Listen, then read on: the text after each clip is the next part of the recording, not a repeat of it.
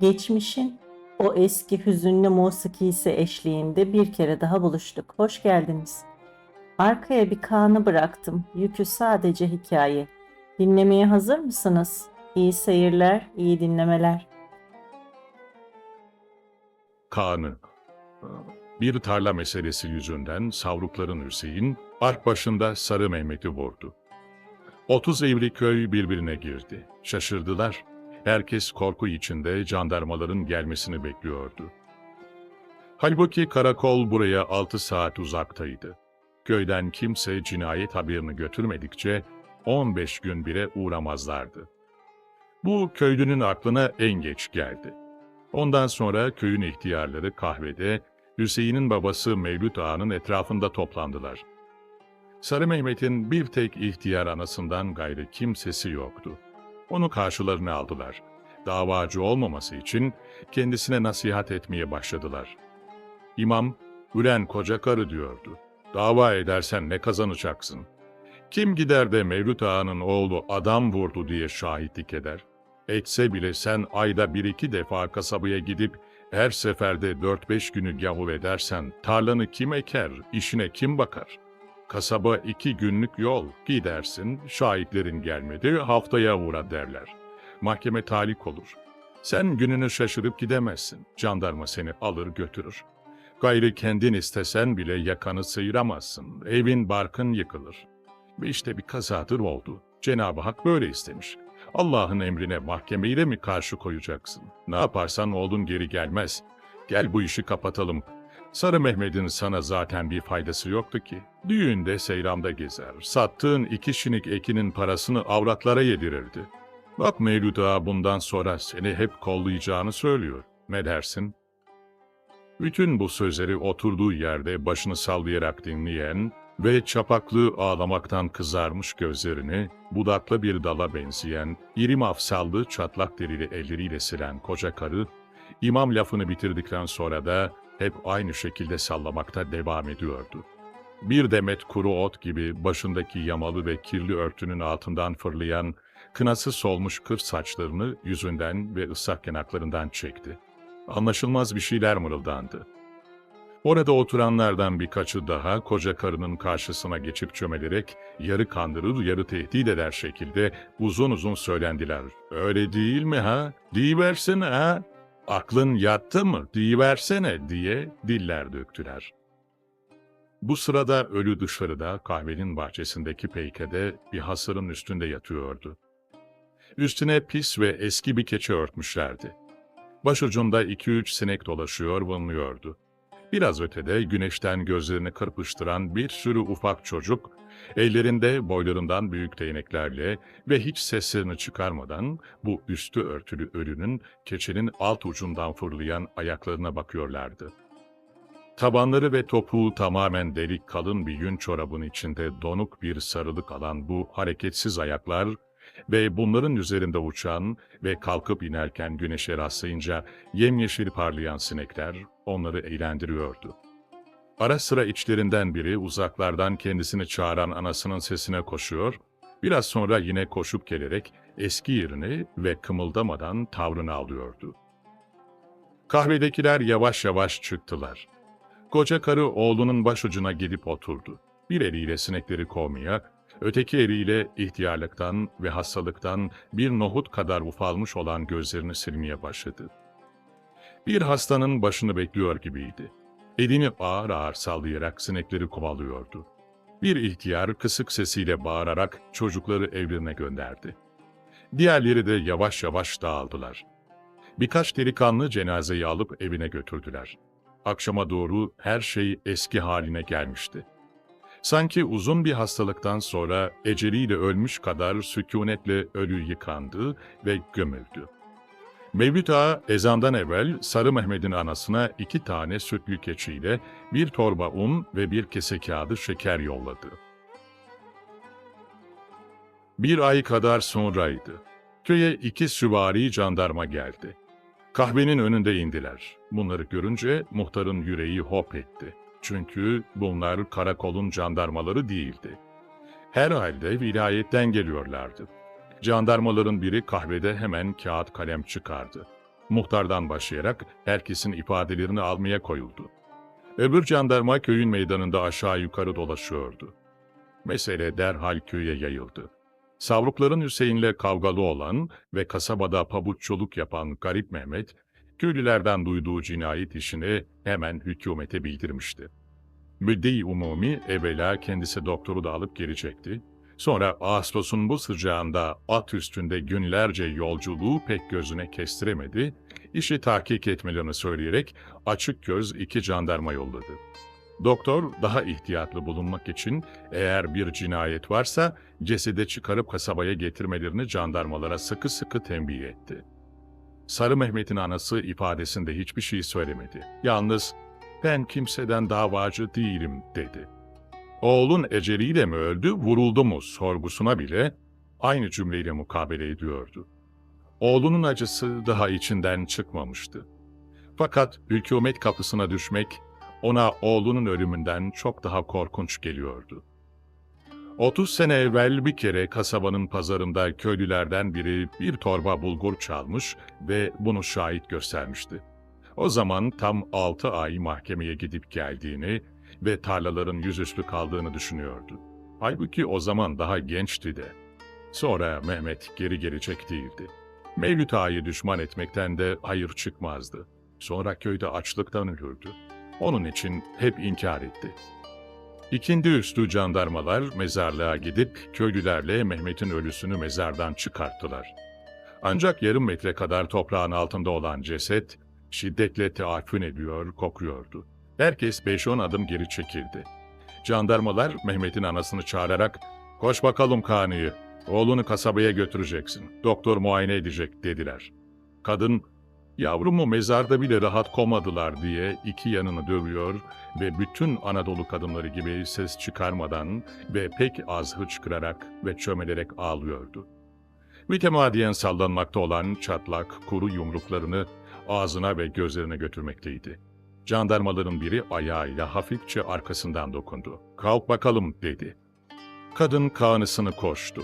Oğlunun kurtlanmış ölüsünü parça parça olmuş bir yorgana sardı, eski bir şilteyi kanıya serdi.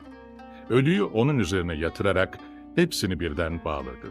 Bunları yaparken 2'de 1'de duruyor ve bir müddet ağlayıp kendi kendine söylendikten sonra tekrar başlıyordu.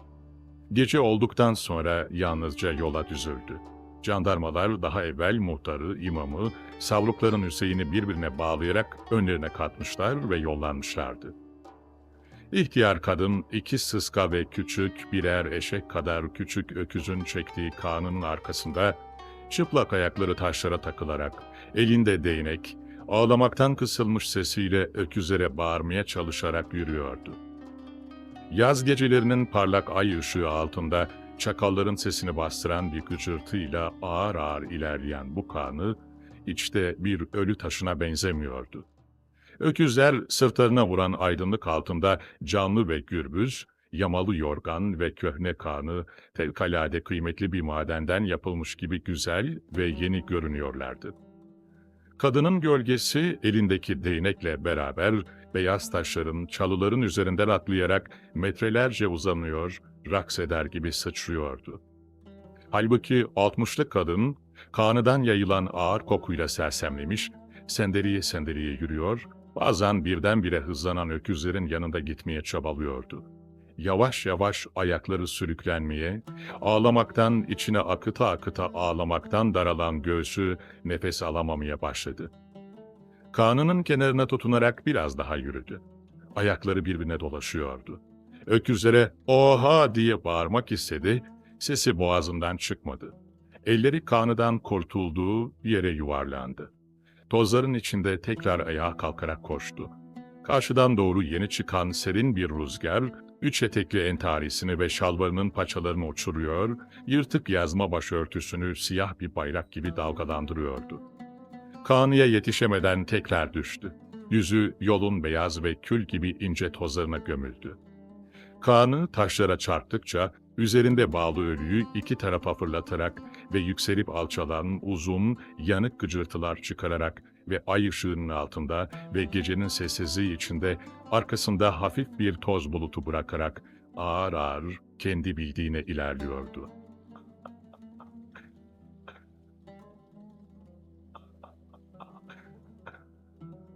Kamyon. Kamyon, Zincirlihan'ın dar ve basık kapısından yan duvarlara sürtünüp sıvaları dökerek ve üzerine bağlanmış sepetlerle çuvalları dört tarafa fırlatarak tıkına sıkına çıktı. Şoför bir eliyle direksiyona yapışmış, 4 metre genişliğindeki sokağın karşı tarafındaki berber dükkanlarına girmeden sola manevra yapabilmeye uğraşıyor, öteki eliyle de ağzına peynirli pide tıkıyordu.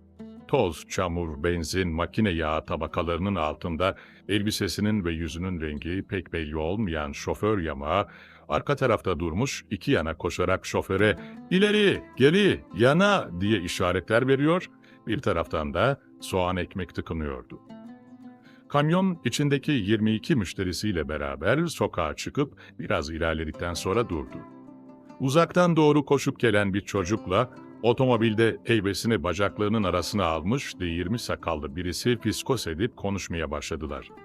Ara sıra duyulan buğday, veresiye defteri, şinik, 8 metre kara dime gibi sözlerden İzmir'e giden manifaturacının oğluna dükkan idaresi ve köylülere veresiye muamelesinin şekli hakkında son talimatı verdiği anlaşılıyordu. İkide bir de sabırsızlıkla arkasına dönüp bakan şoföre şöyle bir başını çevirip "Dur azıcık patlamadın ya" diyor, sonra gözlerini müşterilerde de gezdirerek sözünün yalnız şoföre değil, başka sabırsızlananlar varsa onlara da dokunur olduğunu anlatmak istiyordu. Bu sırada sırtında eski bir heybeyle çok genç bir köylü otomobile yaklaştı. Tereddüt eder gibi bir müddet şoföre baktıktan sonra "İzmir'e mi?" diye sordu. "Oraya. Beni de alır mısınız?" "Yer yok." Delikanlı hemen arkasını döndü, uzaklaşmaya başladı. Fakat şoförün penceresine dayanarak ona bir takım şeyler havale eden, esmer, uzun boylu, sırım gibi incelmiş boyun bağlı birisi arkasından bağırdı. "Gel buraya, hey delikanlı!" Köylü döndü. Esmer, uzun boylu adam şoföre, "Ne diye yer yokmuş, arkada bir yere sıkışmıştır" dedi. Bu adam kamyonun sahibiydi. Şoför yüzünü buruşturarak indi. Delikanlıdan yarım lira peşini aldı. Sonra arabanın arka kapağını gevşeterek eğri bir şekle koyan ve üzerine çuvalları seren öteki köylüleri sıkıştırıp yeni gelene bir yer açtı. Zaten dizleri üzerine çömelerek ancak sığışabilen yolcular hem "Olmaz, buraya nasıl sığar?" diye söyleniyorlar, hem de her setre pantolonun emrine itaate alışık bir tavırla birbirlerini iterek yer açıyorlardı. Genç köylü bir kıyıya çömeldi.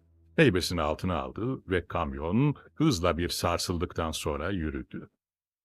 Şoförün yanında oturan siyah elbiseli, gümüş çerçeveli gözlük takmış, yaşlıca sünepe tavırlı bir adam ve şehir taraflarına dava toplamaya giden bir avukat başını arkaya çevirerek "Uğurlar olsun cümlenize" diye bağırdı. İçeridekiler hepsi birden aynı sözü tekrarladılar. Konya'dan çıkıp Beyşehir'e giden yolun başlangıcındaki dik yokuşu tırmanmaya başlayınca herkes yanındakiyle veya çaprazlama ta öbür baştaki biriyle lafa koyuldu. Birkaç kişi yalnız cigara içip dumanını savuruyordu. Birbiri arkasına dizili tahta sıralarda oturmayıp yarım lira eksiğine en arkada yere çömelen ve kamyonun şiddetle sarsılan bu kısmında ikide bir de başlamak üzere olan uykularından fırlayan köylüler sigara da içmeyerek boş gözlerle bakışıyorlardı. Sonradan gelen genç köylü ilk defa otomobile biniyordu. Benzi sapsarıydı. Bunun yarısı alışmadığı bir şeyde hızlı hızlı götürülmenin verdiği heyecan ve korkudan, yarısı da başka bir şeyden geliyordu. Konya'ya 1 saat ötedeki bir köyden olan bu delikanlı otomobile binmişti, İzmir'e gidecekti. Araba İzmir'e gelince şoför yolcuları selametlemeden evvel nedense yol parasının üstünü toplamak adetindeydi. Bunu genç köylü de biliyordu. Fakat yazık ki şoförün bu isteğini yerine getirecek vaziyette değildi. Yanında 5 parası bile yoktu. Mahsuller para etmeyince, vergiler ödenmez hale gelince, evde tuz, gaz tükenip yerine yenisini koyamayınca oğul babasını bir kenara çekmiş. "Baba, ben gidip şehirde çalışayım. Bak köyün yarısı gitti. İzmir'de çok iş varmış. Fabrikalarda adamına göre yarım lira yevmiye bile veriyorlarmış.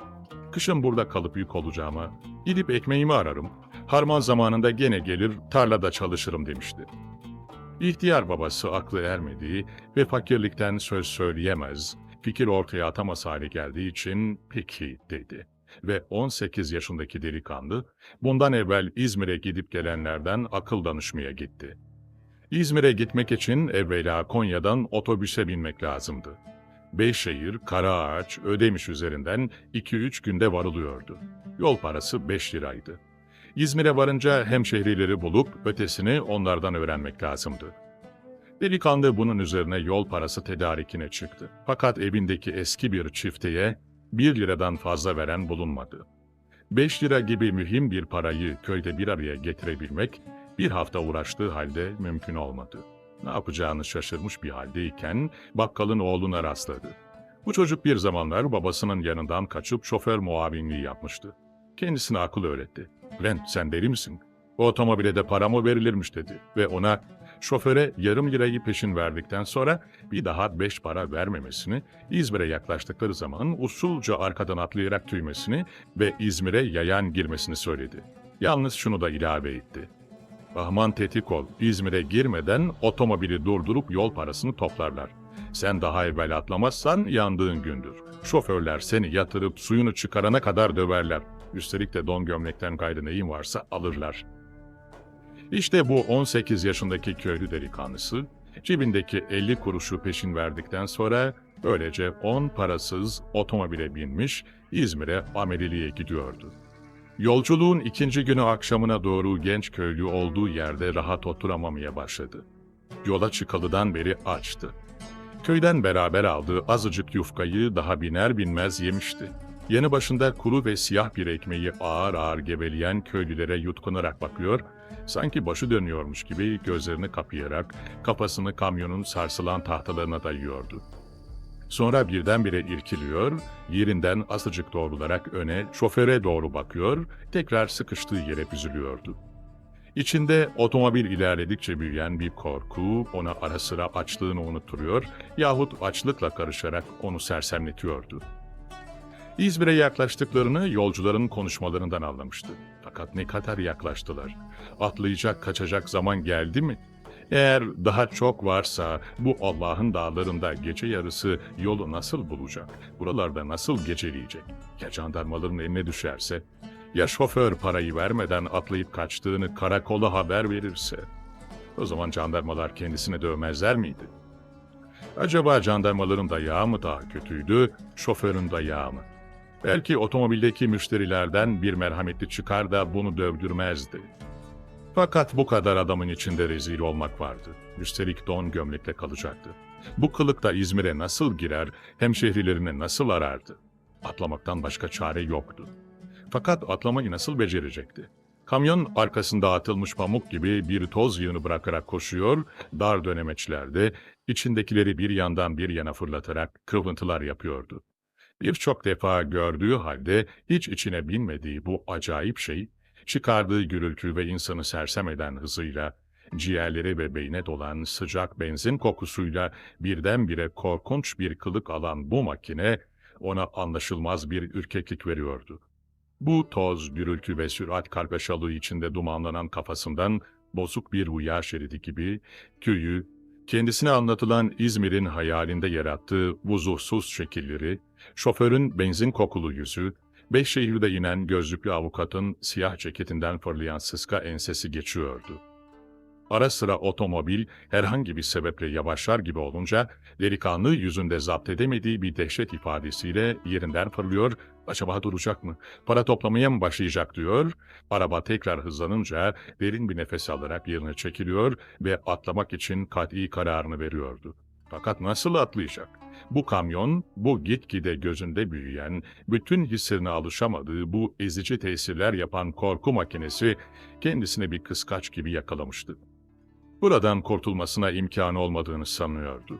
Gözleri alev alev olmuş, dört tarafına bakınıyor, etrafındaki köylülerin, ön sıralarda oturan efendilerin hep kendisine baktıklarını, biraz kımıldasa yakasına yapışacaklarını zannediyordu. Alnından yanaklarına doğru terler akıyor ve şakaklarındaki ayva tüylerini satıyordu. Otomobil birdenbire yavaşladı. Yolun sol tarafı sarp bir kesmeydi ve sağ tarafta 2 minare boyunda bir yer esner gibi ağzını açmıştı. Yol birdenbire darlaşıyordu. Motorun hafifleyen gürültüsü arasında aşağıdan doğru gelen bir su şırıltısı duyuluyordu. Henüz taş bile döşenmemiş olan şosenin bu kısmında çökme ve kayma tehlikesi bulunduğu için yolcular burada yayan yürür ve otomobiller yavaş yavaş ilerlerdi. Bunun için otomobili tamamen durdurmadan şoför başını arkaya doğru çevirdi ve "Hadi beyler" dedi. Birdenbire arka tarafta bir hareket oldu. Delikanlı gözleri dönmüş, korkudan titreyerek kendini dışarıya, yolun üstüne fırlattı. Fakat daha durmamış olan otomobilden bu tersine atlayış ona muvazenesini kaybettirdi. Olduğu yerde birkaç kere döndükten sonra ayağı boşa gitti ve eliyle çalılara tutunmaya çabalayarak kafası sivri taşlara çarpa çarpa ve arkasından acı bir hışırtıyla akan topraklar ve ufak taşlarla birlikte yardan aşağıya, şimdi şırıltısı daha çok duyulan dereye doğru yuvarlandı.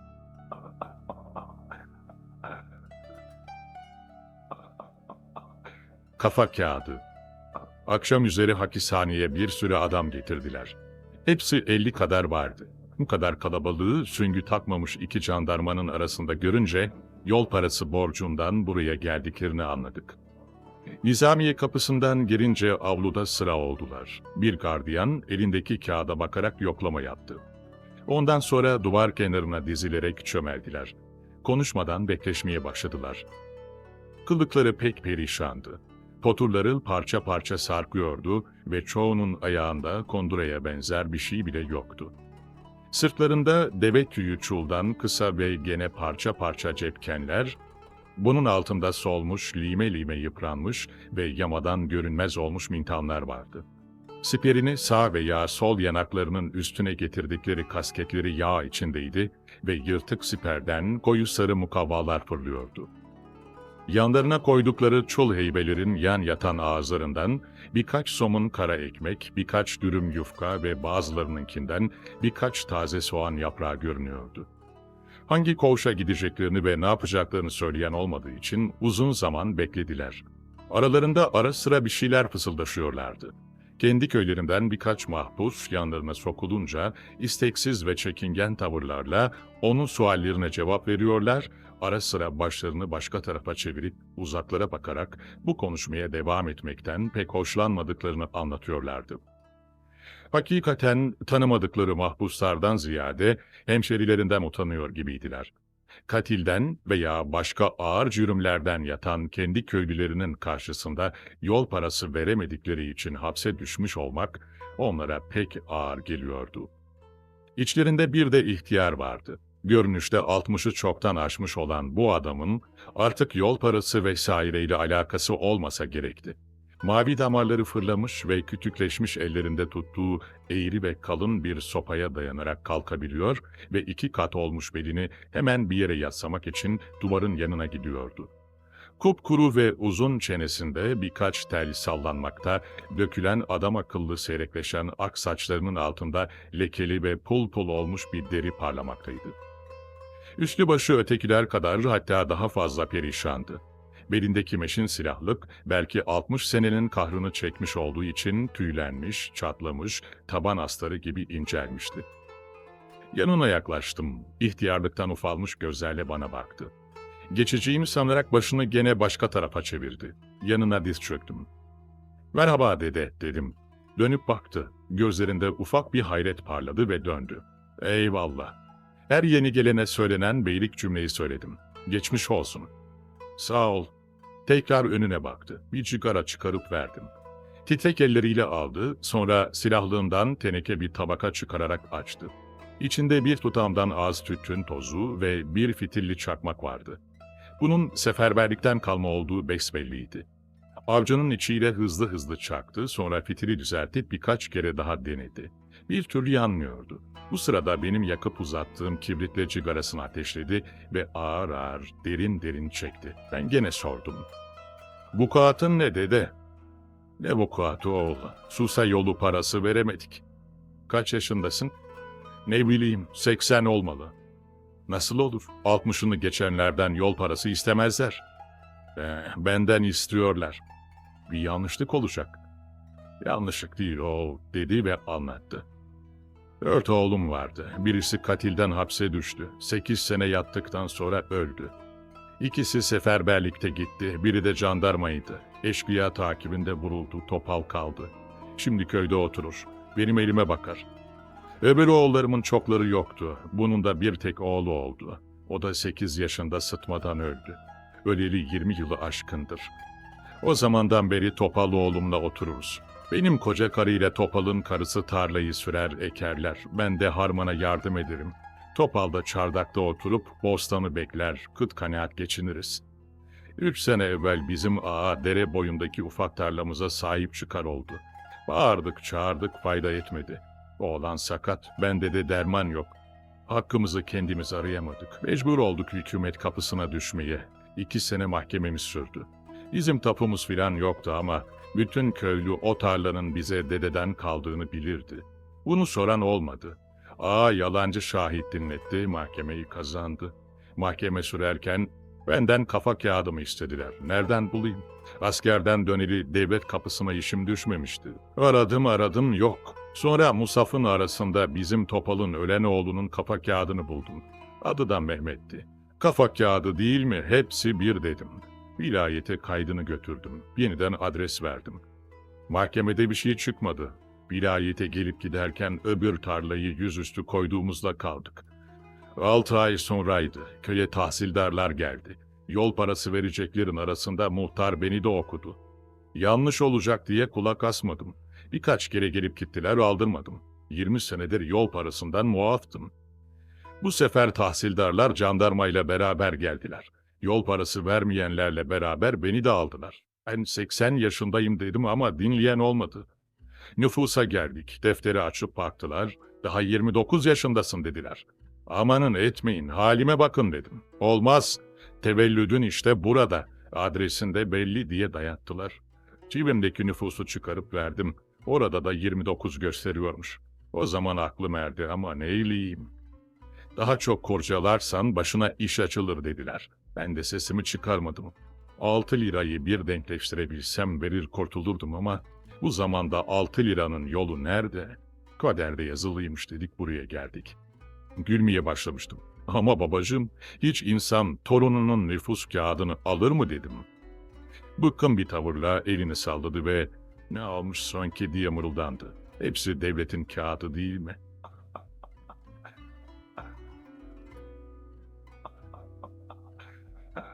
Bir şaka. Konya hapishanesine ilk girdiğim gün Cavit Bey'le tanıştım. Beni ihtilattan menderek başgardiyanın yattığı odaya kapamışlardı.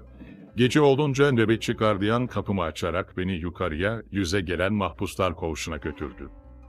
Gaz lambalarının asılı durduğu duvarların kenarlarındaki minderlere oturarak yavaş yavaş konuşan, mangalları karıştıran, fasulye ayıklayan, Kur'an okuyan mahpusların arasından geçerken, hepsi süratle yerlerinden kalkıyorlar, geçmiş olsun beyim diye mırıldanıyorlardı. Gardiyanla beraber ufak bir odaya girdik. Burada 4-5 kişi vardı. Kapı açılınca şırrak diye bir tavla kapandı. Fakat oyuncular gelenin köse gardiyan yani ahbap olduğunu görünce tavlayı telaşsızca bir kenara koydular.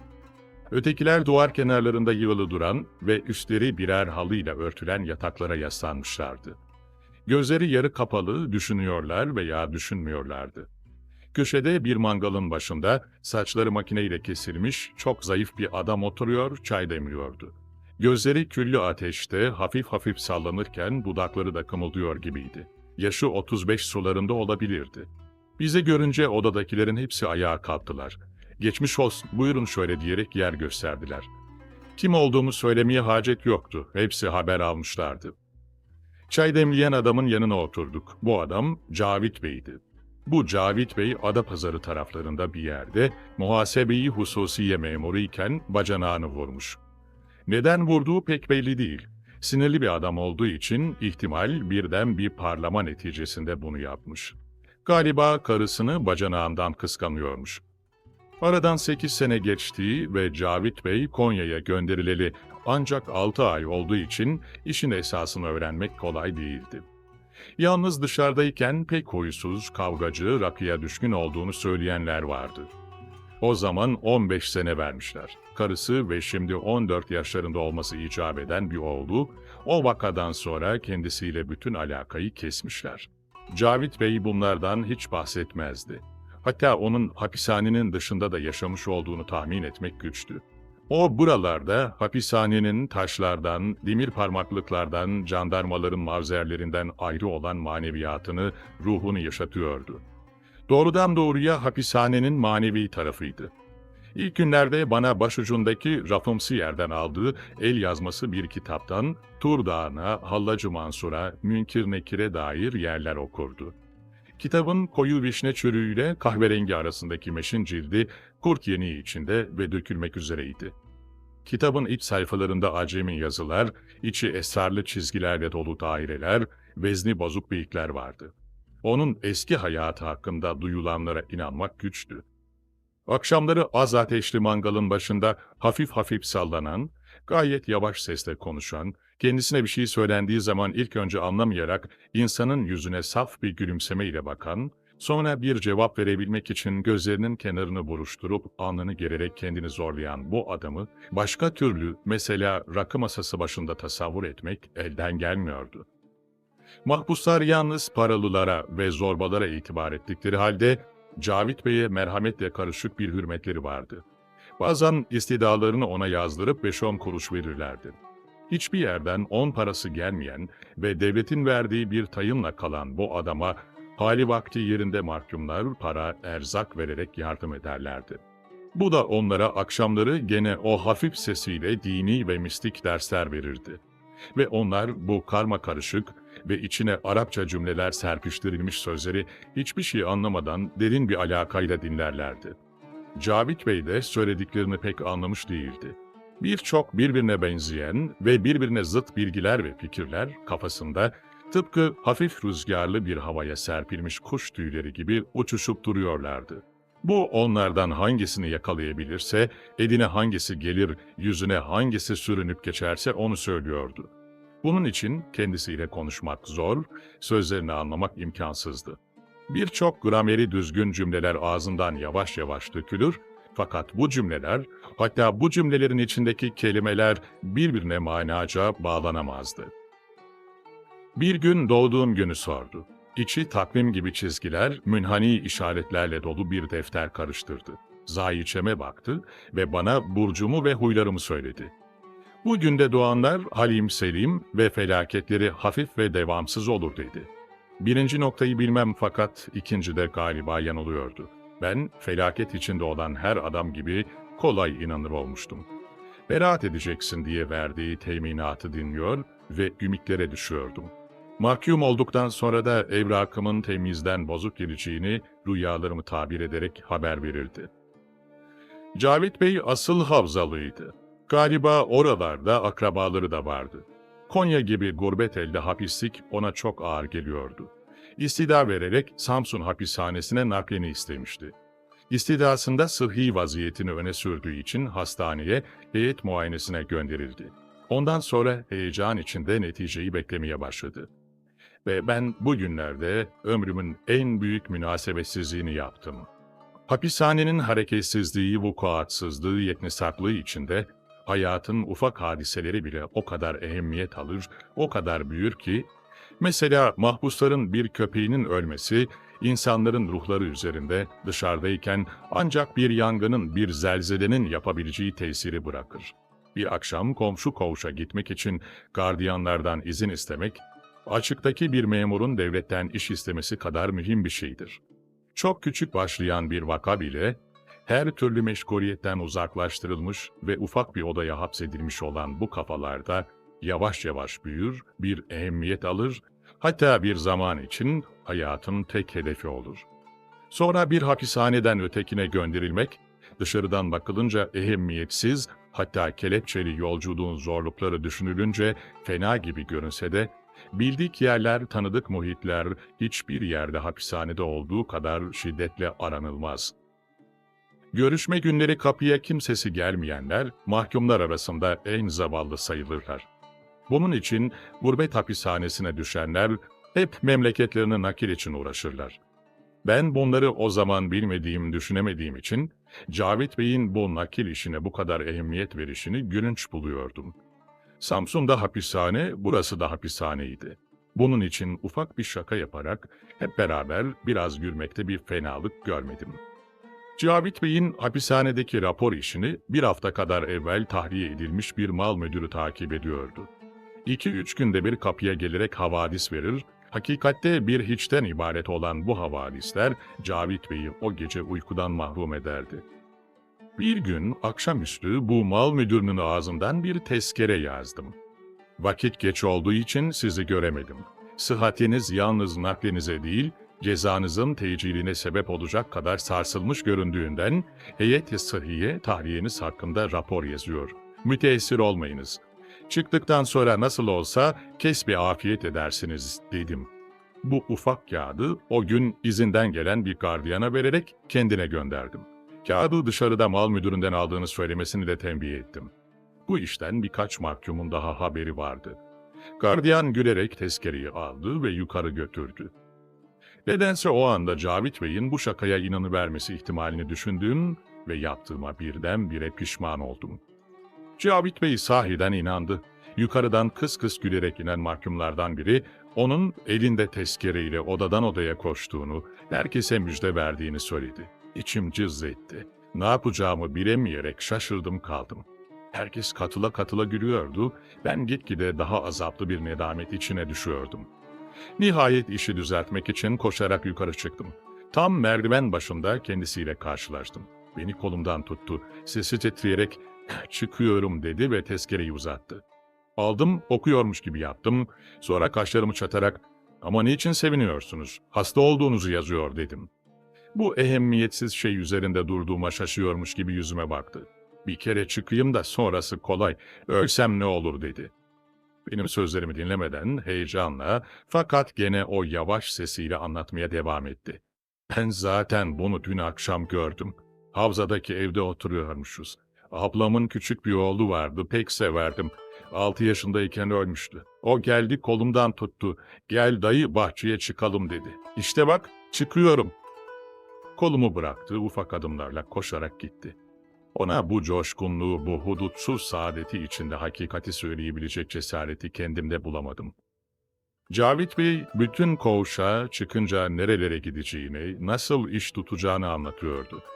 O zamana kadar hiç ağzında olmadığı halde bu akşam birdenbire karısından ve çocuğundan bahsetmeye de başlamıştı. Oğlu için büyümüştür kerata diyor ve karısının ismini söylemeyerek sadece bizimki diyordu. Ve bu bizimki bütün mülkiyetiyle benimki demek istiyordu. Etrafındakilerin yüzündeki alayı fark edemeyecek kadar kendini hülyalarına kaptırmıştı. Herkes yattıktan sonra Cavit Bey'in sabaha kadar Kur'an okuduğunu, dualar ettiğini, hatta uzun uzun ağladığını ertesi sabah mahkumlardan duydum. Ömrümün en acı saatlerini yaşadım. Öğleye doğru Cavit Bey işi sezer gibi oldu. Birkaç mahkumun pek açık alayları onun kulağını bükmüştü. Acı hakikatin tesiri saadetindeki kadar büyük oldu. Yıldırım çarpmış gibi bahçedeki kütüklerden birinin dibine çöktü. Sonra kalktı, sarhoş gibi sallanarak yukarıya odasına çıktı. Hiç kimse yanına gitmeye cesaret edemiyordu. Felaket nedense başkalarında olduğu zaman bile bizi yanından kaçırıyor. Cavit Bey 2-3 gün kendini toparlayamadı. Benim için ondan böyle şey beklemezdim dediğini haber aldım. Fakat kendimde gidip özür dileyecek kuvveti bile bulamadım. Bu hikaye burada biter. Fakat ben bununla münasebeti olan başka bir vakayı da şuracığa koymaktan kendimi alamıyorum. Rapor şakasından bir hafta kadar sonra hapishane müdürlüğüne benim hakkımda bir kağıt geldi. İstanbul Müdde-i Umumiliğine teslim edilmek üzere jandarmaya teslimi deniyordu. Sevindim. İstanbul ne kadar olsa daha alışkın olduğum bir yerdi. Arkadaşlarım çoktu. Gelelim giderim fazla olurdu. Gerçi Konya'da da yalnız değildim fakat bu nakil bir değişiklikti ve bana fena gelmedi. Hemen eşyalarımı topladım, kitaplarımı bir sandığa yerleştirdim. Vakit geç olduğu için herhalde yarın gidecektim. O akşam koğuş koğuş dolaşarak tanıdıklara tanımadıklara "Hoşça kalın, Allah kurtarsın" dedim. Cavit Bey'in odasına gittiğim zaman o hemen yerinden kalktı ve yanıma gelerek elimi sıktı. Hiçbir şey olmamış gibi konuşmaya başladı. Dargın ayrılmak istememişti. Bir müddet beraber oturduk.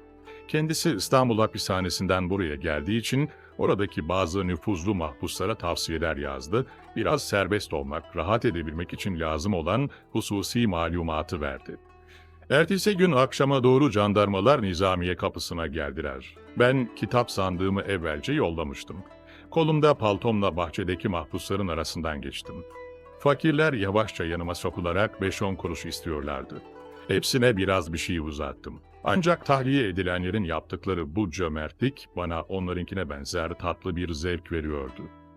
En sonra Cavit Bey'i gördüm. Tekrar elimi sıktı ve ben ona da 2 lira verdim. Tahliye edilen mahkumların birçoğu gibi.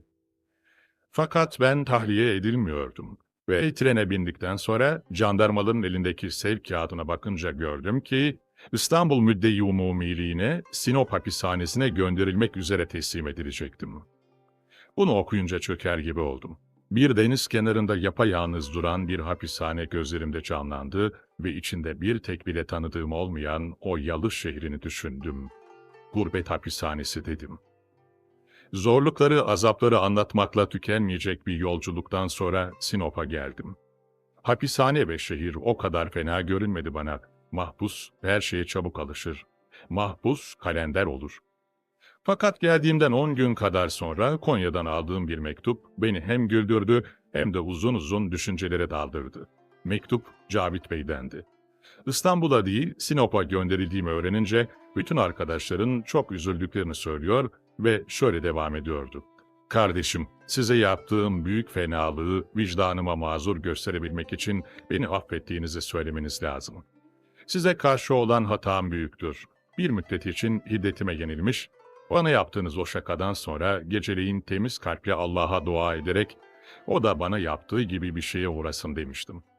Duamın bu kadar çabuk kabul edileceği ve size bu kadar ağır dokunacağı aklıma gelmezdi. Yaptığım bu kötülüğü bana bağışlayınız.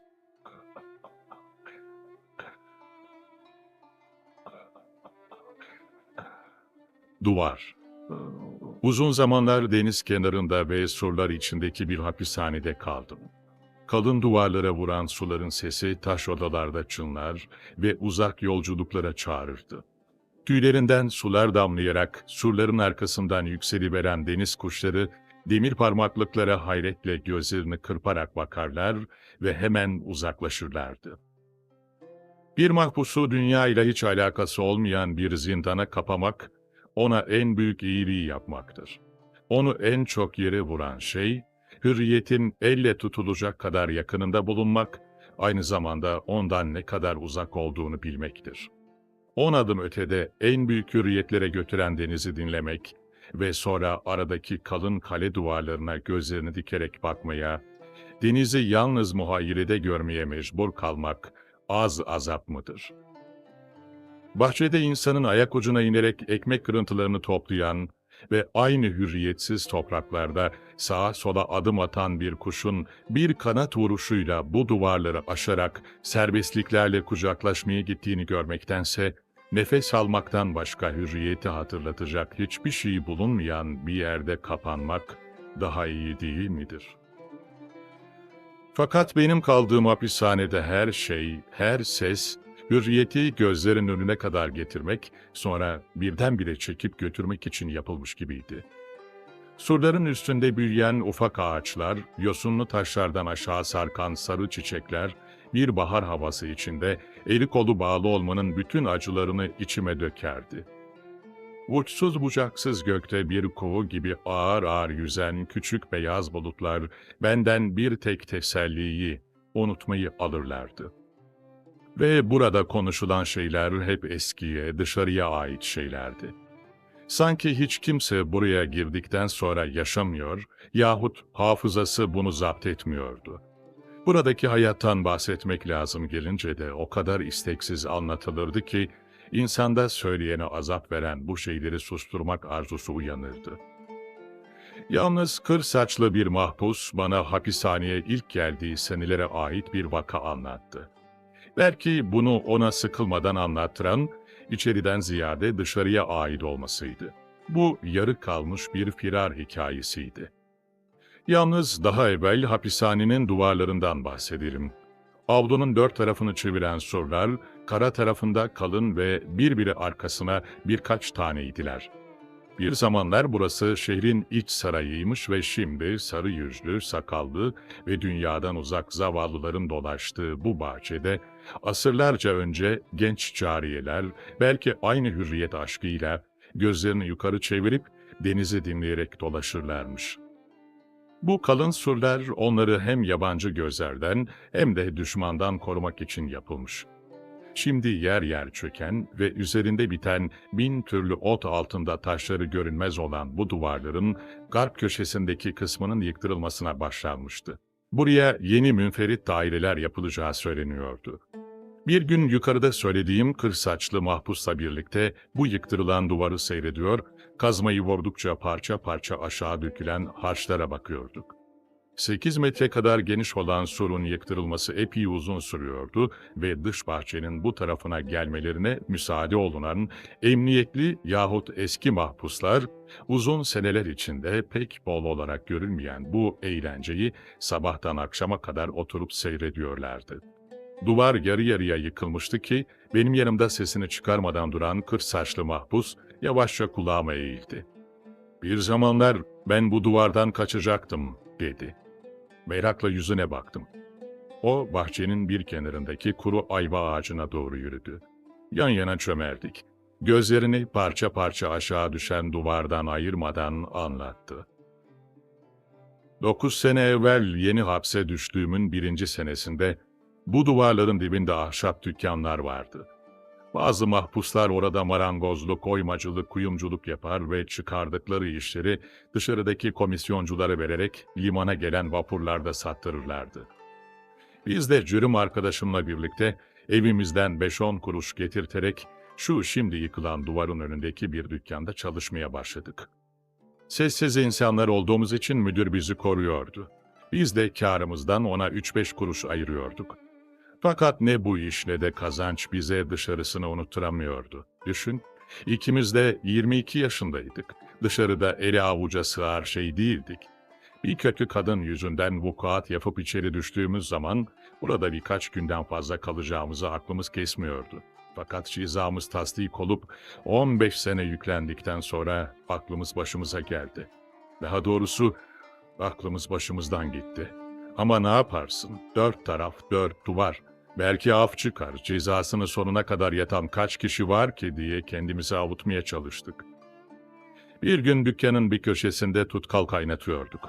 Çanağın altına sürdüğüm odun duvarın taşına çarptı. Bana taş yerinden oynar gibi geldi. Hemen ateşi ve çanağı oradan kaldırdım. Taşın soğumasını beklemeden yapıştım. Azıcık kireç döküldükten sonra koca bir tepsi ekmeği kadar büyük olan taş yere düştü. Eğilerek içeri baktım. Gözlerime inanamayacaktım. Uzakta, ta ileride dar bir ışık görünüyordu. Hemen arkadaşımı çağırdım. O da yere yatarak bakmaya başladı. Sonra bana dönüp, "Bu delikten dışarı çıkmak zor olmasa gerek, hemen kaçalım," dedi. Ben kendisine "Düşünelim," diye cevap verdim. Acemilik etmeye gelmezdi. Akşama kadar iş göremedik, bir içeri bir dışarı dolaştık.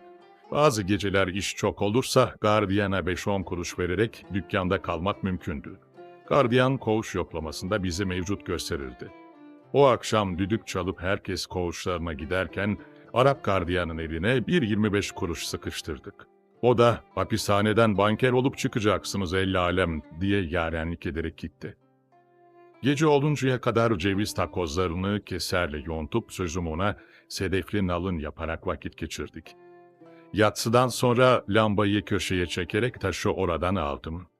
Arkadaş pencereden nöbetçi gardiyanı gözlüyordu.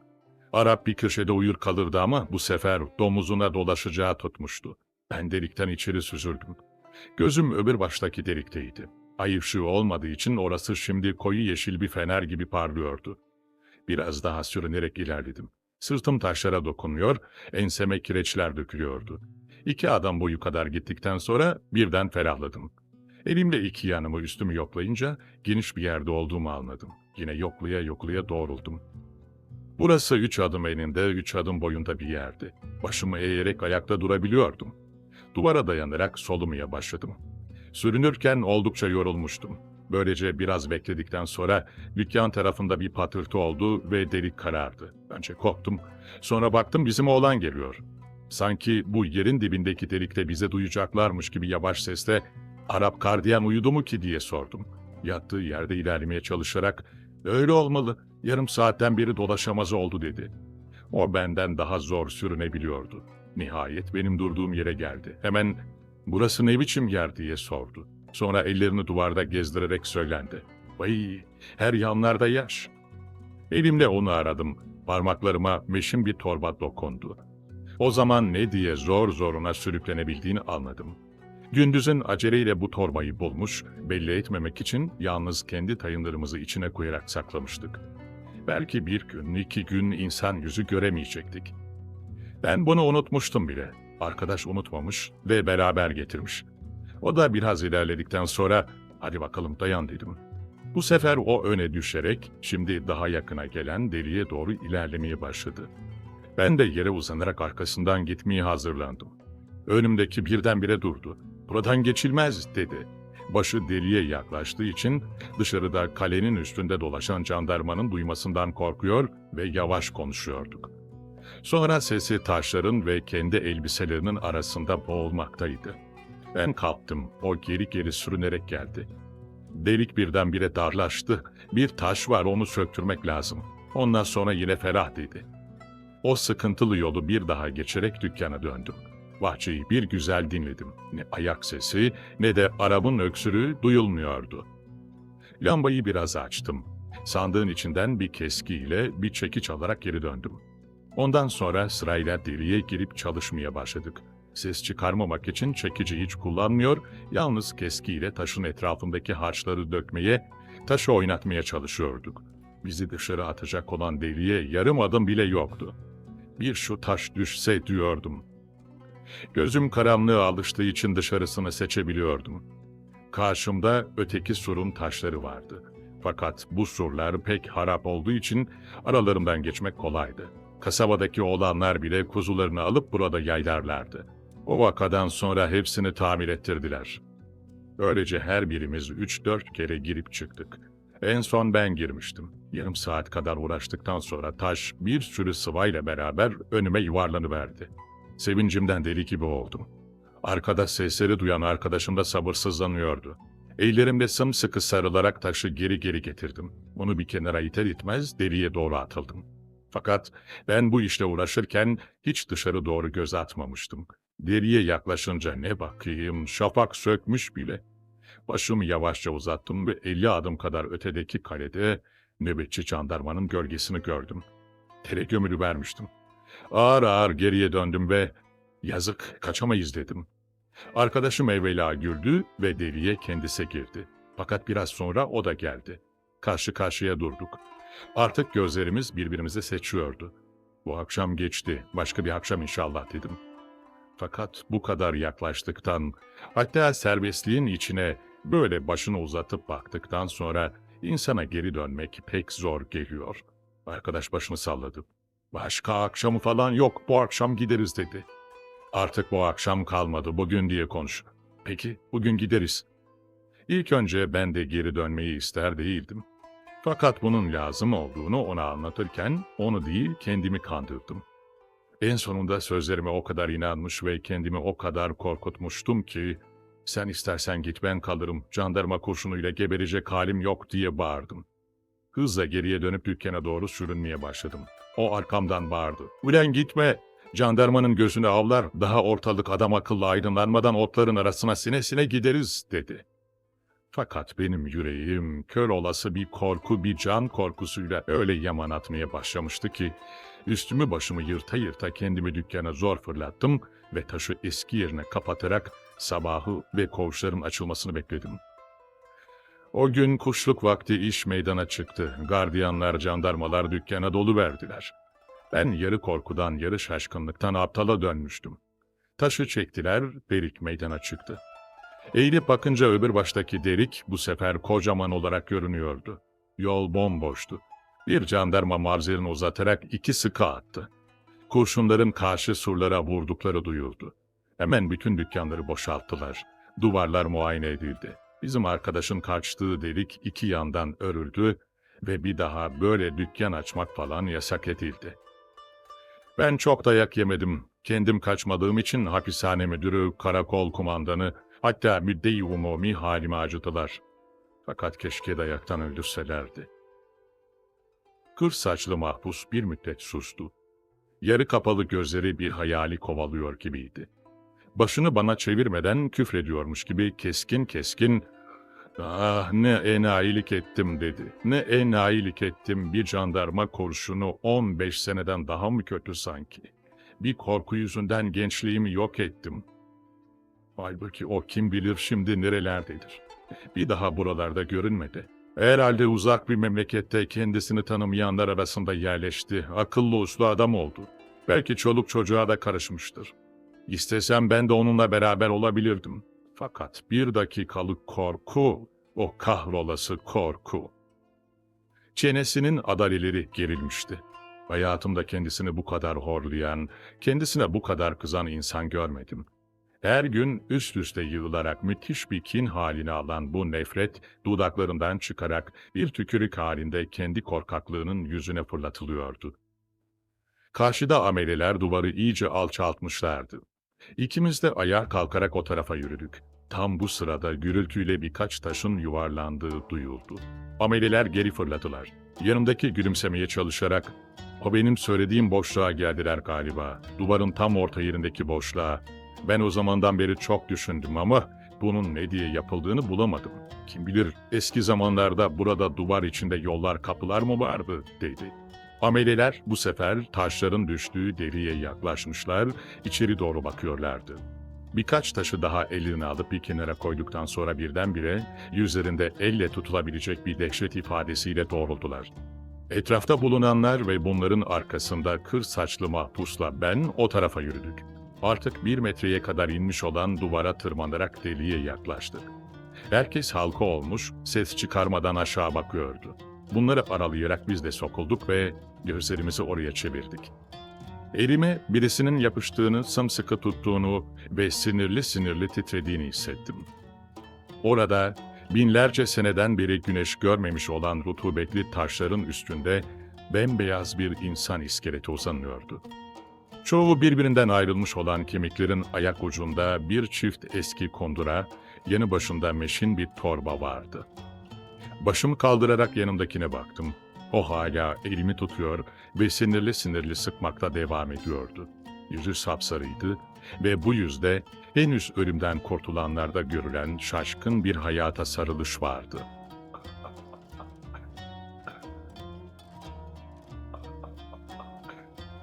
Pazarcı.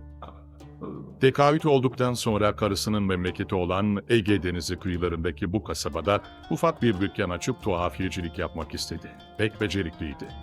Balkan Harbi'nde yaralandıktan sonra da bir kere istifa ederek askerlikten ayrılmış, Üsküdar'da Uncular Sokağı'nda ufak bir yağ ve sabun dükkanı açmıştı.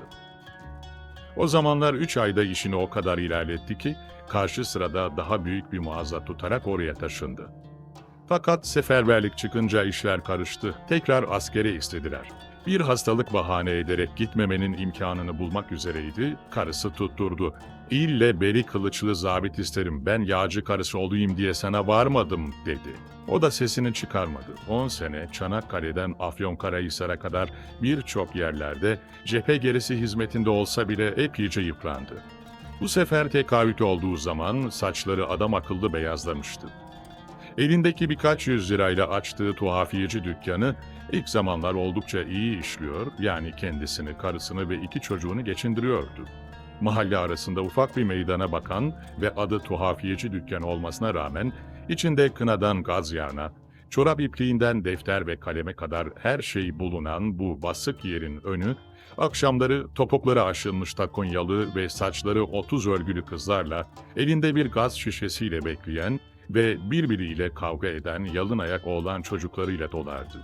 100'er paralık, 5'er kuruşluk alışverişlerini ettikten sonra yollarda yarım saat eğlenerek evlerine giden bu çocukların akını bitince dükkanın önüne iskemlesini atar, Çeşmeden dönen ve testiyi taktıkları kollarının mukabil tarafına 45 derecelik bir zaviye ile meyleden biraz daha büyük çocukları ve camiye akşam namazına giden ihtiyarları seyrederdi. Bu mahallede oturan bir iki memur, geçerken onunla birkaç laf atarlar ve o, dükkanını kapayarak bunların en sonuncusuyla beraber evine yollanırdı. Fakat çocukları yavaş yavaş büyümeye başlamışlardı ve basık tavanlı dükkanın kazancı onları biraz güç geçindiriyordu. Mesela 2 seneden beri kendi sırtına bir elbise yaptıramamış, yüzbaşılığından kalma üniformalarını bozdurarak giymişti. Gene bozdurarak ilk mektebin son sınıfına giden oğluna palto yaptırdığı kurşuni pelerinini bir zamanlar ağarmamış saçlarının altında ve dik omuzlarında dalgalanır gibi kıvrılan bu şimdi havı dökülmüş kumaşı Sıskaoğlu'nun sırtında gördükçe gözleri yaşarır gibi oluyordu. Balkan Harbi'nden sonra ticarete atılan o eski ve becerikli adam bu değilmiş gibi vaziyeti bozuldukça çekingen ve şaşkın bir hal alıyordu. Nihayet kirayı da veremeyerek dükkanı kapattı. İçindekileri eve taşıdı. Sonra 2 gaz sandığı alarak pazarcılığa başladı. Kasabaya birer saat uzaklıkta 2 ufak kasabacık daha vardı. Birinde salı, birinde perşembe günleri pazar kurulurdu. Kendi kasabalarının pazarı da cumartesiydi.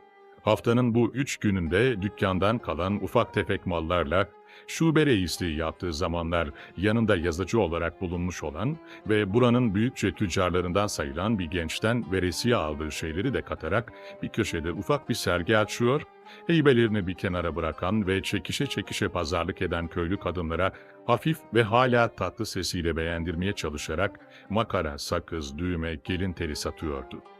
Öbür kasabalara gitmek için yalnız o günlere mahsus olarak kiraladığı bir eşeğe, içerisine bütün o çorap kutularını, iplik çilelerini, kına torbalarını doldurduğu 2 gaz sandığını yükler, güneş doğmadan yola çıkarak erkenden pazarı olan kasabaya varırdı. Orada kendisine pek hürmet eden bir helvacıdan genişçe bir kapı kanadı alarak kaldırıma yatırır, kapının dışarıda boşta kalan kısmını taşlarla besler, sonra onun üzerine çeşit çeşit kutuları açardı.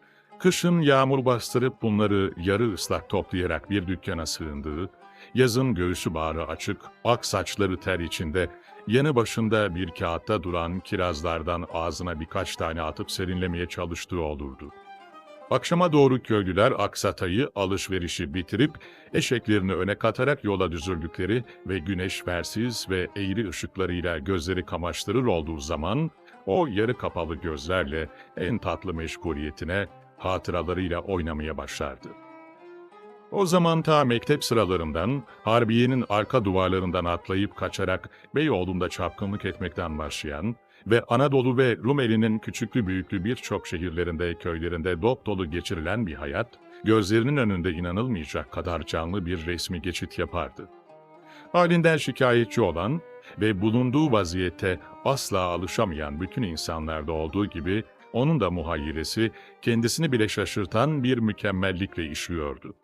Kafasının içinde kah Arnavutluk'ta sarp bir kayanın üzerindeki kaleden bulanık vadinin görünüşünü, kah Yalvaç'ta nişanlanıp sonra dedikodu yüzünden ayrıldığı ve bu yüzden uzun zaman içkiye vurduğu tüfekçi ustasının kızı, kah İstanbul'un o zamanki Levantenlere mahsus eğlence yerlerinden birinde kendisi gibi izinli arkadaşlarla geçirdiği bir alem, kah bir azgın yağ zat, bir muharebe meydanı, hülasa 50 senelik ömrünün her safhasından, bazen pek ehemmiyetsiz, bazen hayatının gidişini değiştirmiş bir parça diriliyor, hem de dün olmuş gibi canlı, vuzuh içinde ve tesirli olarak yeniden yaşıyordu. Eşeğini önüne katıp alışverişin bıraktığı 15-20 lirayı cebine atarak, sarp ve büyük bir tabiatın bütün güzelliğini toplayan yollardan kendi kasabasına dönerken bile bu hatıralarından ayrılmazdı. O kadar bugünden uzak, o kadar eski hayatının içinde yaşıyordu.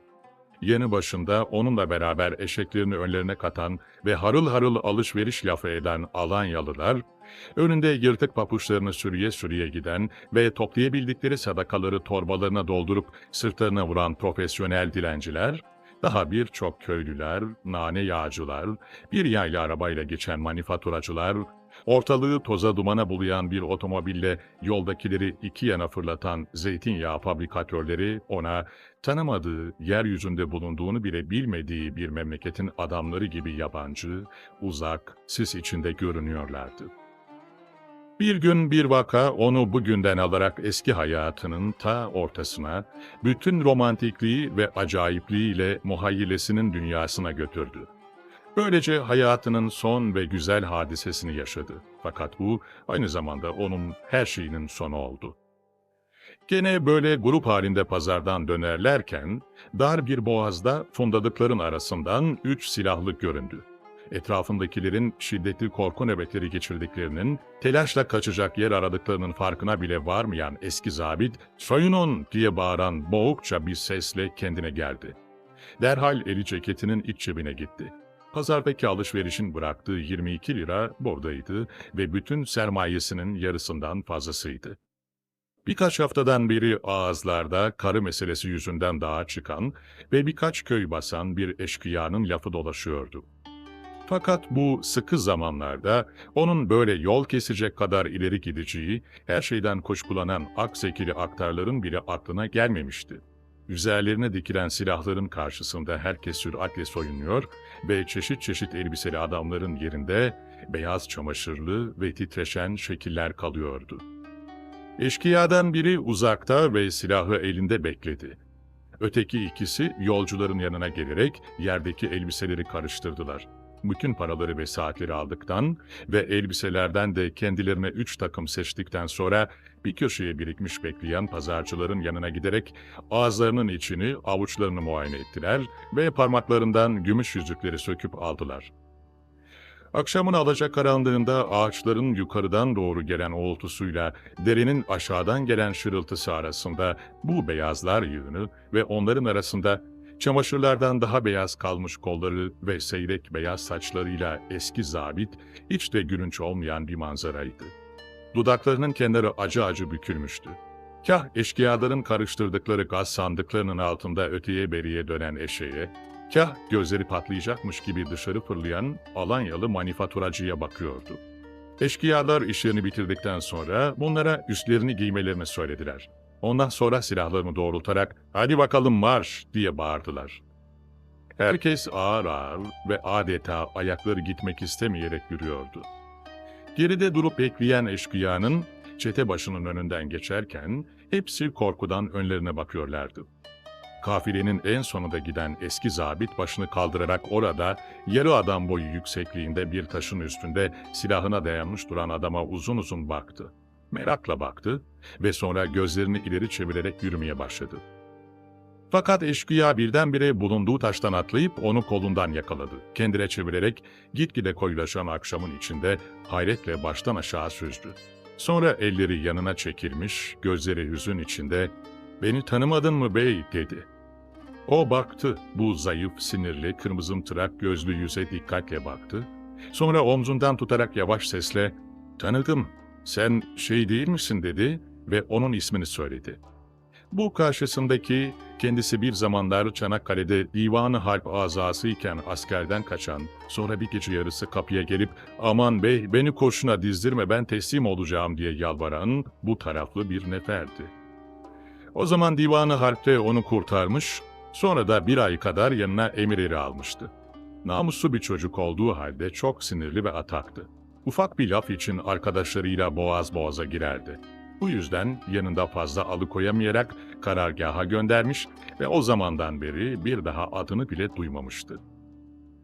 Öteki hemen arkadaşlarını çağırarak eski zabiti onlara tanıttı, elini öptürdü. Aldıkları parasını geriye verdikten sonra onun birkaç misli daha para verdiler. Eski neferin "Vay beyim, siz bu hallere mi geldiniz?" derken gözleri yaşarıyor gibiydi. Kendisinden bahsederken "Ne yapalım beyim, bir namus meselesi yüzünden başımıza bu işler geldi. Açta durulmuyor. Allah taksiratımızı affetsin" dedi. Zabiti en çok sarsan şey eski neferinin tavırlarıydı. Hiçbir zaman kendisine karşı eski muamelesini değiştirmiyor, elleri yanında adeta bir iş buyurmasını bekliyordu. Öteki iki kişi de biraz geride ve elleri göbeklerinde bekliyorlardı. Biraz daha konuştuktan sonra "Hadi beyim, geç kaldım. Bizi gönülden çıkarma. Duanı bekleriz." diyerek onu gönderdiler. Eski zabit ormanın yukarısından gelen uğultusuyla derinin aşağıdan gelen şarıltısı arasında gözleri karşı yerden doğru çıkan ayın ilk ışıklarında ağır ağır yürüyordu. İçerisi bu dereden çok daha büyük bir takım nehirlerle dolup boşalıyor, kah gülüyor, kah gözleri yaşarıyordu. Fakat kasabaya gelenler hemen meseleyi karakola haber vermişlerdi. İçlerinden biri bunun geriye kalıp eşkıyalarla uzun boylu görüştüğünü de saklanıp seyretmiş ve jandarmalara bildirmişti. Şehre girerken yakalayıp ifadesini almaya götürdüler. Üzeri arandığı zaman çıkan paralar ve biraz perişan gözleri şüpheleri büsbütün artırdı. Eşkıyalarla sözlü olduğu, onlara habercilik ettiği iddiasıyla tevkif edildi. Tahkikat ilerleyince meselenin meydana çıkacağı muhakkaktı. Fakat buna vakit kalmadan o, tevkifinin 20. günü, ömrünün o belki en geniş gününü kovalayan bu dar günlere tahammül edemeyerek hapishanede öldü.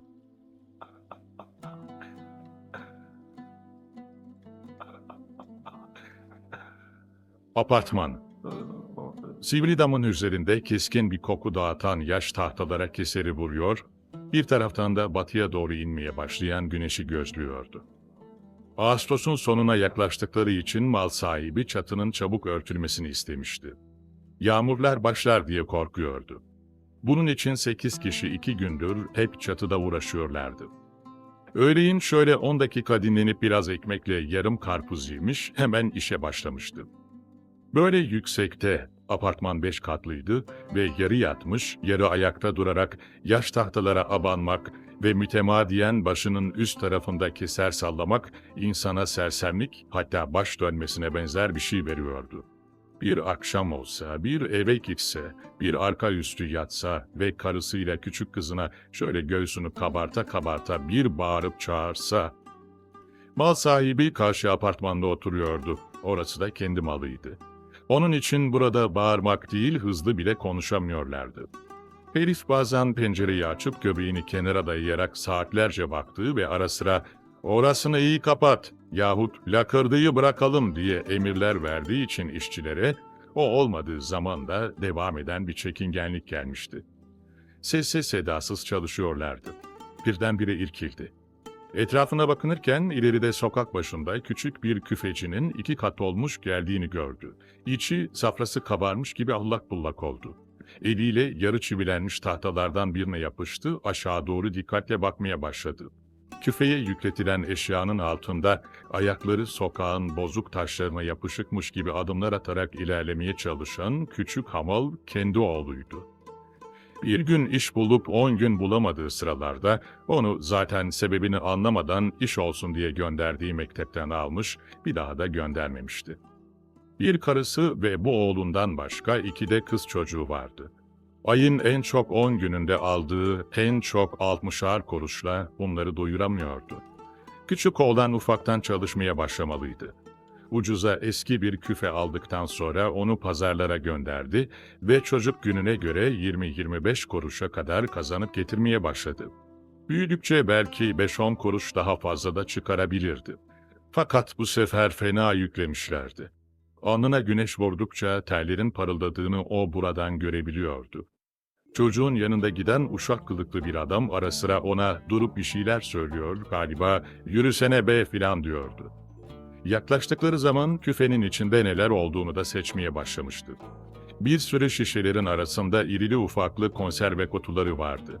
Renkli kağıt kuşakları sarılmış teneke kutular ve sonra şişeler, kısa, tıknaz, fıçı biçiminde, huni biçiminde, dar boğazlı, şiş gerdanlı ve içinde beyaz, yeşil, vişne rengi ve kan rengi sular bulunan birçok şişeler. Çocuk bu ağır yüklerin altında yıkılacak gibi yürüyordu. Çocuğun yanında yürüyen adamı tanıdı. Apartman sahibinin uşağıydı. Herhalde bu akşam karşıda ziyafet olacaktı. Bu içkiler, bu çeşit çeşit balık ve konserve kutuları bunu gösteriyordu. Küfeci ve uşak karşı apartmanın kapısına geldiler. Çocuk ufacık elleriyle duvara tutunarak bir ayağını merdivene attı. Babası yukarıdan bu ayağın pazılarının nasıl titreye titreye gerildiğini gördü. Fakat çocuk öteki ayağını bir türlü kaldıramıyordu. Yük herhalde çok ağır olacaktı. Uşak canı sıkılmış bir tavırla ve eli arkada seyrediyordu. Çocuk bir hamle daha yaparak o basamağa ve aynı güçlükle öteki basamağa çıktı, kapıdan içeri girdi. Babası yukarıda adeta nefes bile almayarak bekliyordu. Ustabaşı damın öbür ucundan "Hey, durma!" diye bağırdı. Silkinerek keseri başının üzerindeki tahtalara vurmaya başladı. Fakat aklı hep arkada, karşı apartmandaydı. Ara sıra gene durarak dinliyor fakat kalbinin gümbürtüsünden başka bir şey duymuyordu. Biraz sonra keser seslerinin arasında kulağına şangırtıya benzer bir ses geldi. Durdu, geriye ve aşağı doğru eğilerek dinlemeye başladı. Karşı apartmanın içinde kalın bir ses bağırıyordu. Fakat söylenen sözleri anlamak mümkün değildi. Ara sıra ince bir vızıldama kulağına gelir gibi oluyordu. Biraz sonra sesler kapıya yaklaştı. Yukarıdaki adam büsbütün eğilerek bakmaya başladı. Kapıdan önce oğlu çıktı. Hıçkıra hıçkıra ağlıyor ve bir eliyle küfenin ipinden tutup sürüklüyor, öteki eliyle de sağ dizini ovuşturuyordu. Bu ayağı kan içindeydi. Arkasından uşak göründü, çok kızgındı. "Hadi bakalım çek arabanı!" diye çocuğa bağırdı. Çocuk büsbütün ağlamaya başladı. Bu arada anlaşılmaz bir şeyler söylüyordu. Öteki hızla bağırdı. "Defol ulan! Senin yüzünden ben de laf işittim. Taşıyamayacaktım da ne diye yüklendin?" Çocuk yine bir şeyler mırıldandı. Uşak, "Pamuk yükletecek değildik ya," dedi. Çocuk gözlerini silmeye başlayarak, "O kadar yerler dolaştırdınız, paramı verin hiç olmazsa," diye yalvardı. Öteki omuzlarını silkti. "2 şişe kırıldı, 150'şerden 3 lira, bir de para mı istiyorsun?" diyerek apartmanın köşesindeki ufak kapıdan içeri girdi. Çocuk hala orada duruyor ve "uf uf" diye ağlıyordu. Ayağından sızan kanlar apartmanın önündeki beyaz parkeleri kırmızıya boyamıştı. Babası yukarıdan donmuş gibi bakıyor, bir şey söyleyemiyordu. İşe karışır ve çocuğun kendi oğlu olduğu anlaşılırsa mal sahibinin kendisini kovacağını zannediyordu. Öyle ya, "Çocuğu niçin aldattınız yahut çocuğun parasını verin" demeye kalksa derhal def edilirdi. İşinden ayrılıp aşağıya da gidemezdi. Zaten bunları bu anda hiç düşünmüyordu. Yalnız aptal gözlerle aşağıya bakıyor ve göğsünü parçalayacakmış gibi çarpan kalbini tutuyordu. Birdenbire karşı pencere açıldı. Apartman sahibinin evvela büyük göbeği, sonra kırmızı başı göründü. Dışarı uzanmaya çalışarak gürler gibi bağırdı. "Hey, zırlamasana pencerenin önünde, defolup gitsene!" Uşak hemen girdiği kapıdan fırladı. Küfesinin üstüne oturarak ve yaralı dizine baka baka ağlayan çocuğu omzundan tutarak kaldırmak istedi. Çocuk bağırıyordu. "Görmüyor musun be? Cam kırıkları dolmuş içine." Hadi git başka yerde ağla." "5 kuruşumu verin." Penceredeki adam hırsından kıpkırmızı kesilerek bağırdı. "At şu piçi şuradan be!" Uşak küfeciyi kolundan yakalayarak sürüklemeye başladı. O küfesini bir eliyle tutuyor ve hıçkıra hıçkıra ağlıyordu. Kalktığı yerde parkeler kıpkırmızıydı ve güneş orasını donuk donuk parlatıyordu. Çatının üstündeki adam hiç kımıldamadan aşağıya bakıyordu. Gözlerinin içi yanıyor ve beyni karıncalanıyordu. Yakası boğazına dar geliyormuş gibi bir hisle elini boynuna götürdü. Çocuk gitmek istemiyordu. Şimdi para filan istediğinden değil, ayağının acısından olduğu yerde kalıyordu. Gözleri penceredeki adama ilişen uşak çocuğu hızla itti. O küfesiyle beraber yüzün koyun yuvarlandı. Artık ağladığı bile duyulmuyordu. Çatıdaki adam gözlerinin büsbütün karardığını ve güneş vurmuş gibi beyninin içinde gürültüler olduğunu hissetti. Çatının kenarına dayanan ayakları titriyordu. Yavaş yavaş dizlerinin gevşemeye ve bükülmeye başladığını fark ederek elleriyle başının üst tarafındaki tahtalara tutunmak istedi fakat parmakları da gevşemişti ve hiçbir şeye sıkıcı yapışamıyordu. Vücudu yaş tahtaların üstünde hafif bir gıcırtı çıkararak ağır ağır kaydı. Çatının kenarına kadar gelip orada bir an takılır gibi olduktan sonra aşağıya, sokağın ortasına, içi toprak dolu bir çuval gibi boğuk bir ses çıkararak düştü. Çocuğu kaldırmaya uğraşan uşak onu bırakarak beri tarafa koştu ve penceredeki adam bir şeyden tiksiniyormuş gibi yüzünü buruşturduktan sonra pencerenin kanatlarını hızla vurarak içeri çekildi.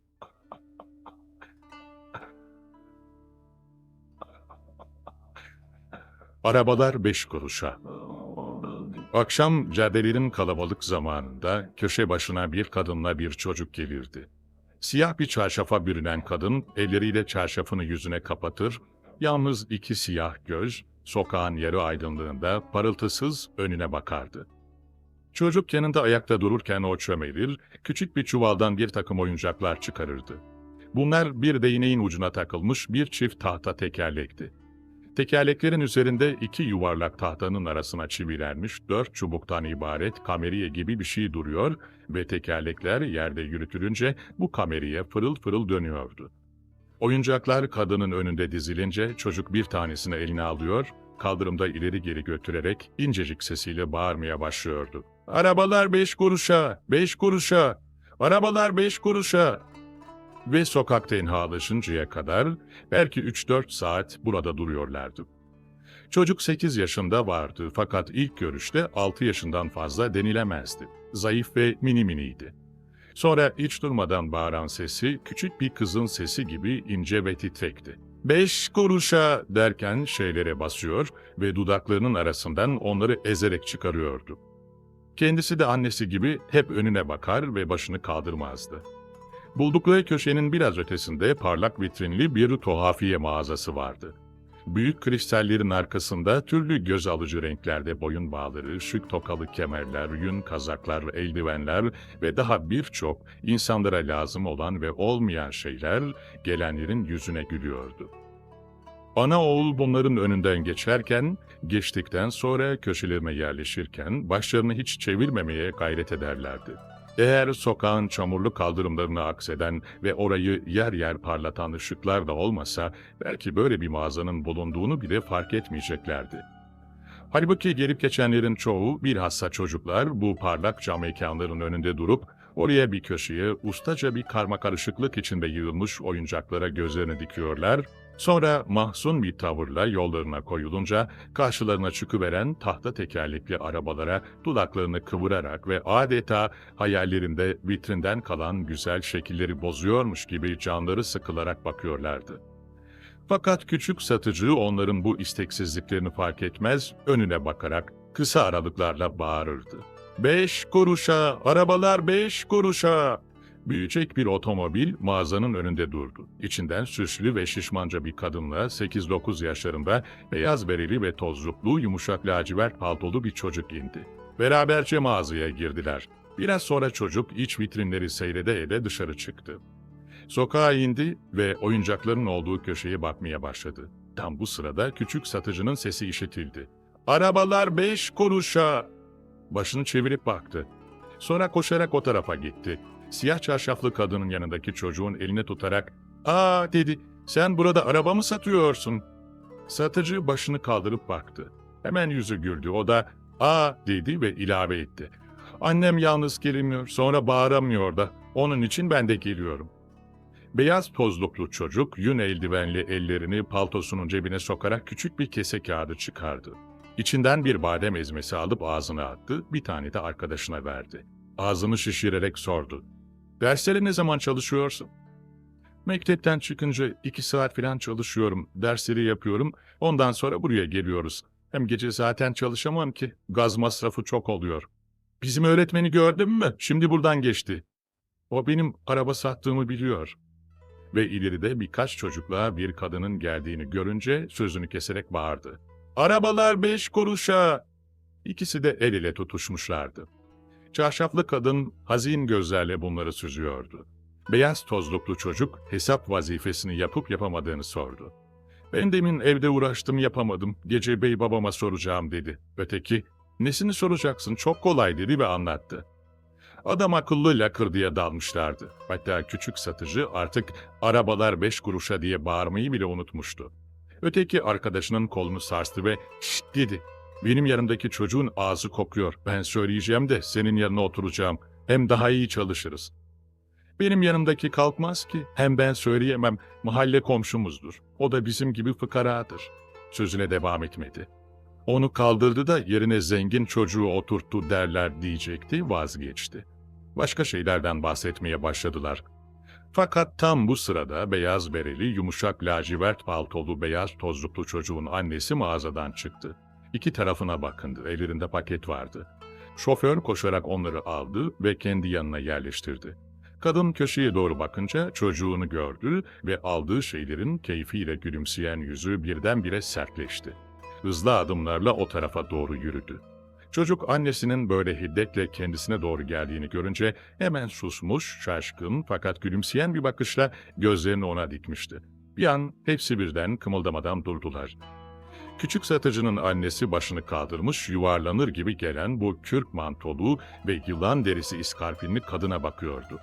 Kadın yaklaşınca hala şaşkın şaşkın gülümseyen oğlunu bileğinden yakaladı. "Bu ne hal?" diye bağırdı. "Kiminle konuşuyorsun?" Ve öteki elindeki şemsiyeyi elini hala unutarak arkadaşının avcunda bırakan küçük satıcının omzuna vurdu. Sonra haykırdı. "Pis, baksana, senin konuşabileceğin insan mı bu?" Çocukların kolları birbirinden ayrılıp aşağı sallanıverdi. Siyah çarşaflı kadın duvarın dibine büzülmüştü ve küçük satıcının gözleri kolunun acısından yaşla dolmuştu. Arkadaşının gözündeki yaşları gören çocuk henüz birçok şeyleri öğrenemediği için ruhundan fışkıran bir isyanla "Anneciğim" dedi, "o benim mektep arkadaşım." Kadın yüzü kıpkırmızı kesilerek oğlunun sözünü kesti. "Ben yarın mektebinize de telefon edeceğim. Seni kendi seviyende olmayanlarla temas ettirmeyi gösteririm." Oğlunu kolundan çekti. Geride kalan küçük satıcıyla anasına yerin dibine geçirmek ister gibi tahkir edici ve ezici bakışlar atarak yürümeye başladı. Oğlu hala dönüp geri bakıyor ve yaşlı gözlerini başka taraflara çeviren arkadaşını görünce kendinin de gözleri yaşarıyordu.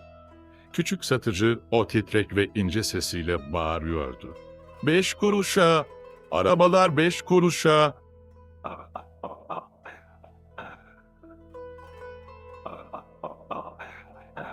Fikir arkadaşı. "Gel şurada biraz oturalım. Canım efendim, yarım saat oturmakla evde sopa yemezsin. Evli değiliz ama böyle şeylerden anlarız. Burada enfes meze veriyorlar, hem de ucuz. Bu kadar görüşmüşlüğümüz var. Bir şeylerimizi iç bari."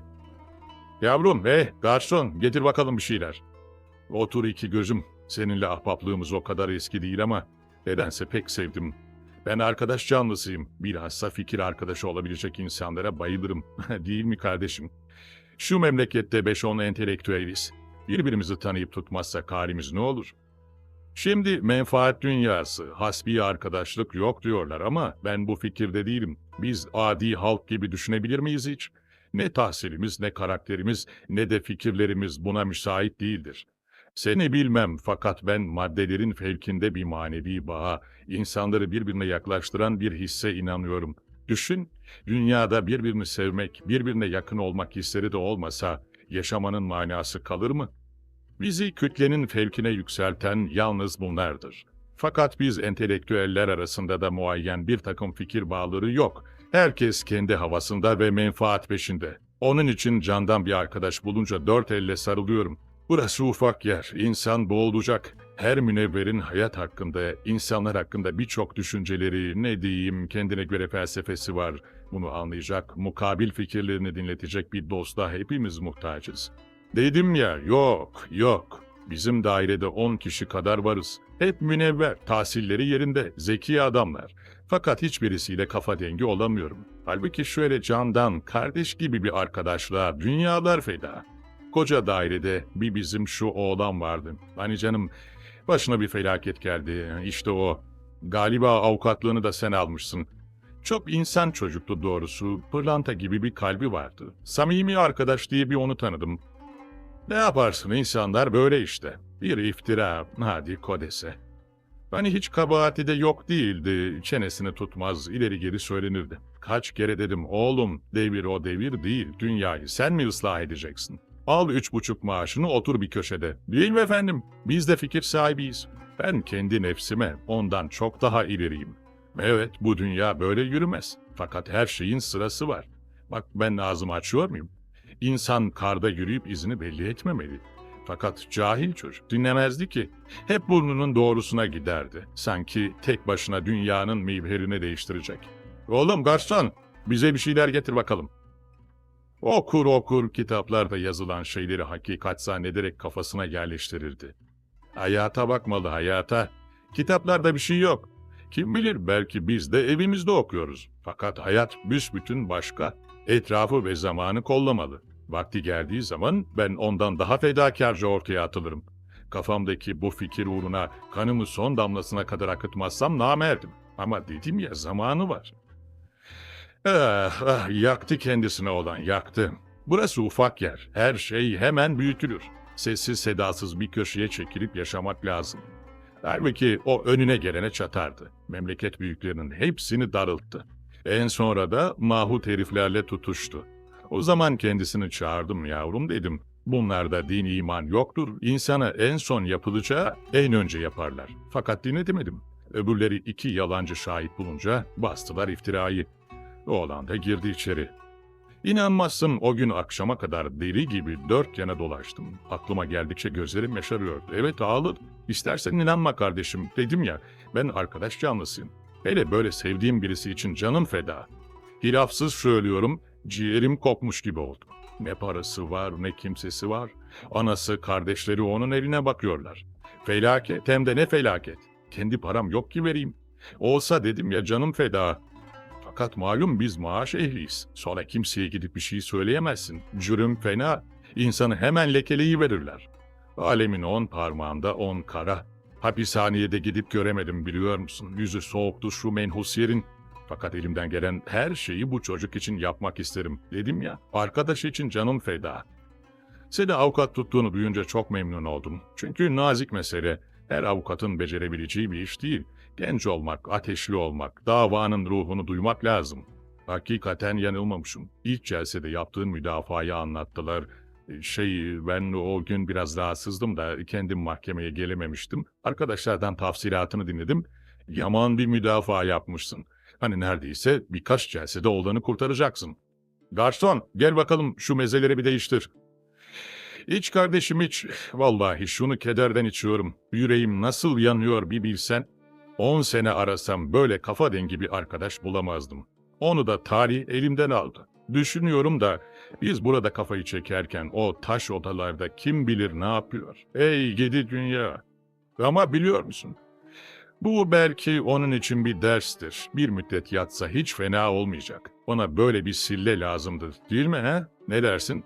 Gitgide azıtıyordu. Maazallah tuttuğu yol ipe kadar varabilirdi. Gene hafif atlattı. Yatsa yatsa 1-2 sene yatar. Bu da ona lazım. İstikbali hayatı, ömrünün sükuneti namına lazım.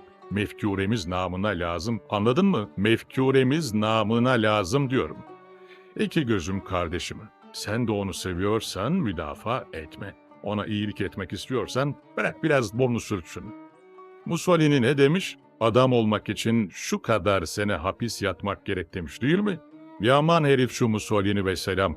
Cemiyetin şu feci halinde bir entelektüel için hapis yatmak elzem, olgunlaşmak, hayatı anlamak için başka çare yok. Bizimki de belki bu sayede biraz kitaplardan başını kaldırır da etrafını görür, körü körüne atılganlıktan vazgeçer. Dedim ya, bak onu seviyorsan müdafaanı gevşek tut. Her şeyin altını o kadar kurcalama. Mahkemede pek ateşli olduğunu duyunca hem memnun oldum hem de oğlanın hesabına üzüldüm.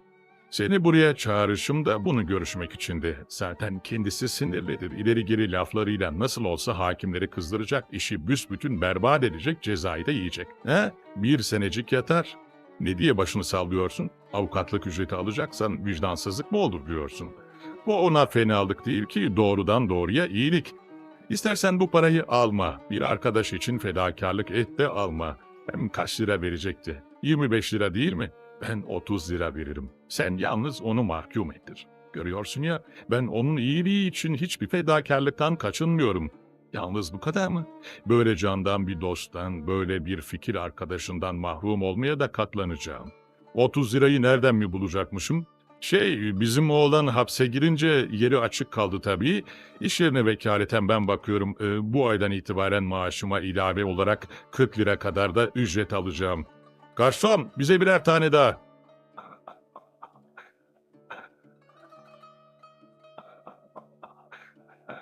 Düşman. Gece hafif yağmur çiseliyordu. Asfalt yolda yürürken yeni rugan iskarpinleri nemli nemli parlıyor ve siyah çizgili pantolonu bunların üzerine tatlı bir akışla dökülüyordu. Paltosunun geniş yakasını kaldırmış, kalın eldivenli ellerini arkasına bağlamıştı. Dalgın dalgın yürüyor ve boş gözlerle ayaklarına, ıslak asfalttan biraz yukarıya doğru kalkıp, sonra kolayca ileri uzanan ve yine ıslak asfalta dokunan iskarpinlerine bakıyordu. Hayat bu rugan iskarpinlere ne kadar benziyor dedi. Tıpkı bunlar gibi biz de günler geçtikçe aşınmaya, bir tarafa kaykılmaya, çirkinleşmeye ve nihayet işe yaramamaya başlayacağız.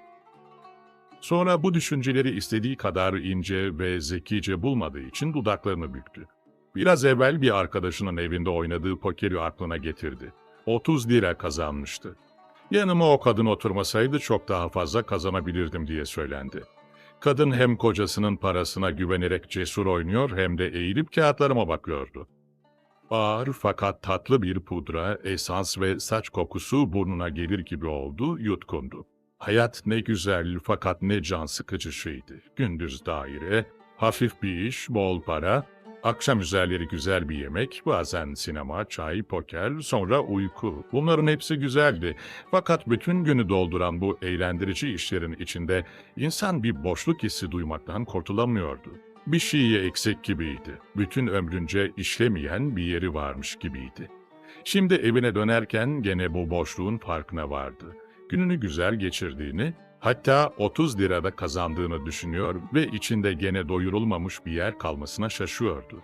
Belki bu hayat sık sık uykusuzluk sinirleri bozuyor dedi. Evinin önüne gelmişti. Aralık duran bahçe kapısını ayağıyla itti.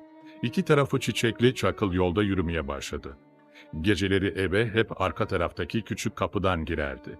Salona ve ön kapıya yakın bir yerde yatan hizmetçiyi uyandırmak istemediği ve yatak odası bu kapıya daha yakın olduğu için farkına varmadan kendini buna alıştırmıştı. Başı yukarıda yürüyordu. Kapıya yaklaşınca elini cebine götürüp anahtarı çıkardı ve ileriye baktı. Şiddetle ürkerek olduğu yerde kaldı.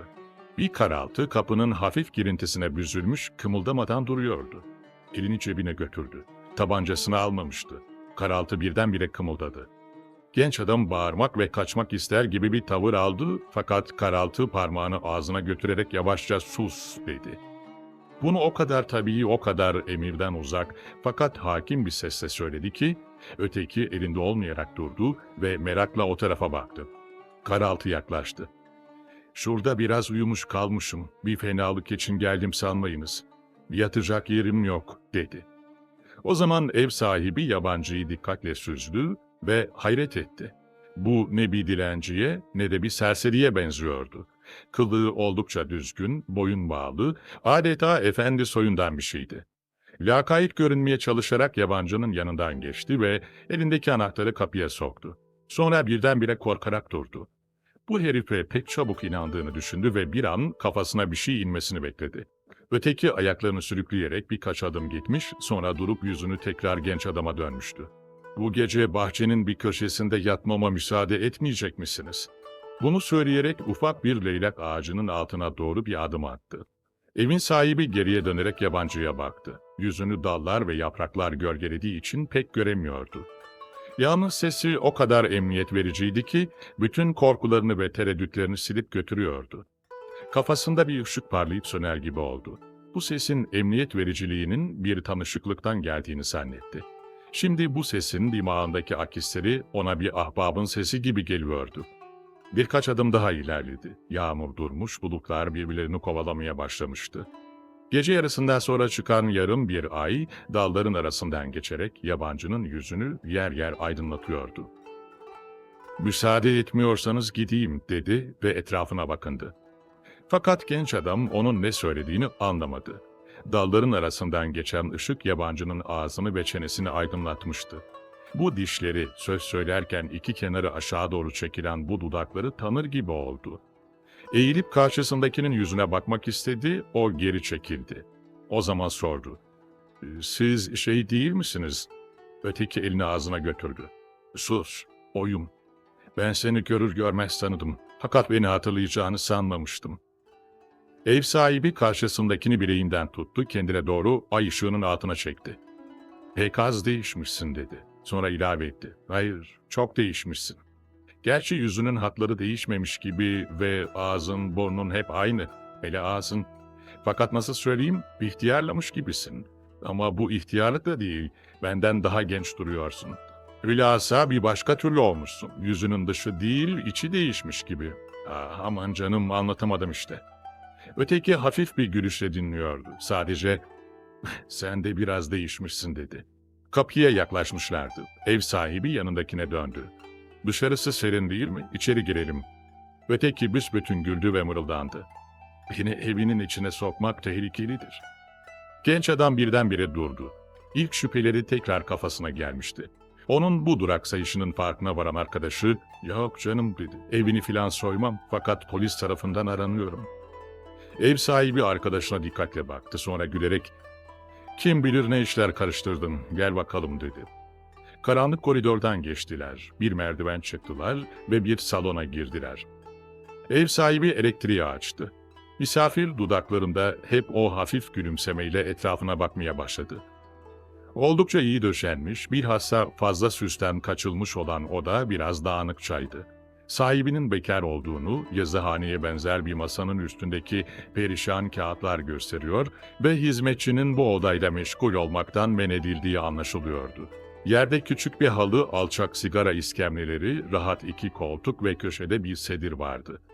Pencereleri krem renginde tül perdeler kapatıyordu. Ev sahibi, "12 sene oluyor değil mi?" dedi. "Evet, mektepten çıktığımızdan beri görüşmedik." "Ne yaptın da seni polis arıyor?" "Ben bir zamanlar tehlikeli fikirlere saplandığını ve işinden çıkarıldığını duymuştum." Tahmin edebileceğin şeyler." "Dünyayı değiştireceğini mi sanıyorsun?" "Siz dünyanın değişmez olduğuna inanmaya mecbursunuz." Bir müddet sustular. Her biri birer koltuğa oturdu ve ev sahibi sağ tarafındaki radyoyu karıştırmaya başladı. Biraz sonra uzaklardan gelir gibi hafif bir müzik duyuldu. İkisi de ses çıkarmadan dinlemeye koyuldular. Bir operanın son kısımları çalınıyordu. Gürültülü aletlerin derinden gelen sesleri yavaşlayınca kavala benzer tatlı nameler işitiliyor ve her ikisinin de yüzlerinde yumuşak, ılık bir hava dolaşır gibi oluyordu. Misafir gözlerini yerdeki halıya dikmişti. Yüzünde yine bir gülümseme vardı. Fakat bu seferki gülüşü biraz evvel dudaklarının kenarına yerleşip sahibinin etrafına bir duvar çekilmiş gibi yaklaşmak isteyenleri uzaklaştıran bir gülüş değildi. Bir çocuğun tebessümü kadar içten ve yaklaştırıcıydı. Başını yavaşça kaldırdı. Arkadaşına döndü. "Ne kadar güzel değil mi?" dedi ve sonra ilave etti. "4 senedir müzik dinlemedim." Neden?" Fırsat düşmedi. Radyodan uzun ve sürekli alkışlar geldi. Arkasından Almanca sözler başladı ve ev sahibi elini uzatarak düğmeyi çevirdi.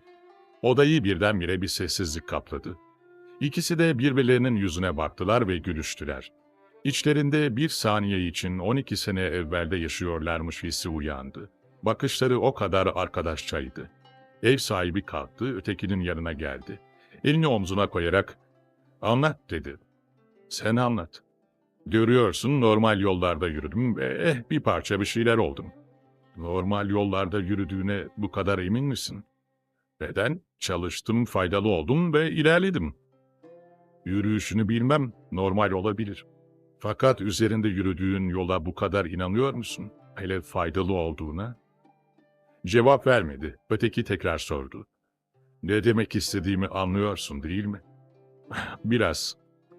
Yaptığın ve faydalı olduğunu söylediğin şeyleri sana gelinceye kadar geçirdikleri merhalelerde ve senden sonra aldıkları yollarda takip ettin mi? Kimlere ve ne kadar faydalı olduğuna baktın mı?" Ev sahibi üzüntülü bir tavırla elini salladı ve gülmeye çalışarak, "Bırak bu derin lafları canım," dedi. O zaman misafir de ayağa kalktı. "Hiç de derin laflar değil," dedi. "Bir kere görebildikten sonra o kadar açık ve elle tutulur şeyler ki. Fakat doğru, bırakalım. Çünkü insanın kafası bir kere bunları düşünmeye başlarsa bu rahat koltuklarda bu kadar rahat oturmak mümkün olmaz sanıyorum. Seni böyle düşüncelere götüren sakın bu rahat koltuklara erişemediğinin kızgınlığı olmasın." Bu sözler üzerine arkadaşının yüzü birdenbire değişti. Dudaklarının ucundaki yumuşak gülümsemenin yerine acı ve yukarıdan bakan bir sırıtma geldi. "Kafama düşünmeyi, gözlerime görmeyi yasak edebilsem, senin çıktığını zannettiğin yere varmanın bana güç gelmeyeceğini bilirsin."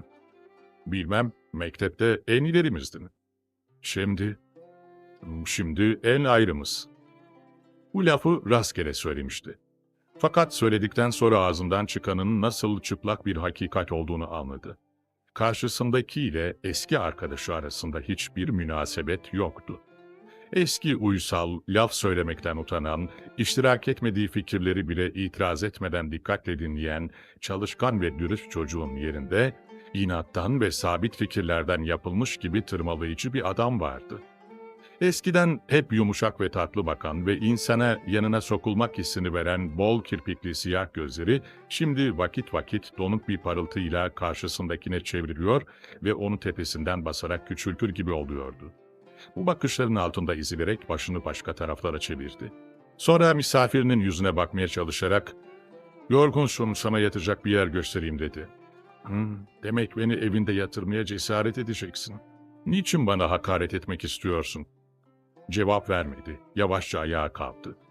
Başka bir şey konuşmadan salondan çıkarak merdivene indiler. Biraz evvel girdikleri kapının yanındaki odayı açan ev sahibi, "Burada yat, benim odamdır. Ben yukarıda sedire uzanırım." dedi. Misafir ses çıkarmadan içeri girdi. "Rahat uykular." diyerek elini kapıya götürürken durdu. Arkadaşına döndü. "Gel seni bir kucaklayayım. Belki bir daha görüşemeyiz." dedi.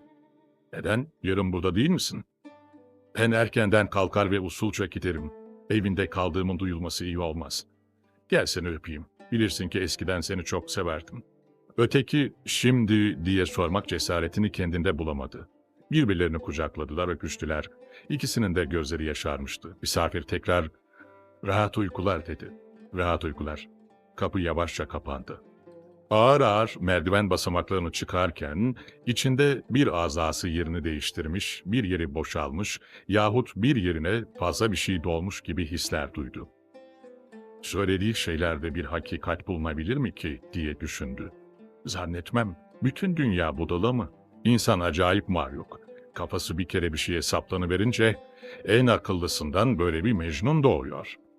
Tekrar salona girince radyoyu karıştırdı. Birkaç İngiliz istasyonu senelerden beri nevileri değişmeyen dans havaları çalıyordu. Düğmeyi sağa sola çevirdi. Leningrad'ın verdiği bir İngilizce konferanstan başka bir şey bulamadı. Masanın başına geçip oturdu. Bir türlü uykusu gelmiyordu. Dışarı çıkıp dolaptan bir battaniye getirdi. Sedirin üzerine bıraktı. Uzun ve yorucu bir mükalemeden, konuşmadan çıkmış gibi kafası yorgun ve dağınıktı. Halbuki bir şey de konuşmuş sayılmazlardı. Arkadaşının tepeden bakan gülüşü ve söz söylerken bu en açık hakikatleri de bana ne diye söyletirsin sanki demek isteyen kendinden emin ve isteksiz tavrı gözünün önünden gitmiyordu. Ona kızar gibi oldu. Ruhunun durgun suyuna attığı bir taşla onu böyle rahatsız eden, iyi kurulmuş bir makine gibi senelerden beri hiç aksamadan muayyen birkaç formül içinde işleyen maneviyatını birden sarsan bu küstah eski dostun buna hiç hakkı olmadığını düşündü. "Gidip onu kaldırayım ve münakaşa edeyim." dedi. Aşağı indiği zaman arkadaşının uykuya dalmış olduğunu gördü. Elektriği yaktığı halde uyanmamıştı. Yüzü kendisini hayrete düşürdü. Bu çehre, sanki demin yukarıda ona karşı buzlanıveren gergin, sinirli yüz değildi. Burada kendi yatağında çocuk gülümsemeleriyle mışıl mışıl bir delikanlı uyuyordu. Bu uyuyanın polisten kaçan bir sergüzeşçi, cemiyete diş bileyen bir adam olmasına imkan var mıydı? Şu anda muhakkak ki aşk rüyaları görüyordu. Onu uyandırmaya kıyamadı. Tekrar odasına döndü. Sonra düşündü ki birkaç müphem manalı ve keskin cümleden başka aralarında bir şey konuşulmuş değildi. Kendisi zihninde bu mükalemeleri devam ettirmiş ve bir çıkmaza girmişti. Fakat bunu düşününce titredi. Demek ki aşağıda uyuyanın dediği doğruydu. Farkında olmadan bile biraz düşününce insanın rahatı kaçacaktı. Masanın üzerindeki gazeteleri karıştırmaya başladı ve 3. sayfada gözü bir yere ilişti. Dikkatle okudu. Arkadaşının ismi geçiyor ve polis tarafından şiddetle arandığı, fakat artık yakalanacağı çünkü zabıtanın iz üzerinde bulunduğu yazılıyordu. Birkaç satırla da şimdiye kadar yaptığı cürümlerden bahsediliyor, bu adamın iyi bir tahsil görmüş olmasına ve bir zamanlar memlekete faydalı olacağı ümitleri vermesine rağmen, bugün sosyal nizam için bir tehlike haline geldiği ve cemiyetin sarih bir düşmanı olduğu anlatılıyordu. Uzun zaman bu satırlara baktı, sonra ağır ağır mırıldandı. Düşman, düşman. O zaman gözünün önüne geldi ki, arkadaşı ona hakikaten bir düşmandan başka bir göze bakmamıştır. Yüzü uzaklaştırıcı bir hava ile sarılan ve eski günleri hatırlayınca yumuşar gibi olsa bile, bugüne döner dönmez bir kale gibi kapanıveren ve ancak hücum için açılan bu adam bir düşmandı. Bir gün o ve onun gibiler hakim olursa dedi ve ürperdi. O zaman onunla karşı karşıya gelmeyi düşünmekten bile korkuyordu. Sonra aşağıda polisten kaçan ve kendi evine sığınan bir zavallının kendisini bu kadar korkuttuğuna kızdı. Aptal dedi. Kuvvetin kendilerinde olmadığını bilmiyor. Evet, kuvvet kendisindeydi ve bütün bir devlet, polisleri, jandarmaları, mahkemeleri, hatta bankaları, mektepleri ve gazeteleriyle kendisini koruyordu. Bir an için bütün bu müesseselerle olan yakınlığı ve arkadaşının kendisinden hızla uzaklaşıp sisler karanlıklar içinde kaybolduğunu hissetti. Kendisine daha çok emniyet vermek için pencereye gidip sokağa baktı. Ta ilerideki köşede bir polis dolaşıyordu. Hemen pencereyi açıp onu çağırmak istedi. Çünkü aşağıdaki orada kaldıkça burada rahat uyuyamayacaktı. Fakat bağırsa sesinin onu uyandırabileceğini düşündü ve geri döndü. Gazeteyi tekrar karıştırdı. Demin bulduğu yeri bir daha okudu ve söylendi. Polis izi üzerindeymiş. Ya benim evimde bulunursa? O zaman gözünün önünden karakollar, hapishaneler, mahkemeler geçiverdi. Etrafına bakındı. Bu sıcak odadan, bu alıştığı eşyalardan ayrılmayı düşündü ve bunun korkusuyla bütün etrafındaki şeylere adeta yapıştı. Hayır, daha fazla duramazdı. Bir eli yavaşça telefona gitti. Öbür eliyle de rehberi karıştırıp numarayı bulduktan sonra telefonu açtı. Karşısına gelen nöbetçi komisere meseleyi anlatıp telefonu kapayınca bir rüyadan uyanır gibi oldu. Elleriyle başını tutarak odada dolaşmaya başladı. Birçok fikir birbirini kovalayıp başının içinden geçiyordu. Kah en büyük alçaklığı yaptın, evine sığınan birini ele verdin diyor, kah bir düşmanı elimle saklamak beni koruyan kuvvetlere hıyanet etmektir diye düşünüyordu. Dakikalar geçince büsbütün yerinde duramaz oldu. Demin onun kendisine nasıl kardeşçe, nasıl içten ve nasıl inanarak öptüğü aklına geldi. Yanakları tutuştu. Nihayet daha fazla dayanamadı. Aşağı inerek onu kaldırmaya, kaç geliyorlar demeye karar verdi. Merdivenleri hızla atlayarak alt kata vardı. Arkadaşının yattığı odanın kapısını açtı. "Kalk!" diye bağıracaktı, sesi boğazında kaldı. Bir anda zihninden geçen bir düşünce onu durdurdu. Şimdi bir çocuk gibi uyuyan bu adam doğrulur doğrulmaz işi anlayacak, o insanı ezen gülüşüyle, o çelik gibi parlayan gözleriyle kendisine bakacak ve bu onun karşısında küçülecek, küçülecek, kaybolacaktı. Bu manzarayı gözlerinin önüne getirince ürperdi. Üzerinde arkadaşının korkusuz, alaycı, kendine güvenen bakışı dolaşıyormuş gibi silkindi. Onun karşısında bu perişan halde görünmek, onu bütün sözlerinde tasdik etmekten başka bir şey değildi. Dakikalar geçiyordu. İki birbirine zıt his arasında ne yapacağını şaşıran genç adam kapıda durmuş, yatağın üstüne elbiseleriyle uzanarak kaygısız bir serseri uykusuna dalan arkadaşına bakıyor, ara sıra onu uyandırmak için bir adım atar gibi olduğu halde uyanınca onun nasıl bu güç vaziyette bile derhal kuvvetli olacağını ve kendisinin bütün büyük yardımcılarına rağmen nasıl küçülüp zayıf kalacağını düşünerek duruyor ve terliyordu. Dışarıda ayak sesleri duyar gibi oldu ve her şeye rağmen kararını verdi. Birkaç adım ilerleyerek elini uykudakinin omzuna koydu. Tam bu anda sokak kapısına yavaşça vuruldu. Hemen oraya koşarak kapıyı açtı. Bunlar ikisi sivil, ikisi resmi 4 polisti. Sessizce içeri girdiler. Genç adam girenlere yarı aralık duran oda kapısını gösterdikten sonra acele adımlarla gürültü çıkarmadan merdivenlere doğru yürüdü, koşarak yukarı çıktı.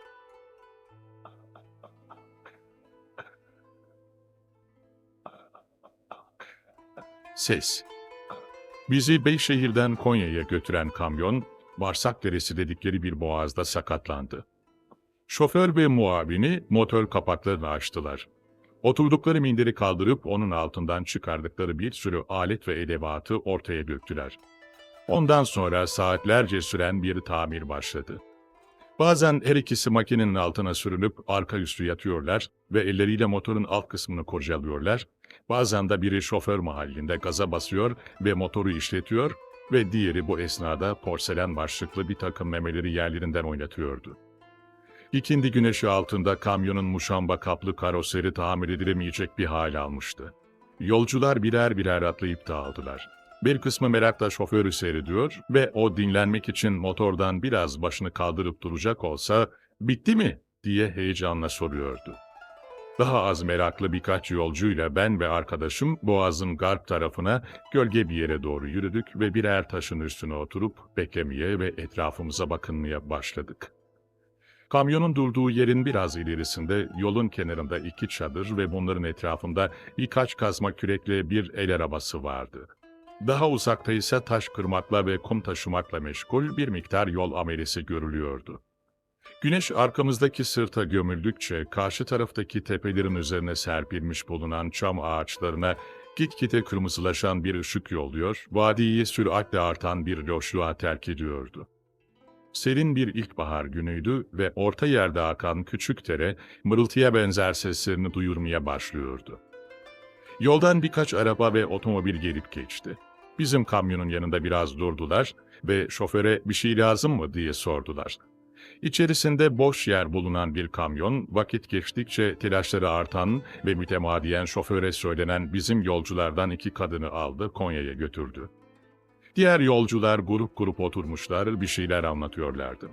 Bizim yanımızda bulunan ve buraya yakın köylerden birinde bakkal olduğunu söyleyen tahta ayaklı bir ihtiyar, kalkıp otomobile gitti, çuvalını sırtladı, şoföre birkaç küfür savurduktan sonra yola düzüldü.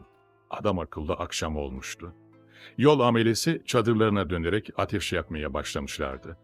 Bizim kamyon şosenin bir kenarında muazzam bir hayvan ölüsü gibi hareketsiz duruyordu.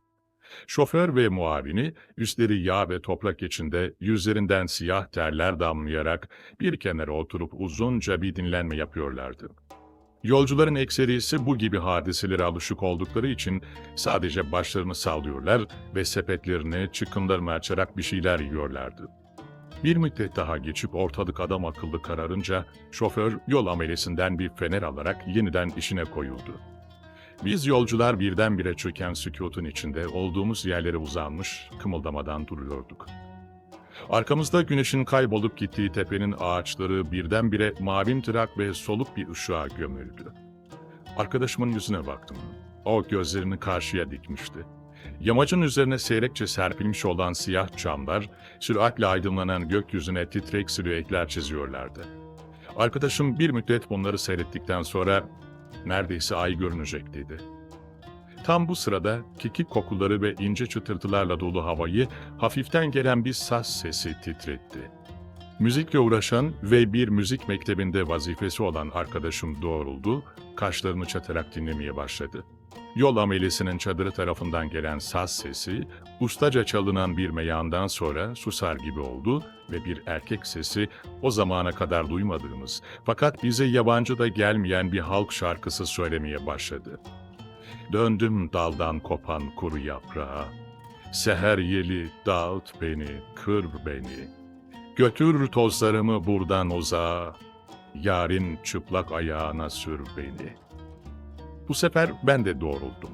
Saz tekrar kıvrak bir ara namesine başladığı halde kulağımda hala deminki sesin çınlamaları vardı.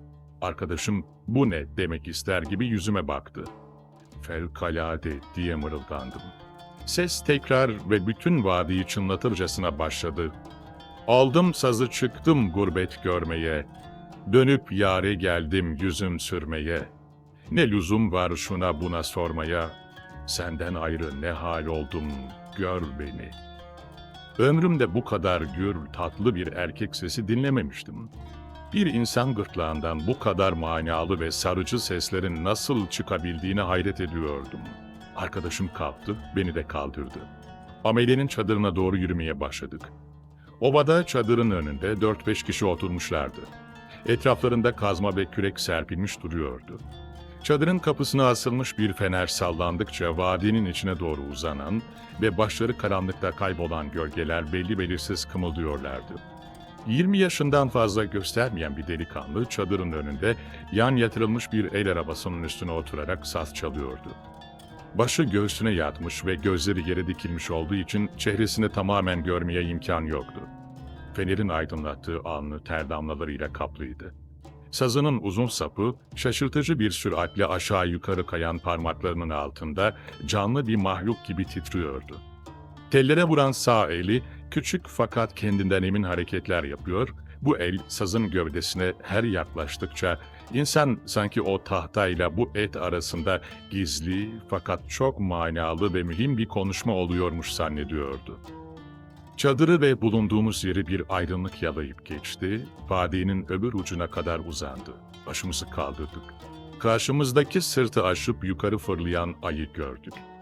Saz çalan delikanlı da başını kaldırdı ve gözlerini biraz yumarak tam karşısında beliren bu aydınlık yüzlü dinleyiciyi süzdü. Saza vuran sağ eli yavaşladı, gözleri kapandı, boğazı gerildi ve yüzü kırmızılaştı. Biz hayretle onu seyrederken ince dudaklarının arasından beyaz dişleri göründü ve delikanlı bu sefer aya hitap eder gibi şarkısına devam etti. Ayın şavkı vurur sazım üstüne, söz söyleyen yoktur sözüm üstüne. Gel ey hilal kaşlım dizim üstüne.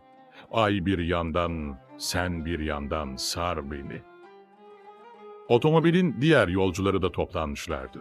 Herkes hayretle bu kıpkırmızı yüzlü gence bakıyorlardı.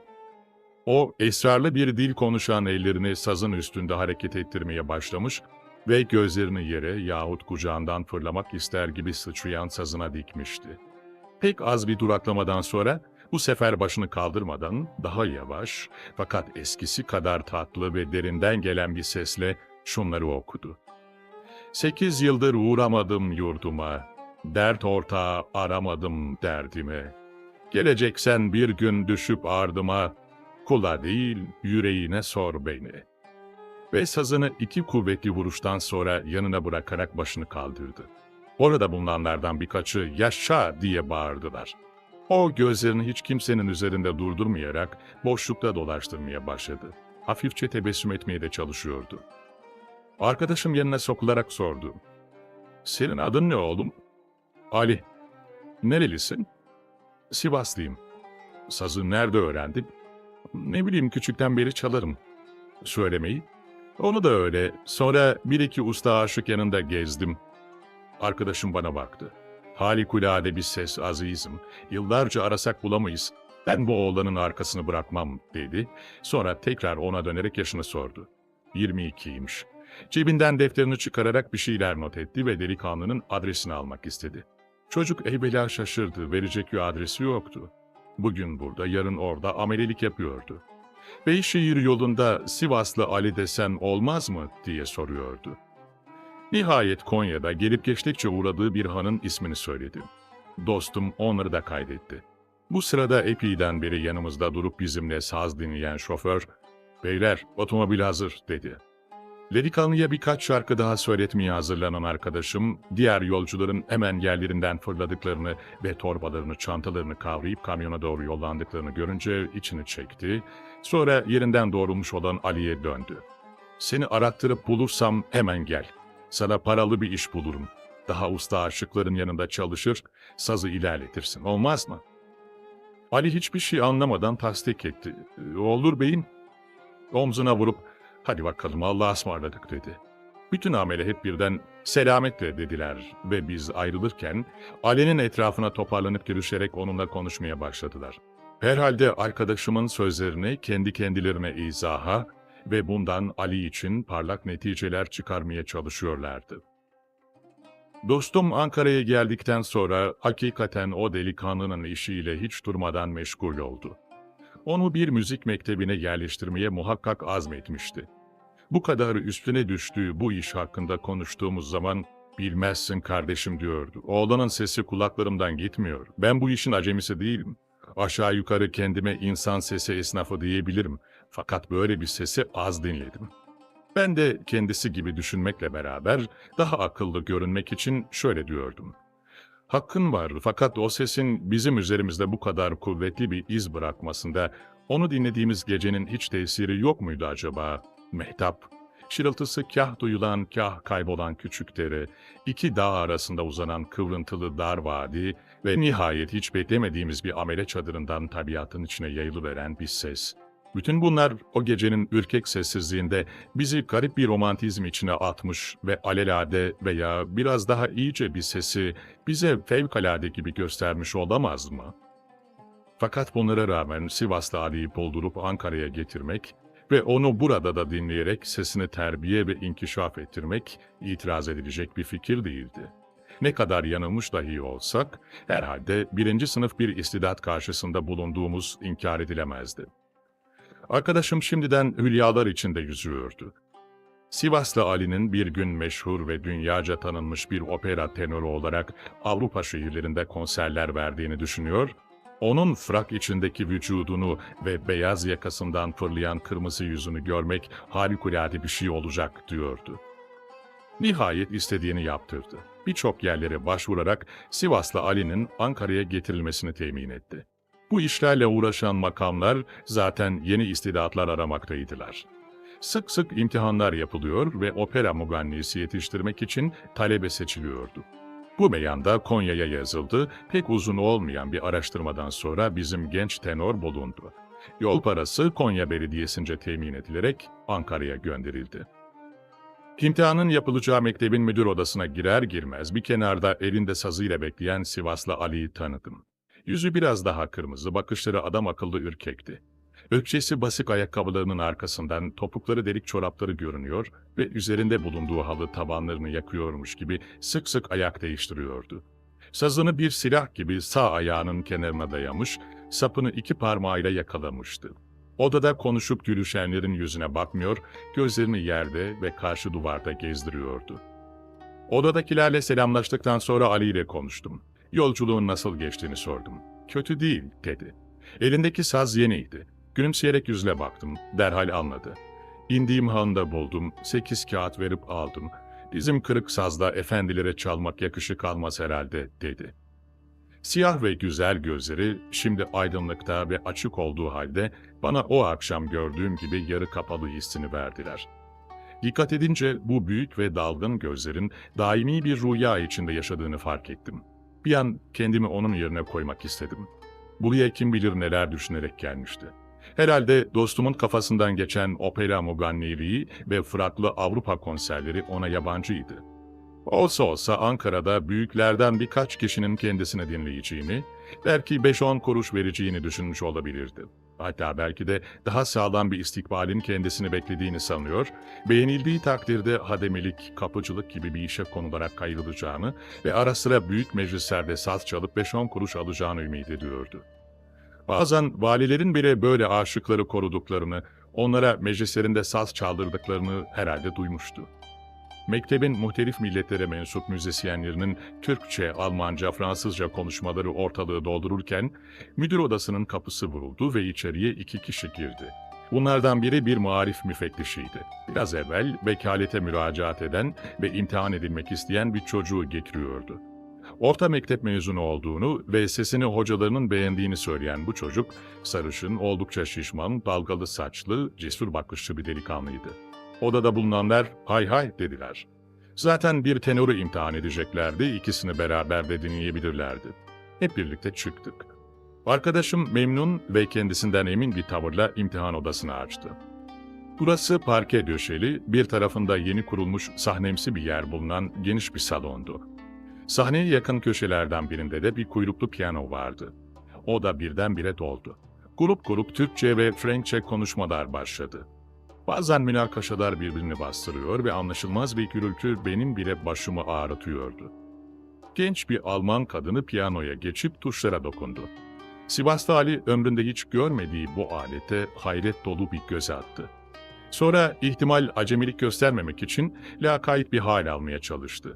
Bu sırada genç müzisyenlerden biri sahneye beyaz boyalı demir bir iskemle koyarak Ali'ye "Otur bakalım," dedi. Diğer bir müzisyen atıldı. "Canım, iskemleye oturup şan mı yapılır, ayakta söylesin." "Amma yaptın ha, ayakta saz çalıp şarkı söyleyen halk şairi gördün mü?" Bu münakaşa esnasında Ali gözleriyle odanın bir hastane ameliyathanesine benzeyen beyaz çıplak duvarlarını, büyük perdesiz pencerelerini seyrediyor ve odayı sesleriyle dolduran bu bir sürü adama ameliyat masasına yatacak bir hastanın doktorlara bakışına benzeyen ürkek nazarlar fırlatıyordu. Benim yanımdaki genç müzisyenlerden birine bunu iskemleye oturtup söyletmek doğru olmaz. Bağdaş kurup söylemeye alışmıştır. Belki sıkılır dedim. O bir an doğru der gibi bana baktı fakat sonra yok canım ne münasebet. Franklere karşı bağdaş kurup oturtmak olur mu? Herifleri kendimize güldürürüz dedi. Ali beyaz demir iskemleye ateş üstüne oturuyormuş gibi irişti. Sazı tutan eli titriyor ve kırışan alnından kirpiklerine ve ayva tüylü yanaklarına terler süzülüyordu. Konuşanlar yavaş yavaş seslerini kestiler. Herkes bir köşeye yaslandı veya bulabildiği bir iskemleye oturdu, gözlerini sahnenin ortasında tek başına kalıveren Ali'ye dikti. Genç adam iki dizini sımsıkı birbirine yapıştırmış, dişlerini sıkmıştı. Sazı kucağına aldı fakat bir türlü yerleştiremedi ve şaşırıp etrafına bakındı. Üzerine dikilen gözleri görünce büsbütün şaşırdı. Terler sarı mintanına arka arkaya damlamaya başlamıştı. Sağ eline kiraz kabuğundan tezenesini aldı, tellere birkaç kere dokundurdu. Bu sesler onu bir an için açar gibi oldular. Yüzüne sükunete benzer bir ifade geldi. Biraz daha çaldıktan sonra söylemeye hazırlanarak boynunu oynattı. Öksürmek isteyip utanıyormuş gibi bir hali vardı. Nihayet gözlerini üzerimizden çekip tavanın bizim tepemizdeki köşesine dikerek bir halk şarkısına başladı. Sesi yine güzel fakat bir takım hışırtılarla karışıktı. Yükselince pek belli olmayan bu yabancı sesler alçaklara inince derhal kendilerini gösteriyorlardı. Ali de bunun farkındaydı, kendini toparlamak istedi fakat bu hareketiyle ancak boğazının adalelerini biraz daha gerdi ve yüzü daha çok kırmızılaştı. Müthiş bir gayret sarf ediyordu. Çenesinin yanlarından aşağı doğru uzanan ve iki çelik direk gibi kımıldamadan duran yuvarlak, katmerli et parçaları açıkça görünüyordu. Ali göğsünden kuvvetle fırlattığı sesi bu cenderenin arasından geçirebilmek için ter döküyordu. Nihayet şarkıyı bitirdi ve sazı eline alarak ayağa kalktı. Alman müzisyenlerden biri derhal "Fena değil, fena değil, ötekini de dinleyelim" dedi ve başıyla sarışın genci gösterdi. Yüzünde kendinden emin ve tebessümle sahnenin 4 ayak merdivenine çıkan delikanlı hemen hatta odadakilerin susmasını bile beklemeden plaklara geçmiş bir halk şarkısına başladı. Evvela hafif ve tatlı çıkan sesi yavaş yavaş büyüdü ve bütün odayı dalga dalga dolduruverdi. Hakikaten güzel söylüyordu. Birkaç yerde hanende taklidi bayağı hünerler yapmaya özenmesine rağmen mükemmel bir ses materyaline sahip olduğu meydandaydı. Şarkıyı bitirir bitirmez yine deminki Alman "Bravo" diye söylendi. Bu çocuğu yetiştirebiliriz. Bu aralık gözlerim Ali'ye ilişti. Bu odada olanlardan hiçbiriyle alakası yokmuş gibi gözlerini boşluklarda gezdiriyor ve canı sıkılan bir adam tavrı alıyordu. Piyanodaki genç kadın eliyle onu yanına çağırdı. Namzetlerin kulak terbiyelerini deneyecekti. Sağ eliyle basit bir melodi çalarak Almanca "Bunu aynen tekrar et" dedi. Türk müzisyenlerden biri izah etti. "Piyanoya göre söyle bakalım." Ali bir bana bir de gözleriyle arayarak dostuma baktı. Ben "Eyvah" dedim. Zavallı delikanlı ömründe görmediği, sesini duymadığı, adını işitmediği bir aletin kapısına getirilmişti. Kendisine söylenen sözün manasını bile anlamıyordu. İzah etmek istedim. "Oğlum, bu hanımın çaldığına göre ses çıkar." Piyanodaki kadın aynı melodiyi tekrar etti. Ali büyük bir gayretle tekrar boynunu bükerek "Bir haber yolladım Canan iline" diye başladı. Oradakilerden birkaçı güldü ve Ali derhal sustu. "Yok iki gözüm" dedim. "Şarkı söyleyecek değilsin, bu sesleri çıkaracaksın." Sıkıntı içinde gırtlağından birkaç ses fırladı. Orada canı sıkılmış gibi duran Almanlardan biri eliyle sarışın tenoru çağırarak "Bu söylesin" dedi. Piyanonun arka arkaya çaldığı birkaç küçük melodi bir ses nehri halinde ve berrak olarak delikanlının ağzından dökülüyordu. İşi çabuk bitirmek isteyenler usulen Ali'ye bir şarkı daha söylettiler. Bu sefer birinciye nazaran çok fazla gayret sarf eden ve her şeyin bu bir tek şarkıya bağlı olduğunu sezen Ali en güzel şarkısını söyledi. Hiç de fena değildi. Hatta orada bulunanlar "mükemmel" der gibi başlarını sallıyorlardı. Fakat şarkı bitip Ali sazıyla bir kenara çekilir çekilmez onu derhal unuttular. Sarışın delikanlı yine plaklardan öğrenme bir tango söyledi. Muhakkak ki güzel bir sesi vardı. Artık imtihan kafi görülerek bu çocuğun ne yolda yetiştirilmesi lazım geldiğine dair münakaşalara geçildi. Bütçe meselesi ortaya atıldı, Haziran'dan evvel talebe olarak alınırdı alınmazdı gibi sözler oldu. Hiç kimse aynı odada bir kenarda bir de Sivas'ta Ali bulunduğunun farkında değildi. Onu ta buralara kadar getirten dostum, münakaşa edenlerin yanında hiçbir şey dinlemeden duruyordu. İkimiz de Ali'nin yanına gitmeye cesaret edemiyor, hatta onun yüzüne bile bakamıyorduk. Ben yavaşça gözlerimi kaldırınca hayret içinde kaldım. Ali'de hiç de feci bir halde bulunan bir insan tavrı yoktu. Hoş gözlerle biraz evvelki gibi duvarları süzüyordu. Sanki bu odadakiler onu zerre kadar alakadar etmeyen kimselerdi. Yüzünde en ufak bir teessür, en küçük bir hiddet yoktu. Hatta oldukça uzun süren bir sıkıntıdan, bir işkenceden kurtulmuş gibi sakin, dinlenen bir hali vardı. Gözleri sarışın tenora rastladıkça bir müddet duruyor, belki biraz hayret ve merakla onu süzüyordu. Bu bakışlarda küçük bir haset, hatta gıpta aradım ve bulamadım. Sazı yine silah gibi sağ ayağının yanındaydı ve bu ayağı gayet küçük bir hareketle yerden kalkıyor ve tekrar parkelere dokunuyordu. O zaman içimde bir şeyin burkulduğunu hissettim. Genç adamın bütün yeisi, bütün inkisarı, bütün kırılan ümitleri bu ufak ayak hareketlerinde kendini gösteriyordu. Vücudunun her tarafına hakim olan, yüzünün en ufak bir ürpermesiyle bile içindekileri dışarı vurmayan gözleri, sonsuz bir derinlik ve sükunet içinde yumuşak bir ışıkla parlayan bu adam, farkında olmadan kendini sağ ayağının bu mini mini ve sinirli kımıldanmasıyla boşaltıyordu. Ömrümde hiçbir insan yüzü, hiçbir ağlayış bana bu kadar acı, bu kadar manalı görünmemişti. Kendimi toplayarak onun yanına doğru yürüdüm. Onunla muhakkak konuşmak, ona bir şeyler söylemek lazımdı. Konya'ya dön, biz işin olunca seni buldurur, haber veririz. Ali bütün bunları fevkalade ehemmiyetli bir şeymiş gibi kaşlarını hafifçe kaldırarak dinliyor, adeta ezberlemeye çalışıyordu. Fakat gözleri bana ilişince irkildim. Nedense bu siyah ve büyük gözler bana, sahibinin bu lafların bir tekine bile inanmadığını ifşa eder gibi geldi. Herhangi bir şey yapmış olmak için, gelin bir lokantada yemek yiyelim dedim. Odadakilerin münakaşası hala devam ediyordu. Bizim çıktığımızın farkına bile varmadılar. Bir kebapçıda karnımızı doyurduk ve bu esnada hemen hemen hiçbir şey konuşmadık. Onu kandırmaya imkan yoktu. Seni çağırıp zahmet verdik, affedersin de denilemezdi. Ben bunları düşünürken kebapçıdan çıktık. Ali bir şey söylemek ister gibi birkaç kere yutkundu ve boynunu bükerek "Sizi mahcup çıkardım beyim, sakın kusura kalmayın" dedi. Sonra hayret edilecek bir şeyden bahsediyormuş gibi gözlerini hafifçe açarak ilave etti. Ben o odada bir türlü sesimi bulamadım ve yanımızdan ayrılıp gitti. Ertesi sabah aramızda topladığımız birkaç lirayı kendisine vermek ve onu Konya otobüslerine bindirip selametlemek için Haymana Hanı'na giden arkadaşıma Hancı, Sivaslı Ali'nin sazını 2 liraya satıp yol parası yaptığını ve şafakla kalkan bir kamyona binip Konya yolunu tuttuğunu söylemiş.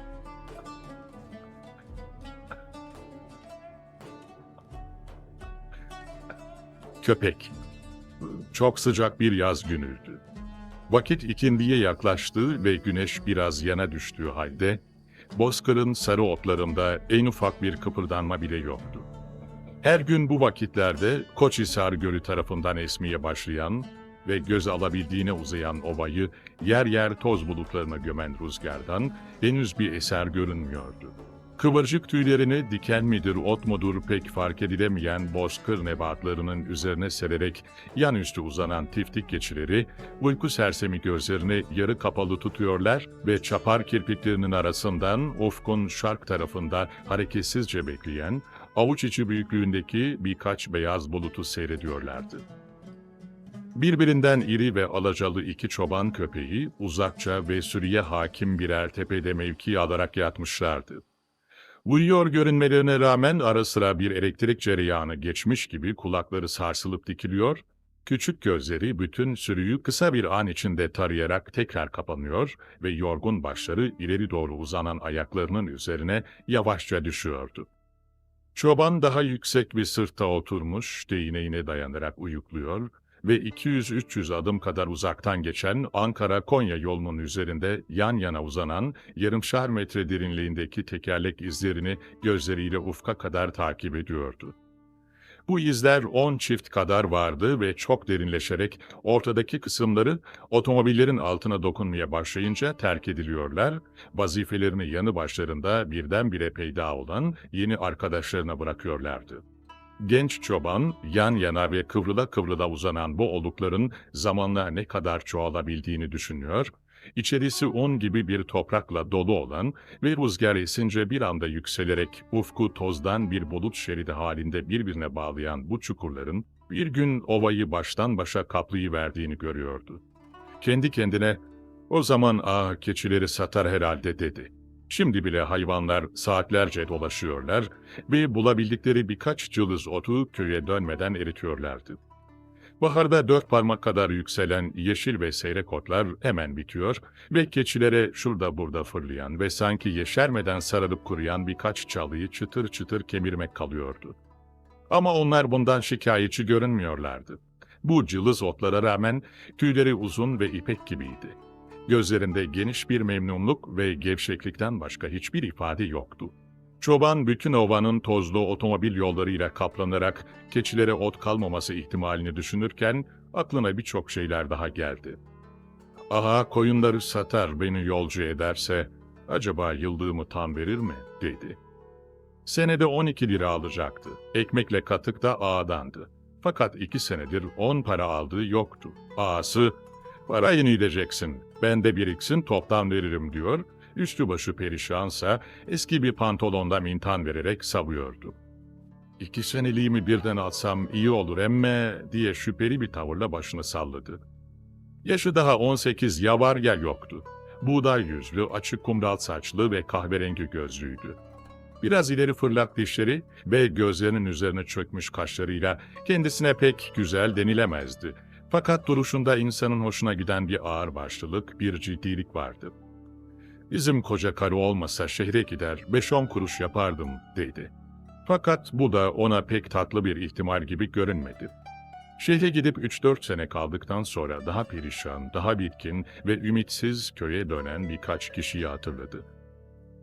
Bunlar orada hamallık, kara amelelikten başka bir iş bulamadıklarını, günde 25-30 kuruş kazandıkları zaman kendilerini zengin saydıklarını ve kaldırımlarda gecelerken köyün sıcak samanlıklarını çok aradıklarını anlatıyorlardı. "Neylemeli?" dedi. Anası tarlada çalışamaz olduğundan beri genç çobanın aklında hep böyle şeyler dolaşıyordu. Fakat kendinden evvel aynı şeyi düşünüp deneyenlerin halini gördükçe ümitsizliğe düşüyordu. Mesela akrabalarından biri birkaç sene evvel İzmir'e gidip bir fabrikaya amele yazılmıştı. İlk günlerde vaziyeti kötü değilmiş gibi haberler geliyordu. Fakat günün birinde tek bacakla köye döndü. Ayağını makineye kaptırmış, eline 40-50 bangonot sıkıştırmışlar, kapı dışarı itmişler. Konya'ya direnmeye gitti. Orada da belediye rahat vermiyormuş. Zavallının hali berbatmış. Köyde kalıp bir baltaya sap olmak büsbütün imkansızdı. Az buçuk mahsul verir bir tarla almak için 10 sene, bir çift öküz sahibi olmak içinse 15 sene çalışması lazımdı ve ondan sonra da hayatın daha tatlı bir şekil alacağı şüpheliydi. Bir tarlası ve bir çift öküzü olanların hali kendininkinden pek farklı değildi. Bir sene kuraklık olunca onlar da bütün köylü gibi dağlara ot yemeye gidiyorlar, üstelik öküzlerinin açlıktan öldüğünü veya onda bir fiyatına satıldığını görüyorlardı. Kendisi onlara nazaran hayatta daha iyi vaziyetteydi. Çünkü ağa kıtlık senelerinde de onun ekmeğini ve katığını veriyordu. Belki bir gün parasını da verecekti, kim bilir. Gözlerini keçilerin üzerinde dolaştırdı. Sonra sağ tarafındaki sırtta yatan köpeğe doğru "Karabaş!" diye bağırdı. Köpek hemen başını silkip doğrularak sesin geldiği tarafa baktı. Yavaş yavaş bacaklarını gerdi, süratli adımlarla çobanın yanına geldi. Diğer köpek de olduğu yerde doğrulmuş, başını çobana çevirmişti. Kendisi çağrılmadığı için acele etmiyor, tüylerine yapışan tozları ve otları itinayla silkiyordu. Karabaş çobanın bir adım kadar önünde durdu.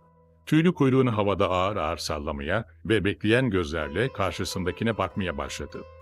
Çoban elini uzatarak hayvanı ön bacağından yakaladı, kendine doğru çekti.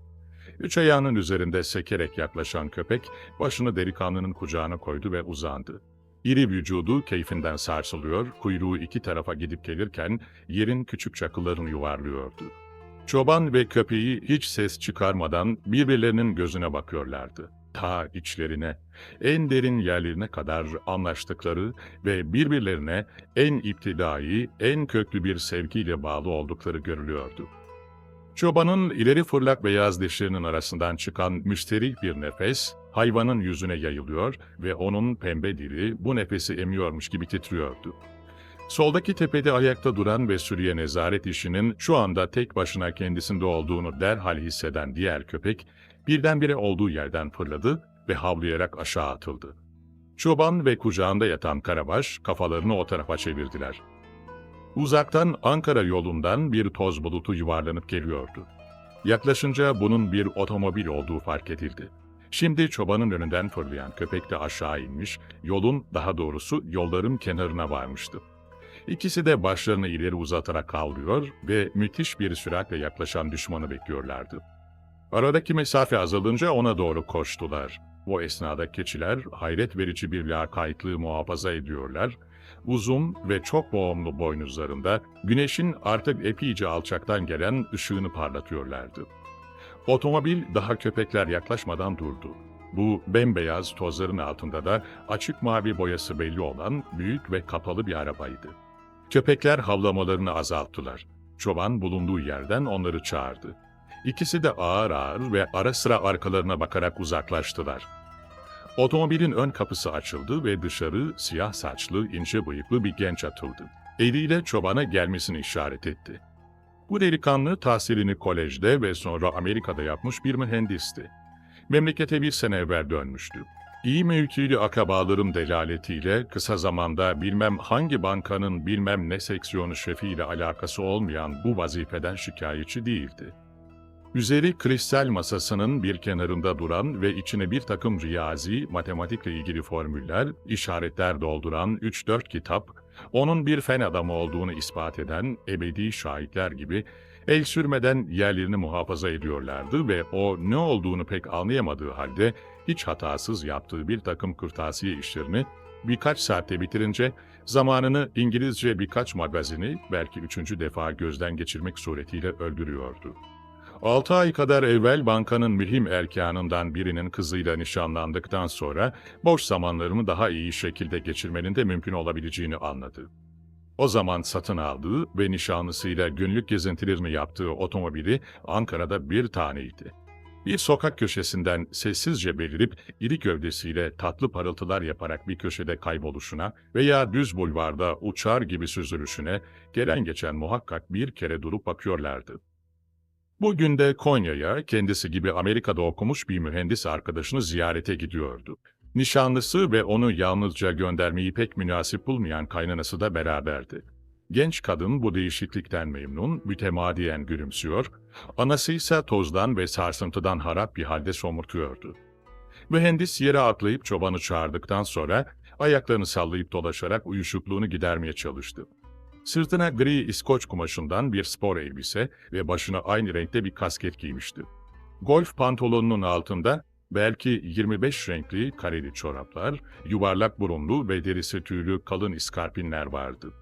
Hususi otomobili olan ve işin lüksünü tam yapmak isteyen herkes gibi onun da iskarpinleri benzin ve makine yağıyla kirlenmiş ve sağ tekinin tabanı gaza basmaktan delinmişti.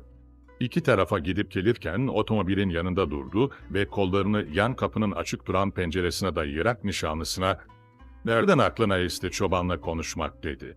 Genç kız omuzlarını, kollarını, gözlerini oynatarak "Merak ediyorum ayol, ben hiç köylü görmedim ki." dedi. Yanında oturan annesi başını çevirmeden "Ne münasebet." dedi. "Ankara'da pazarlarda, yollarda hiç görmedin mi?" "Aa, onlar köylü mü? Amele. Hem böyle çobanları falan görmek isterim. Sonra yavru keçileri okşayacağım." Mühendis, "Burada yavru keçi yok ki, hepsi kocaman şeyler." dedi. Her söz söyleyişinde, her hareketinde, hatta her bakışında muhakkak vücudunun birçok kısımları oynamaya başlayan ve yarısı isteyerek yapılıyorsa, yarısı da sinir bozukluğundan gelen bu cilveli kıpırdayışlarla gülünç bir oyuncağı andıran genç kız infialle silkindi ve incecik sesiyle "Aman ne olmuş duralım dediysem canım öyle isteyiverdi işte. Keçilerin yatışı hoşuma gitti." Bu sırada çoban yaklaşmış ve köpekler yerlerine dönüp sürüyü gözlerinin himayesine almıştı. Genç mühendis biraz ileride durup bekleyen çobana "Yaklaşsana" dedi. "Sen nerelisin?" Çoban eliyle ovanın şimal tarafındaki bir köyü gösterdi. "Buralıyım." "Bu keçiler senin mi?" "Yok, ağanın." "Her gün buraya mı gelir otlatırsın?" Çoban gözlerini bir an karşısındakinin üzerinde gezdirip bu sualin ne münasebetle sorulduğunu anlamak istedi ve omuzlarını silkerek "Neresi olursa olsun gideriz belli olmaz" diye mırıldandı. Mühendisin bu neviden daha birçok sualine cevap vermek mecburiyetinde kalan ve "Ne üstüne vazifede soruyorsun, hadi işine gitsene" diyemediği için büsbütün canı sıkılan çoban, ikide bir de başını çevirip süreye bakıyor ve ara sıra da otomobilin içine göz kaydırıyordu. Bu sırada içeridekiler kapıyı açtılar. Genç kız beyaz keten tayyörü ve alçak ökçeli iskarpinleriyle yere atladı. Annesi arkasından ağır ağır iki tarafa tutunarak indi. İhtiyar kadının yüzü büsbütün asıktı. Ne diye burada vakit geçiriyoruz, ne manasız çocuklar şunlar diye düşünüyordu. Genç kız nişanlısının yanına gelip iki elini birbirine kenetleyerek onun omzuna asıldı. Sonra dudaklarını öne doğru uzatarak "Baksana bana çoban" dedi. "Senin yavukluğun var mı?" Bu kelimeyi birkaç sene evvel okuduğu birkaç hikayede görmüş bellemişti. Çoban hayretle sordu. "O da ne ki?" Kız mühendise baktı, o izah etti. "Canım yavuklun işte, yani nişanlın, şöyle bir al yanaklı dilber, şöyle işte." Ve çenesini omzuna dayamış bulunan nişanlısının yanağını sıktı. Çoban içi ekşimiş gibi yüzünü buruşturduktan sonra "Ne gezer beyim" dedi. "Karnımızı zor doyuruyoruz. Zengince bir kız bul, bir ağa kızı falan." Çoban cevap vermedi. Gözlerini açmış, hayretle kayınvalide hanıma bakıyordu. Boyalı sarı saçlarının sahte kıvrıntıları altında salkım salkım küpeler sarkan, gözlerinin etrafı mora, yanakları vişne çürüğüne yakın boyalarla örtülen bu kat kat gerdanlı ve dallı empirme elbiseli kadın, onu birdenbire fevkalade alakadar etmişti. Bakıyor, bakıyor ve gözlerini başka tarafa çeviremiyordu. Suallerinin birçoğunun cevapsız kaldığını gören ve içini yavaş yavaş halkla köylüyle temas cazibesi saran, daha doğrusu çobanın kendinden emin tavrından ve ağırlığından sinirlendiği için onu sıkıştırmak isteyen mühendis, kendisine hakim olmaya çalışan bir edayla fakat aşikar bir sitemle karşısındakine "Ne diye cevap vermiyorsun?" dedi. "Bak biz seninle nasıl alakadar oluyoruz? Sen bizim köylü kardeşimizsin, biz de sizdeniz." Çoban alakayla sordu. "Kimlerdensiniz?" Mühendis evvela anlayamadı. Sonra "Yok canım öyle değil" dedi. "Biz de sizin gibi köylüyüz. Aslımız köylüdür. Hepimiz biriz demek istiyorum."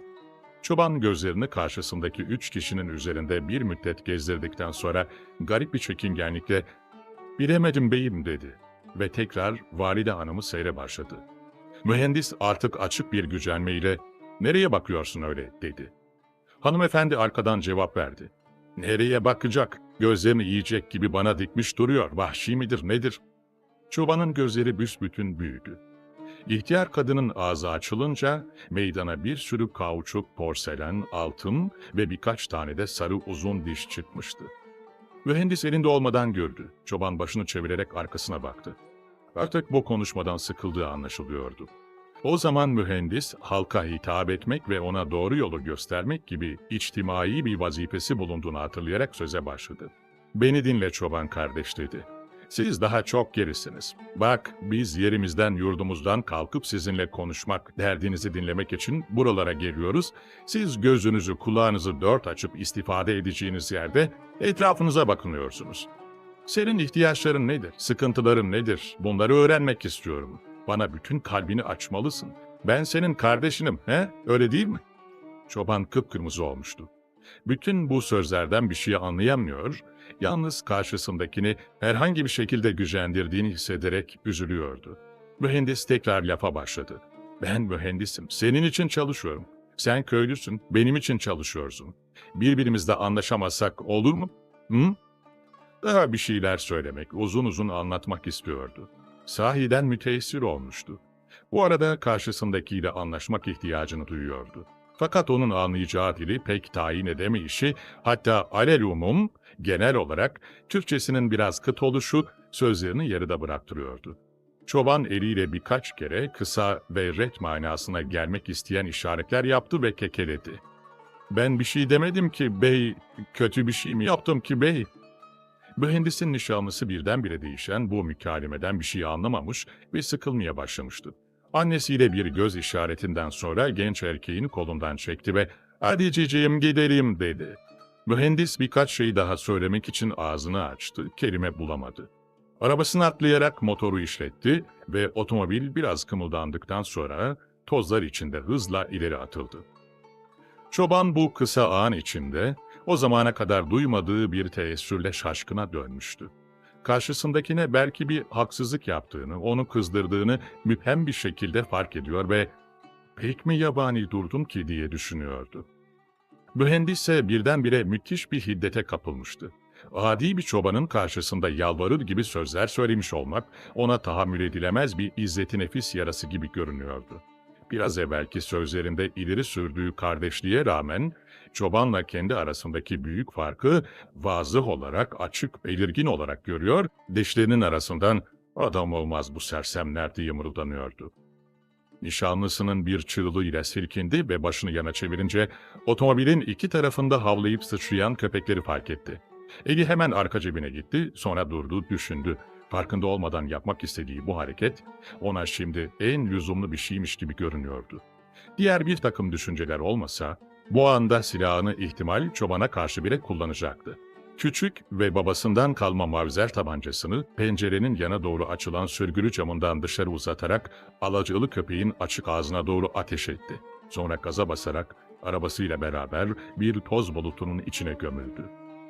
Karabaş uzun tüyleriyle yolun kenarına yuvarlanmış ve derhal hareketsiz kalmıştı. Diğer köpek, Karabaş'ın yanında ayaklarını daha ileri gitmesine mani olmak istiyormuş gibi ileri uzatmış bekliyordu. Çoban koşarak oraya geldi. Diz çökerek sevgili arkadaşının başını okşadı. Deminki teessürünün yerini daha hakiki, daha yerinde bir acı almıştı. Gidenlerle hiçbir alakası, hiçbir yakınlığı olmadığını, bilakis onların kendisini en sevdiği bir şeyden ayırdıklarını apaçık görüyor ve yaşaran gözleriyle ölü köpeği okşuyordu.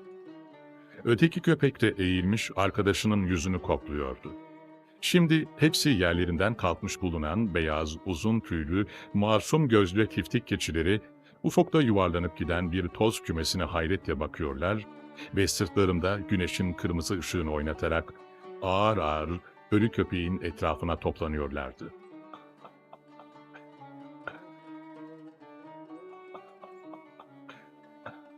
Sıcak su.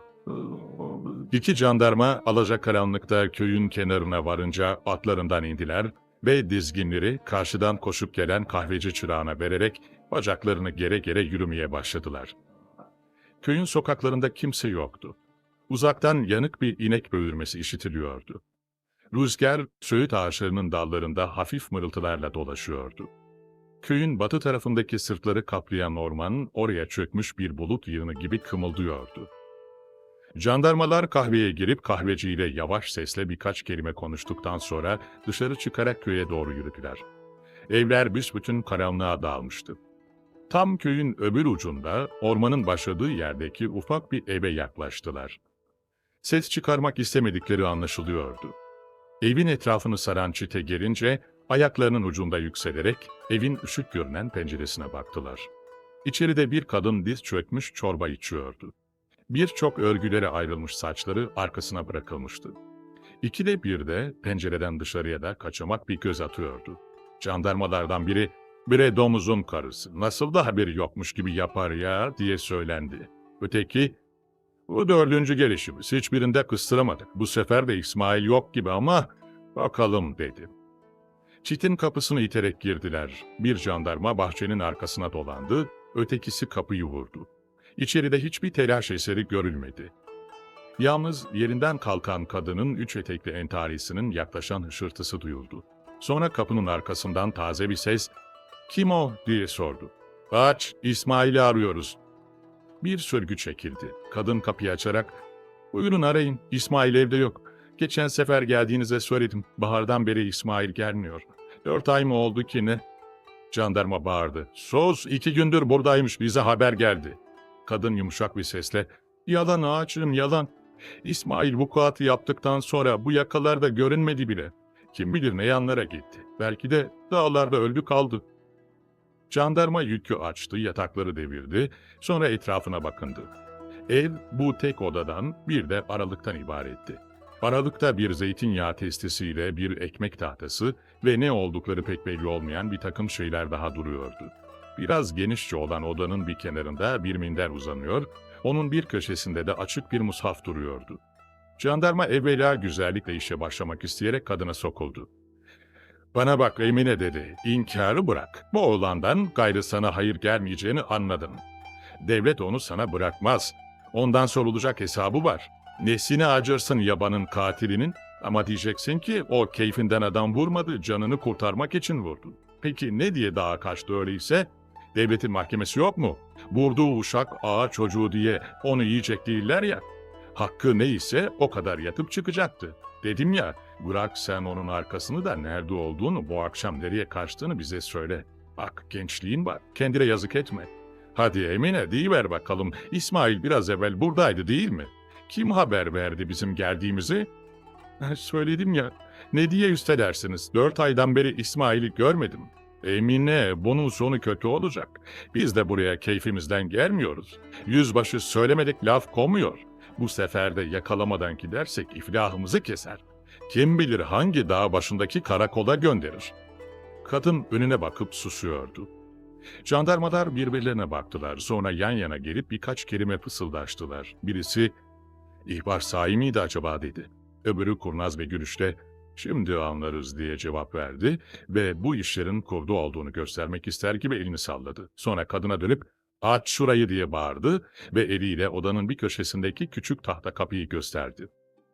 Kadın bir dakika tereddüt ettikten sonra o tarafa giderek tahta mandalı çevirdi ve kapı kendiliğinden açılıverdi. Burası küçük bir gusülhaneydi. İçeride kimse yoktu. Öbür jandarma sorucu gözlerle arkadaşına baktı. "Hani ya?" diye mırıldandı. "Sus!" İçinde isli bir tenekeyle küçük bir tahta iskemle görünen gusülhaneye yaklaşarak elini tenekenin içine soktu. Sonra parmakları yanmış gibi hızla geri çekti. "Bu sıcak su ne olacak?" dedi. "Hiç." "Hiç olur mu?" ve anlayışlı bir sırıtma dudaklarına yayıldı. Kadın kızararak mırıldandı. "Su dökünecektim."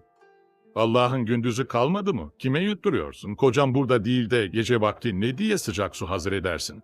Sonra arkadaşına dönerek, "Bu en sağlam usuldür," dedi. "Bir kaçağın evini ararken evvela gusülhaneye bakarım." Birdenbire kadını kolundan yakalayıp çekerek bağırdı. "Artık inkar para etmez. Söyle bakalım İsmail nerede? Su adam akıllı sıcak olduğuna göre herhalde yeni kaçmış. Buralardan uzakta değildir. Söylemezsen kendin bilirsin." Kadın benzi sapsarı kesilmiş bir halde kolunu kurtarmaya çalıştı. Sesi titreyerek, "Bilmiyorum," dedi. O zaman jandarma kadının kolunu hızla bırakarak odada dolaşmaya başladı. Arkadaşı bir duvara dayanmış duruyor ve kadının süratle inip kalkan göğsüne bakıyordu. Dolaşan jandarma birdenbire durdu, arkadaşını eliyle çağırarak yavaş fakat kadının duyabileceği bir sesle, "İsmail herhalde uzakta değildir. Bize teslim olmaya gelmezse karısının ırzını kurtarmaya da gelmez mi?" dedi. Sonra daha yavaş bir sesle ilave etti. "Ben şimdi Emine'yi yakalayıp mindere atarım. Bağırırsa nasıl olsa İsmail dayanamaz, neredeyse çıkar gelir. O zaman kapının yanında bekler, ya ölüsünü ya dirisini yakalarsın. Bağırmazsa, ne yapalım, bir kere de sen denersin." Kadın sapsarı kesilmişti ve titriyordu. Alt dudaklarını kanatacak kadar ısırıyordu. İki tarafına bakındı. 4 duvardan ve 2 jandarmadan başka bir şey yoktu. Biraz evvel sıcak suya bakan jandarma, gözleri parlayarak kadını bileğinden yakaladı ve odanın kenarına sürükledi. Öbür jandarma silahını eline alarak dışarı çıktı. Fakat ne öteki ne de bu, kadının ağzından bir kelime bile alamadılar. O her şeye rağmen bir kere bile bağırmadı, yardıma kimseyi çağırmadı. Bir müddet sonra jandarmalar silahlarını omuzlarına vurup, İçlerinde hafif bir endişeyle evi terk ederken, Emine de yavaşça arkalarından dışarı süzüldü. Çitin kenarına sinesine ormana daldı.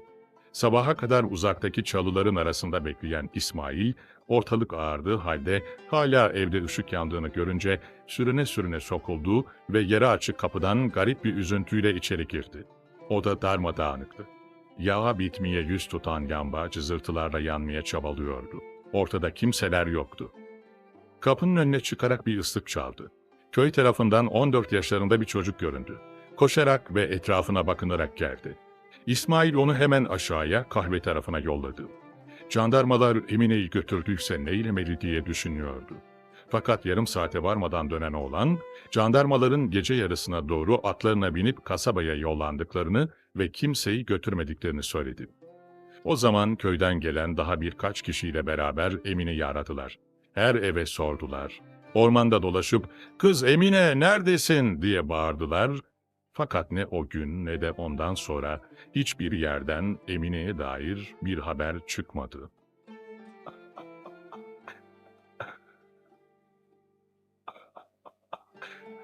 Mehtaplı bir gece. Yüksek ve üzerinde yer yer otlar fışkıran bir duvara dayanıp yarı kapalı gözlerini yukarıya kaldırınca etrafa alacakaranlık çökmüş olduğunu gördü. Gideceği yere yaklaşmış biri gibi derin bir nefes aldı. Önünde üzerinden demir yolu geçen bir köprü vardı. Bunun altına doğru duvarlara tutunarak yürüdü. Ayakları titriyor ve göğsü müthiş hırıltılar çıkararak inip kalkıyordu. "Buracıkta ölebilirim" diye düşündü. Fakat sanki onda bu ümidin bir andan fazla yaşamasını istemiyorlarmış gibi karşı taraftan ellerinde çıkımlarıyla birkaç adam göründü. Hızlı hızlı konuşarak yanından geçip gittiler.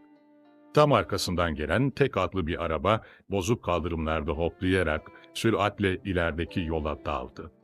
Burası da tenha değildi. Buradan da gelip geçenler vardı. Sağda solda yükselen kalın ve harap duvarlar onu insan gözlerinden saklayamayacaklardı.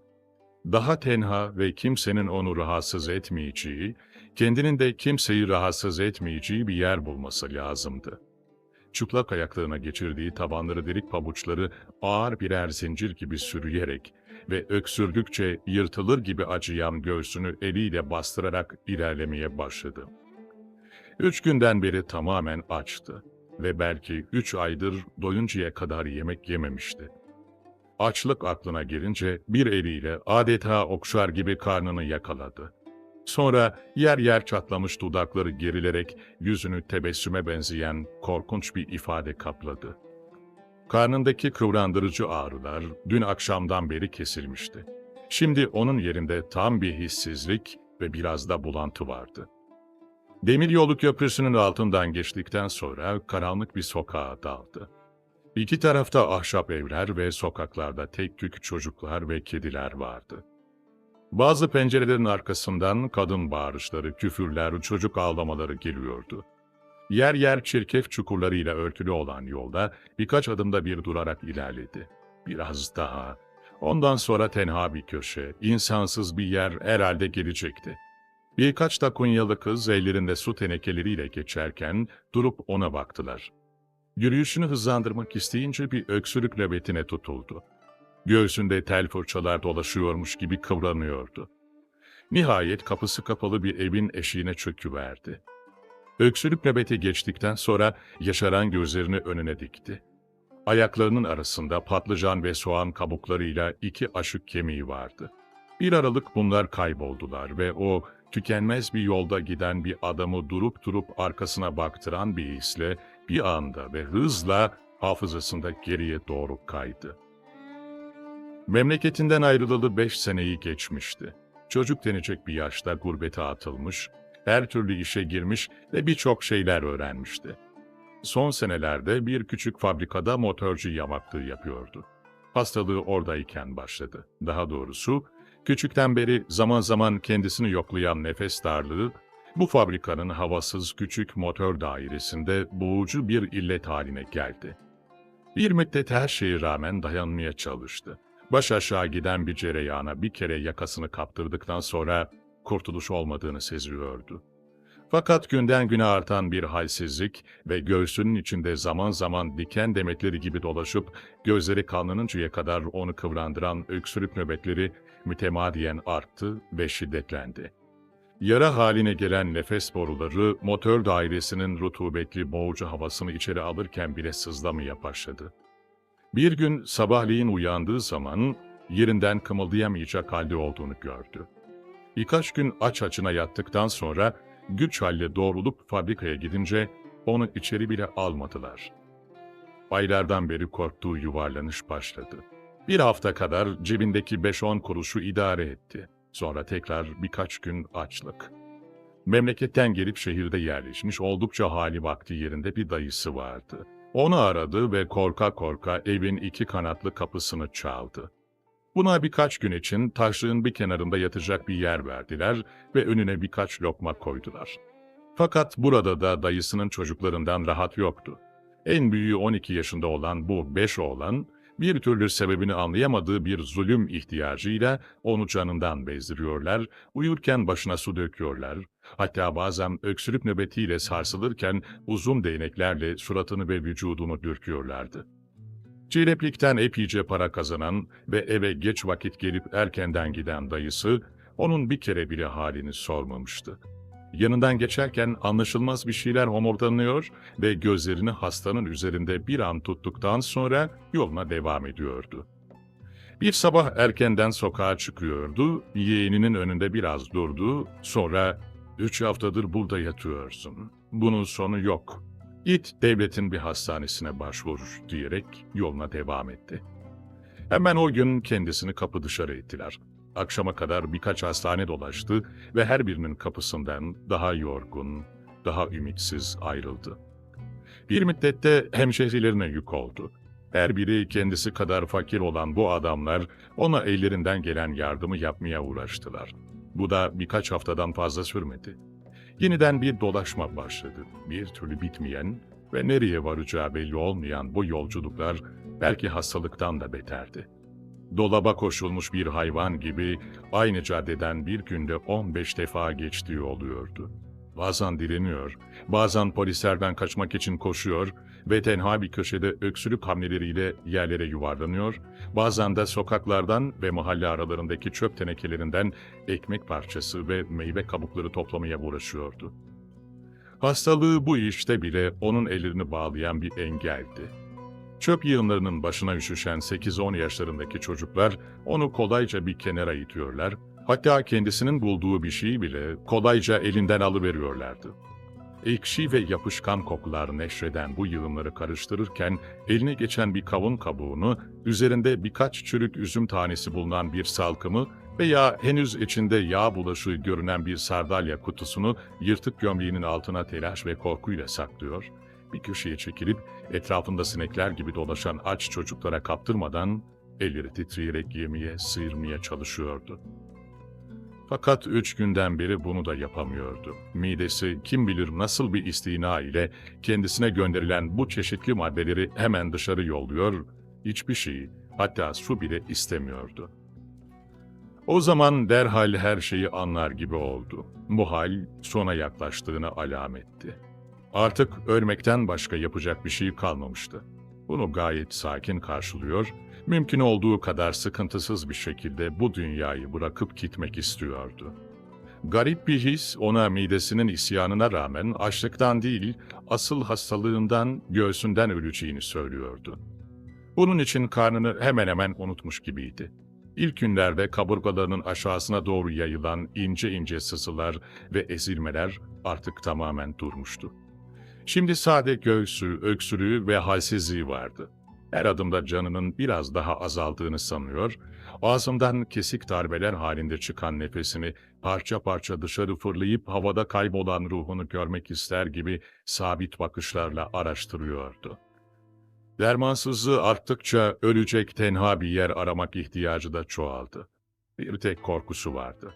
Kalabalık bir yerde, mesela bir sokak köşesinde düşüverirse, başına üşüşürler, ifade almaya, itip kalkmaya, götürmeye kalkarlar, onu rahat can vermeye bırakmazlardı. Can çekişirken hırpalanmaktan ödü kopuyordu. Kendisine herhangi bir şekilde yardım edilip kurtarılabileceği düşüncesi kafasından o kadar uzaktı ve dünyada kendisiyle meşgul olabilecek bir insan bulunabileceği ihtimali ona öyle yabancıydı ki, bu bitip tükenmez yürüyüşte onun kütleşen sinirlerini ne bir ümit ne bir hiddet kıvılcımı harekete getirebiliyordu. Hayatında yalnızlıktan başka hiçbir şey görmediği için müthiş yalnızlığının farkında bile değildi. Etrafından gelip geçenlere herhangi ecnebi bir maddeye, bir duvara, bir ağaca, bir köpeğe bakar gibi düz, alakasız, belki biraz çekingen nazarlar fırlatıyordu. Ölüm ona hiçbir zaman fevkalade bir şey gibi görünmemişti. Etrafında küçükten beri en çok gördüğü şey ölümdü. Yalnız ölümün bir şekli vardı ki, düşündükçe tüylerini ürpertiyordu. Köyde ölen sığırlara, atlara ve diğer hayvanlara, gündüz kargaların ve gece çakalların nasıl üşüştüklerini ve ertesi gün o leşten nasıl birkaç parça kırmızı renkli kemikten ve birkaç tutam kıldan başka bir şey kalmadığını görmüştü. Farkında olmadan şimdi onu bu korku avucuna almış bulunuyordu.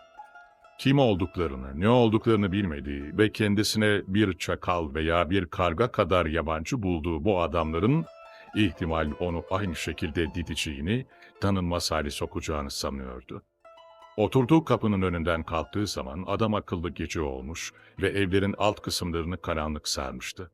Biraz daha yukarılarda çatılara doğru gitgide açılan bir aydınlık vardı. Birkaç adım attı. Evlerden birinden bir ut sesi, birkaç sokak öteden sarhoş naralarıyla köpek havlamaları geliyordu. Başı önünde yürüdü. Karşısına tekrar yüksek bir sur çıktı.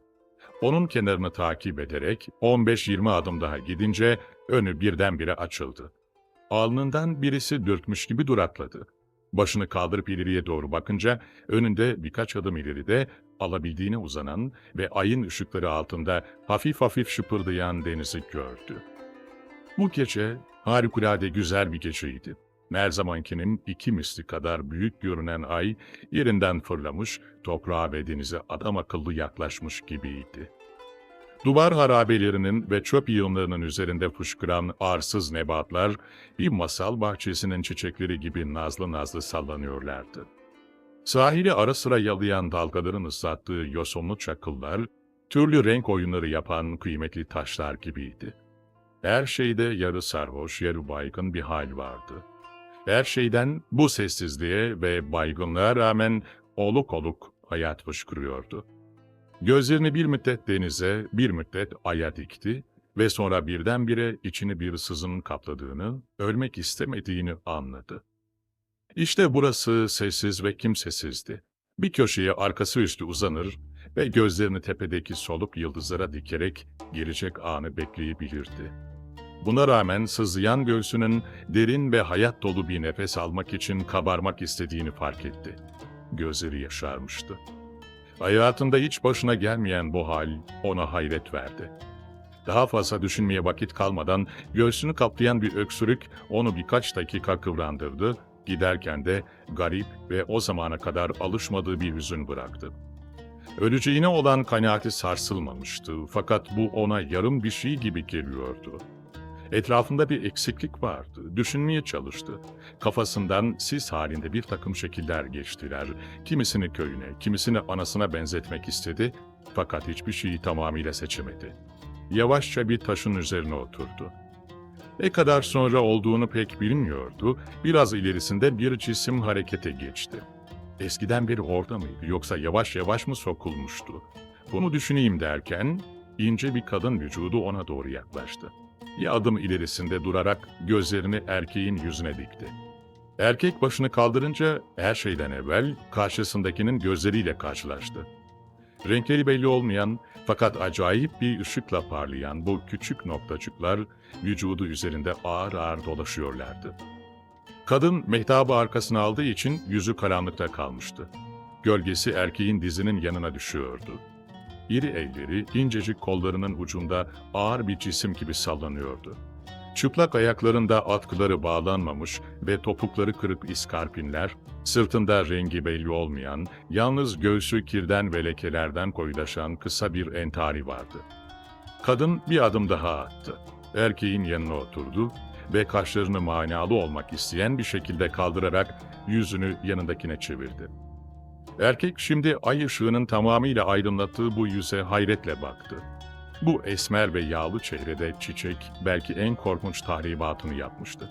Derin çukurlar yer yer birleşmişler ve geniş sahaları kaplamışlardı. Dudakları ince ve beyaz iki çizgi halinde geriliyor ve yüzündeki çukurlara birçok da kırışıklıklar ilave eden yılışık ve yalancı bir gülüş, gözlerinin altına kadar uzanıyordu. Kesik ve yorgun nefes alan ve bulunduğu yere yıkılıp kalmamak için elleriyle iki tarafını tutan hasta adam, kadının o gülüşüyle ürperdi. Etrafındaki bütün çirkinliklere, bütün kirlere gümüş bir örtü örten ve her şeyi bir an için güzelleştiren ay, bu çiçek bozuğu yüzü bir kat daha iğrenç yapıyordu. Yalnız bir şey biraz tuhaftı. Yaşının kaç olduğunun tahmin edilmesine imkanı olmayan bu kadının koyu siyah gözleri en genç parıltılarla hareket ediyor ve insanın üzerinde duruyordu. Bunların derinlerinde yüzleri korkunç tebessümle tam bir tezat teşkil eden bir hüzün saklı gibiydi. Kadın biraz daha sokularak "Konuşsana," dedi ve bunu çatlak bir ses ve apaçık bir köylü şivesiyle söyledi. O zaman biraz kendine gelmeye çalışan delikanlı dinlene dinlene "Sen nerelisin?" diye sordu. "Ne diyeceksin?" Hiç. Gel biraz. Şöyle gidelim." "Ne diye?" Kadın fevkalade bir tabiilikle "Burası pek ortalık yer, gören olur," dedi. Bir an için parlamış olan alakası hemen sönerek erkek ters bir omuz silkmesiyle homurdandı. "Hadi sen işine gitsene."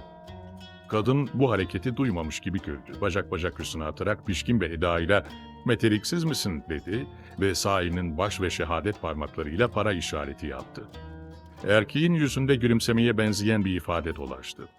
Öteki elini hastanın omzuna koyarak 15 kuruşun da mı yok?" dedi. Sonra bu miktarın azlığını mazur göstermek ister gibi ilave etti. "Biz alçak gönüllüyüz." Erkek boğuk bir sesle "Hadi git be," dedi ve eliyle şiddetli bir hareket yaptı. Fakat bu onu derhal eskilerinden daha berbat bir öksürük nöbetinin içine fırlattı. Yerinden hopluyor, iki kat oluyor, dışarı fırlayan gözlerini yardım ister gibi etrafındaki eşyaya çeviriyordu. Kadının orada bulunduğunu unutmuş gibiydi.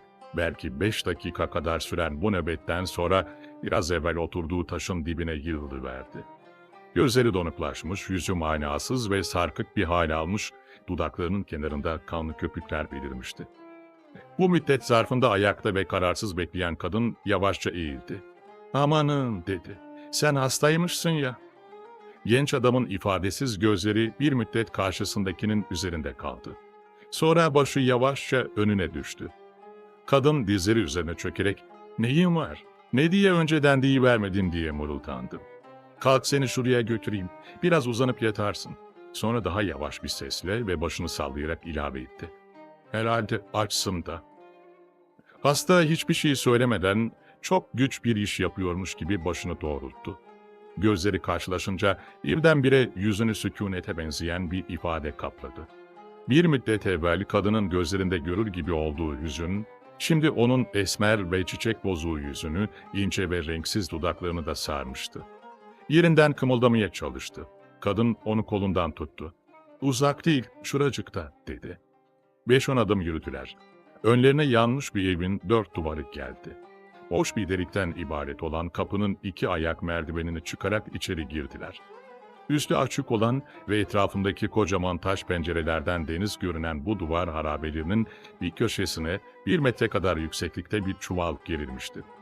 Onun altında bir küçük testi, örgüye benzeyen bir paçavra yığını ve bir miktar otun üzerine serilmiş yer yer yırtık bir keçe vardı. Duvarın taşları arasına sokulmuş bir tahtada ezik bir sepet asılı duruyordu. Kadın hastayı keçenin üzerine arkası üstü yatırdı. Sepeti duvardan alarak içinden birkaç kuru ekmek parçası çıkardı ve "Ye bakalım," dedi. Erkek kaşlarını kaldırdı. Kadın sordu. "Kaç günden beri bir şey yemedin?" Erkek parmaklarıyla 3 diye gösterdi. "Dur öyleyse sana sıcak bir şey kaynatayım."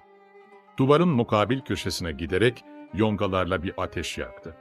Kapaksız ve eğri büğrü bir çaydanlıkta biraz su kaynattı. Sonra sepetin içini uzun müddet araştırıp bulduğu 3 tane şekeri bu suya atarak karıştırdı ve hazırladığı şekerli sıcak suyu yudum yudum genç adama içirdi. Göğsünden aşağı yavaşça inen bu kaynar mayi, onun kaburgaları arasındaki yaraları sanki yakıyor ve hiç arkası kesilmeyen batmalar her yudumda bir miktar azalıyordu. Bunu içtikten sonra yavaşça arkası üstü kaydı, olduğu yere uzandı. Kımıldadıkça altındaki otlar hışırdıyordu. Kadın bir kenarda duran paçavraları onun başının altına doğru sürdü. Genç adam bir müddet gözleri kapalı bu halde kaldıktan sonra kendinden geçer gibi oldu. Fakat birdenbire göğsünde yanmalar ve gırtlağını parçalayan öksürüklerle yerinden fırladı. Kadın onun çırpınan kollarını tutmaya çalışıyor, şaşkın gözlerle etrafına bakınıyor ve mütemadiyen "Amanın ya Rabbi, ne yapsak ki?" diye söyleniyordu. Sabaha kadar bu şekilde birçok kere nöbetler tekrarladı. Her defasında kadın onun savrulan başını yakalıyor, eliyle terli alnını siliyor, hala ılıklığını muhafaza eder şekerli sudan birkaç yudum içiriyor ve sonra nöbet geçince başını yavaşça paçavraların üzerine koyuyordu.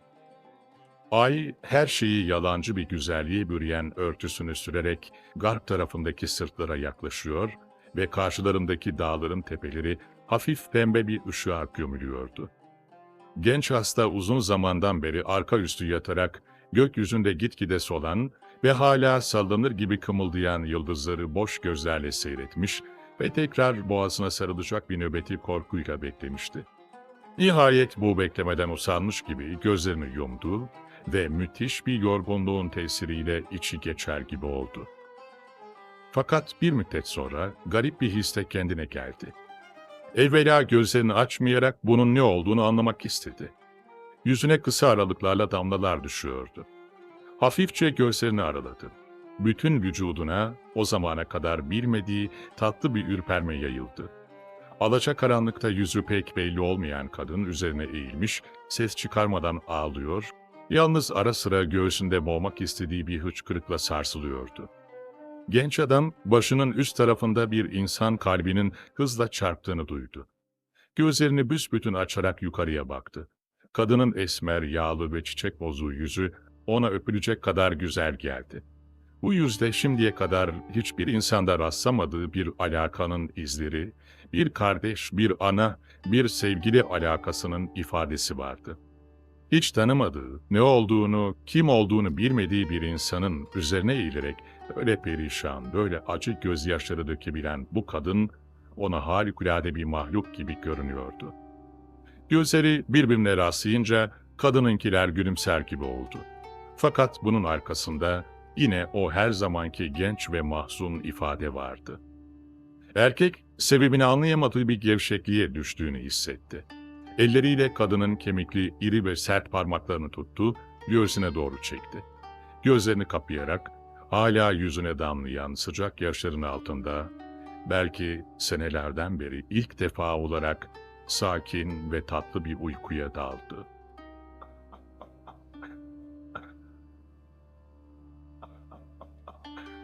Köstence güzellik kraliçesi. 4 seneden beri görmediğim Berlin'e yeni gelmiştim. Kah kerpiç evli kasabalarda, kah kızgın güneşle açık mavi denizin kavuştuğu Akdeniz kıyısındaki şehirlerde oturarak ve bazen de yaşlı bir at sırtında ve fundalıklı yollarda köyden köye giderek geçirdiğim bu 4 seneden sonra Berlin bana eskiden hiç görmediğim bir yer gibi geldi. Alacakaranlıkta indiğim istasyonun merdivenlerinde ayaklarım ve karşıma çıkan büyük bir gazinonun şiddetle aydınlatılmış pencerelerinde gözlerim acemileşti. Eşyamı bir otele bırakır bırakmaz üstümü bile değiştirmeden sokağa fırladım, ağır ağır yürümeye başladım. Fakat etrafımdaki evler üstüme yıkılacak gibi canlandılar. Sokaklarda yuvarlanan tramvaylar, otobüsler, telaşlı insanlar hep birden bana doğru koşmaya başladılar. Kaçacak bir yer aradım. Girmek isteyerek koştuğum gazinoların içinden doğru fışkıran kalabalık kokusu ve insan gürültüsü beni geri fırlattı. İçlerine kadar girdiğim yerlerde gene her şeyde o canlanmayı, bana doğru koşuşu görür gibi oldum. Dans edenler benim etrafımda dönüyorlarmış sanıyordum. Tavandaki donuk avizeler yaklaşıp uzaklaşıyordu. Aceleyle hesap görerek dışarı fırlarken garsonlar durup bana bakıyorlardı. Büyük şehir beni sarmıştı. Onun içinde uzun zamandır alışık olmadığım midesinde biraz daha kalırsam boğulacaktım. İlk gelen otobüse atlayarak rastgele bir istikamete yollandım. Hava hafif yağmurlu olduğu için arabanın üst katında kimseler yoktu. Oraya çıktım. Nemli muşamba kanepelere oturdum. Biraz kendime gelir gibi oldum. İnsanlar aşağıda yaya kaldırımında koşuşmakta devam ediyorlardı. İki taraftaki binalar elektrik reklamlarının arkasına saklanmışlardı. Esmer renkli evlerin pencerelerinden fırlayan ışıklar yolun iki tarafındaki ağaçlara yapışıp kalıyordu. Bu ağaçların başucunda sallanan ve birbiri arkasına geçip giden dallarına elimi uzattım. Yapraklar parmaklarımı ıslattı. Bütün vücuduma bir serinlik yayıldı. O zaman nasıl ateş gibi yandığımı anladım. Otobüs gitgide tenhalaşan yollarda, yolun tenhalığı nispetinde hızını artırarak gidiyordu. Muayyen bir hedefim yoktu. Yalnız uzaklaşmak, beni birdenbire sarhoş eden, büyük ve canlı bir mahluk gibi pençelerini almak isteyen şehirden kurtularak kendime gelmek istiyordum. Berlin'in merkezinden uzaklaşıp kenar semtlere geldikçe asfalt yollar bitmiş, kaldırım başlamıştı. Araba hafif hafif sarsılarak ilerliyordu. Bir köşe başında durduk. Biletçi gelerek buradan ileri gidilmeyeceğini söyledi. İndim, etrafıma bakındım. Hiç tanımadığım yerlerdi. Şehrin şimaline doğru geldiğimizi biliyordum, o kadar. İki tarafımda dümdüz cepheli yüksek binalar vardı. Otobüs homurdanarak geri dönerken ben de rastgele yürümeye başladım. Birdenbire kulağıma uzaktan bir müzik sesi geldi. Bu Berlin'de her evin herhangi bir penceresinden zaman zaman sokağa dökülen bir piyano, bir ev müziği sesi değildi. Buralarda herhalde içinde çalgı olan bir gazino bulunmalıydı. İçeri girmek için değil, şöyle bir önünden geçmek için gözlerimle araştırdım. O zaman sokağın karşı tarafında ve biraz ileride ışıkları aşağıdan doğru sokağa vuran bir yer gördüm. Burası bir bodrumdu. 4 ayak merdivenle inildikten sonra alçak bir kapı vardı. O anda kapıldığım bir merakla merdivenleri indim, kapıyı iterek içeri girdim. Yüzüme içki kokusu ve ıslak bir hava çarptı. Girintili çıkıntılı bir salonun kenarına dağıtılmış masalarda kırmızı suratlı adamlar oturuyorlar ve zaman zaman iri bira bardaklarını dikiyorlardı. Bir köşede, yüksekçe bir yerde 4 kişilik bir müzik takımı, bir piyano, bir violonsel, bir keman ve bir davul, bu kabil müzikli yerlerin hiç değişmeyen ebedi parçalarını çalıyordu. Kapıya yakın boş bir masaya giderek oturdum. Girerken vestiyere benzer bir şey görmediğim için şapkamı ve elimdeki birkaç gazeteyi bir iskemleye bıraktım. Etrafa göz gezdirmeye başladım. Üzerinde mavi damalı örtüler bulunan masalarda ekserisi işçi kılıklı insanlar oturuyor ve hızlı hızlı konuşuyordu. Müzik ara sıra 60 senelik bir vals çalmaya başlıyor, iri yarı herifler masalarındaki sarhoş kadınlardan birini alarak zıplamaya başlıyordu. Bu kadınlar yüzlerinde bir bıkkınlık ve çürüklük ifadesi taşıyarak ayaklarına basan bu bir gecelik kovardalara gülümsüyorlardı.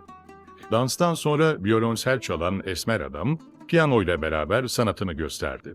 O zaman pek de acemi olmayan eller bunların en yüksek müzik seviyesini teşkil eden parçaları birbiri arkasına sundu. Her küçük gazinoda yüzlerce defa çalınan bu eserler, bu barkarol, bu nocturne, bu Macar rapsodisi ve Carmen ve bunları çalanların yüzünü kaplayan mühim ifade beni buradan da kaçıracaktı. Fakat bu sırada içeriye garip bir adam girdi. Kapı evvela hafifçe aralandı ve iki açık mavi göz salonda dolaştı. Sonra korkak adımlarla küçük, zayıf bir vücut içeri süzüldü. Bakışları oradakileri incitecekmiş gibi ürkek gözlerini etrafta gezdiriyor, bir yere oturmaya cesaret edemiyordu. Ben yanımdaki iskemleden şapkamı ve gazetelerimi aldım. Bunu görünce yüzünde bir teşekkür dolaştı ve yanıma oturdu. Yakından oldukça yaşlı gibi duruyordu. Gözlerinin kenarı buruşuklar içindeydi. İncecik boynunda ta ensesine kadar uzanan çizgiler vardı ve kulak memeleri tüylüydü. Gözleri bana ilişince teşekkür etmek ister gibi sırıtıyor ve ince dudaklarının arasından sarı dişleri görünüyordu. Gazinonun iç taraflarına dikilen gözleri bir an parladı. O tarafa baktım. Uzun boylu bir kadın bize doğru geliyordu. Yaklaşınca Almanca selamladı. "Hoş geldin Gravirat" dedi. Sonra anlamadığım bir dilde konuştular. Kadın bir iskemle çekip oturdu ve konuşmasına devam etti. Ara sıra laf bitmiş gibi duruşlarından muayyen bir mevzu etrafında konuşmadıklarını anlıyordum. Kadının tavrında garip bir melankoli vardı ve bu onun zaten güzel olan yüzünü büsbütün cazibelendiriyordu. Fakat bu eski ve metruk şatoların dış manzarasına benzeyen biraz da ürkütücü bir cazibeydi. Gülüşleri insanda beraber gülmek değil, belki gözleri çevirmek hatta kaçırmak isteğini uyandırıyordu. Bu gülüşlerin arkasında bir şey saklı gibiydi. Bütün bunlar toplu bir halde insanı onun mukadderatına bağlamakta gecikmiyordu. Daha şimdiden zor zapt ettiğim bir merakla onun gideceği dakikayı bekliyordum. Hemen yanımdakine sormaya başlayacaktım. Halbuki o sıska boynunu ileri uzatmış, gözleriyle karşısındaki kadına mümkün olsa onu ebediyete kadar bırakmamak ister gibi yapışmıştı. Kadının her sözünü sanki içiyor ve vücuduna bu sözler şiddetli bir mai halinde giriyormuş gibi zaman zaman sarsılıyordu. Biraz sonra kadın doğruldu, elini yanındakinin omzuna vurduktan sonra ağır fakat ahenkli adımlarla uzaklaştı. O zaman erkeğin gözlerinde biraz evvelki tatlı ve yalvaran bakışın yerini alev gibi parlayan bir ihtiras aldı. Ürperdiğini hissettim. Hayatımda hiçbir erkeğin bir kadına bu kadar isteyerek, bu kadar deli gibi, bu kadar yeis içinde baktığını görmemiştim. Hiçbir şey sormaya cesaret edemedim. Kadın ileride birkaç yaşlı ve şişman adamın yanına oturdu. Bunların halleri evlerinden bir gecelik kaçamak yapan orta halli esnaf olduklarını gösteriyordu. Zaman zaman yanlarındaki kadını unutarak birbirleriyle münakaşaya dalıyorlar ve kadın bu sırada uyuklar gibi oluyordu. Yanımdaki adamın gözleri hala o taraftaydı. Yavaşça bir şey içmesini teklif ettim. Hep o teşekkür etmek isteyen bakışıyla beni süzdü. Garsonu çağırdım, yanımdakine bir şeyler getirmesini söyledim. Tanır gözlerle ona baktı ve yanılmadımsa gülümser gibi oldu. Bu benim için pek de hoş olmayan bir gülümsemeydi. Yanımdaki bir bardak doldurup bir nefeste diktikten sonra zeki bir bakışla "Burada beni tanırlar" dedi ve ilave etti. "Gene bir şeyler ısmarlatacak birini buldum" diye gülüyor. Hayretle baktım. "Her zaman sizin gibi biri çıkmıyor" dedi. "Bütün gece bir şey içmeden oturuyorum. Barın sahibi de kızıyor." Gözleri tekrar kadına doğru kaydı ve deminki gibi alevleniverdi. Zamanı geldiğini sanarak "Arkadaşınız mıdır?" dedim. "Evet" dedi. Fakat bu evette benim anlayamadığım bir şeyler de gizli gibiydi. Yüzüne baktım. "İkimiz de Romanyalıyız" dedi. 6 senedir de beraberiz. O zaman alelade bir vaka karşısında kalıvermekten doğan bir inkisara uğradım.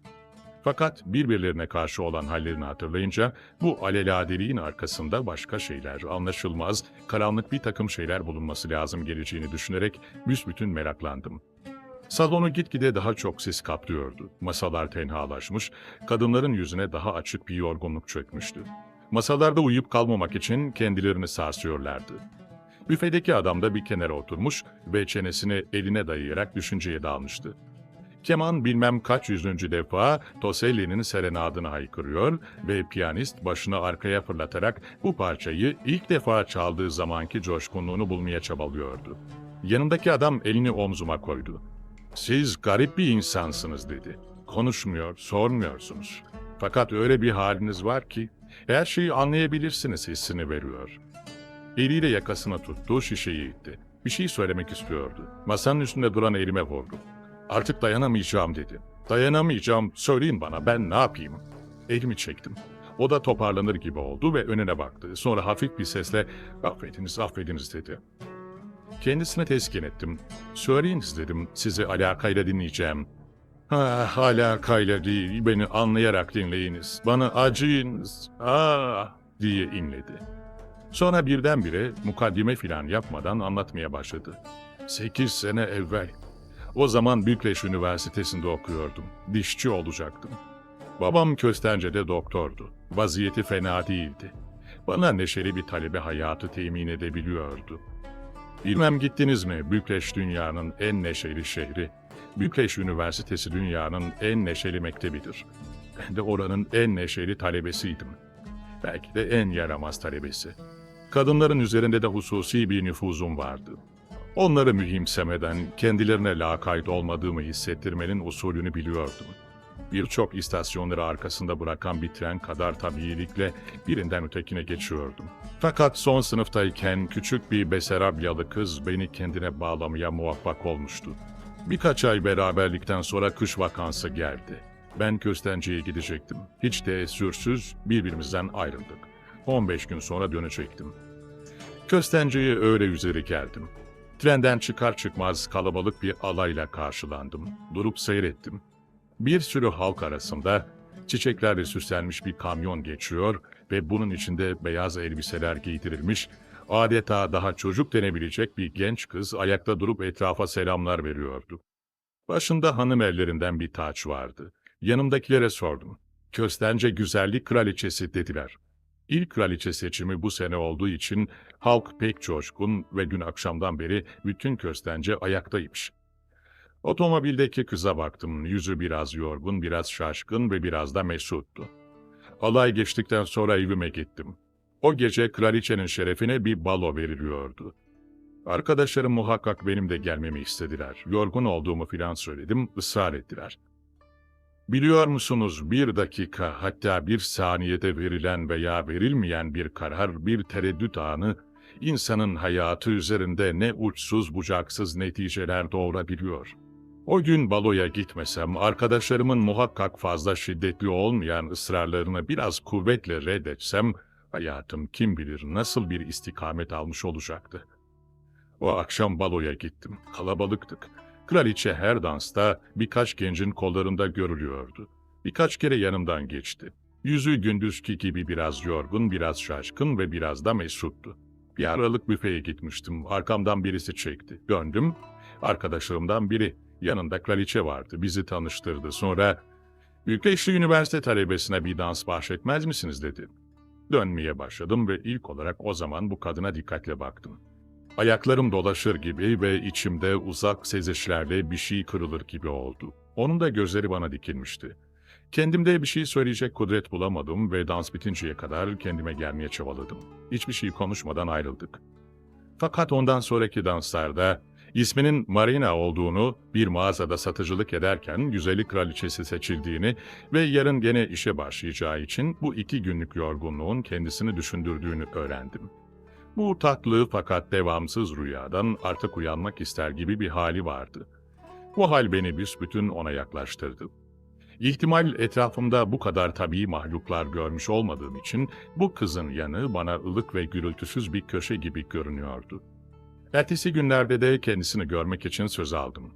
Bilhassa o geceden sonra onu her gün gördüm. Köstence'de kaldığım 15 gün 1 saat gibi geçti. Ah, o 15 günün hatırasını içimde nasıl bir yerde saklıyorum bilseniz. O günlerde bütün dünyayı bir parmağımla yerinden oynatabileceğimi sanıyordum.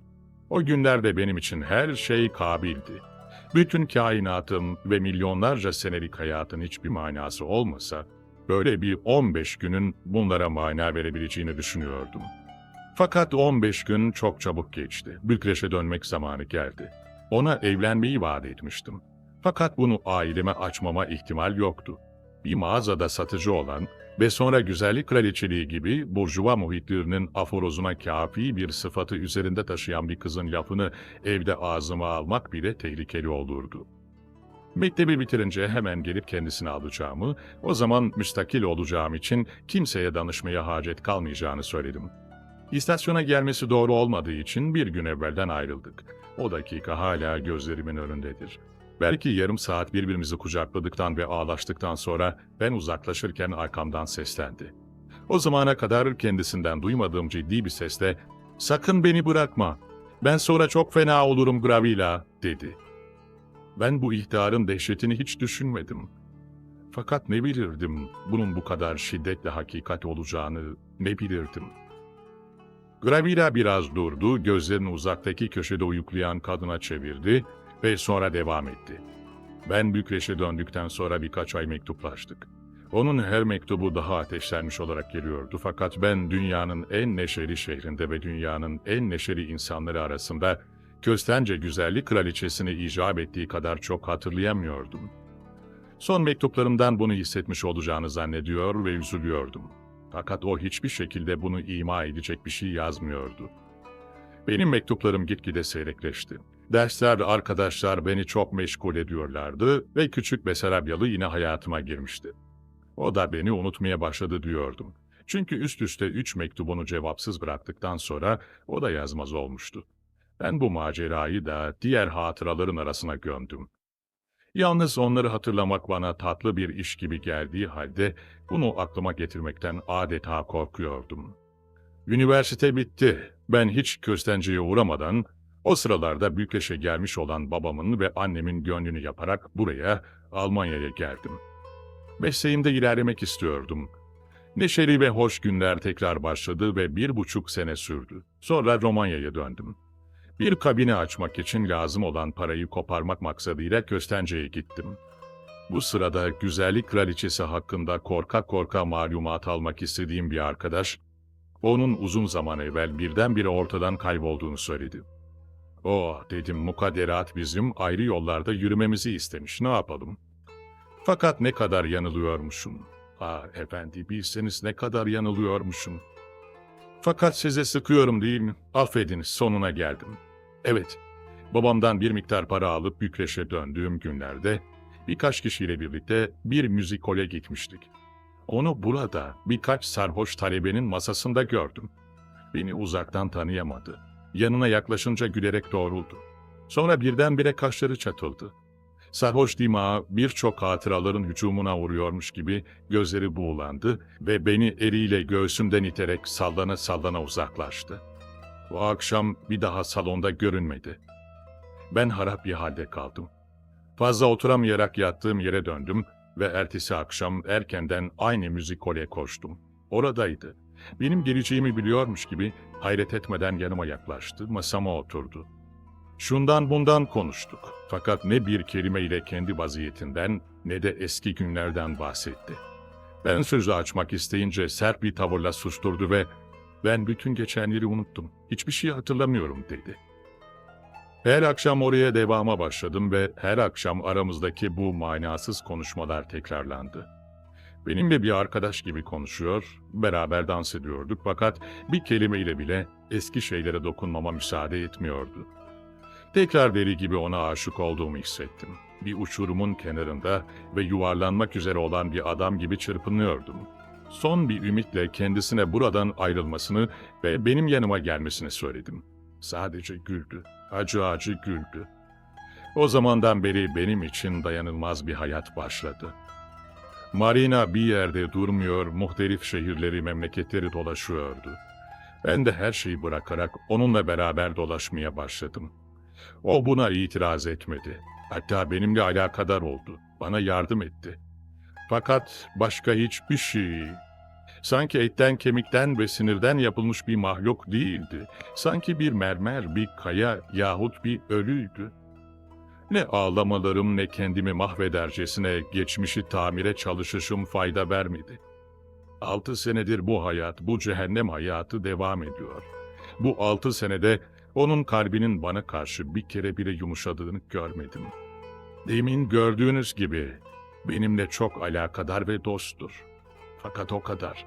Bir kere kapadığı kalbini bir daha açmıyor. Dolaştığımız şehirlerde aynı yerlerde kalıyoruz. Ama o aramızda görünmez soğuk bir duvar bulundurmasını biliyor.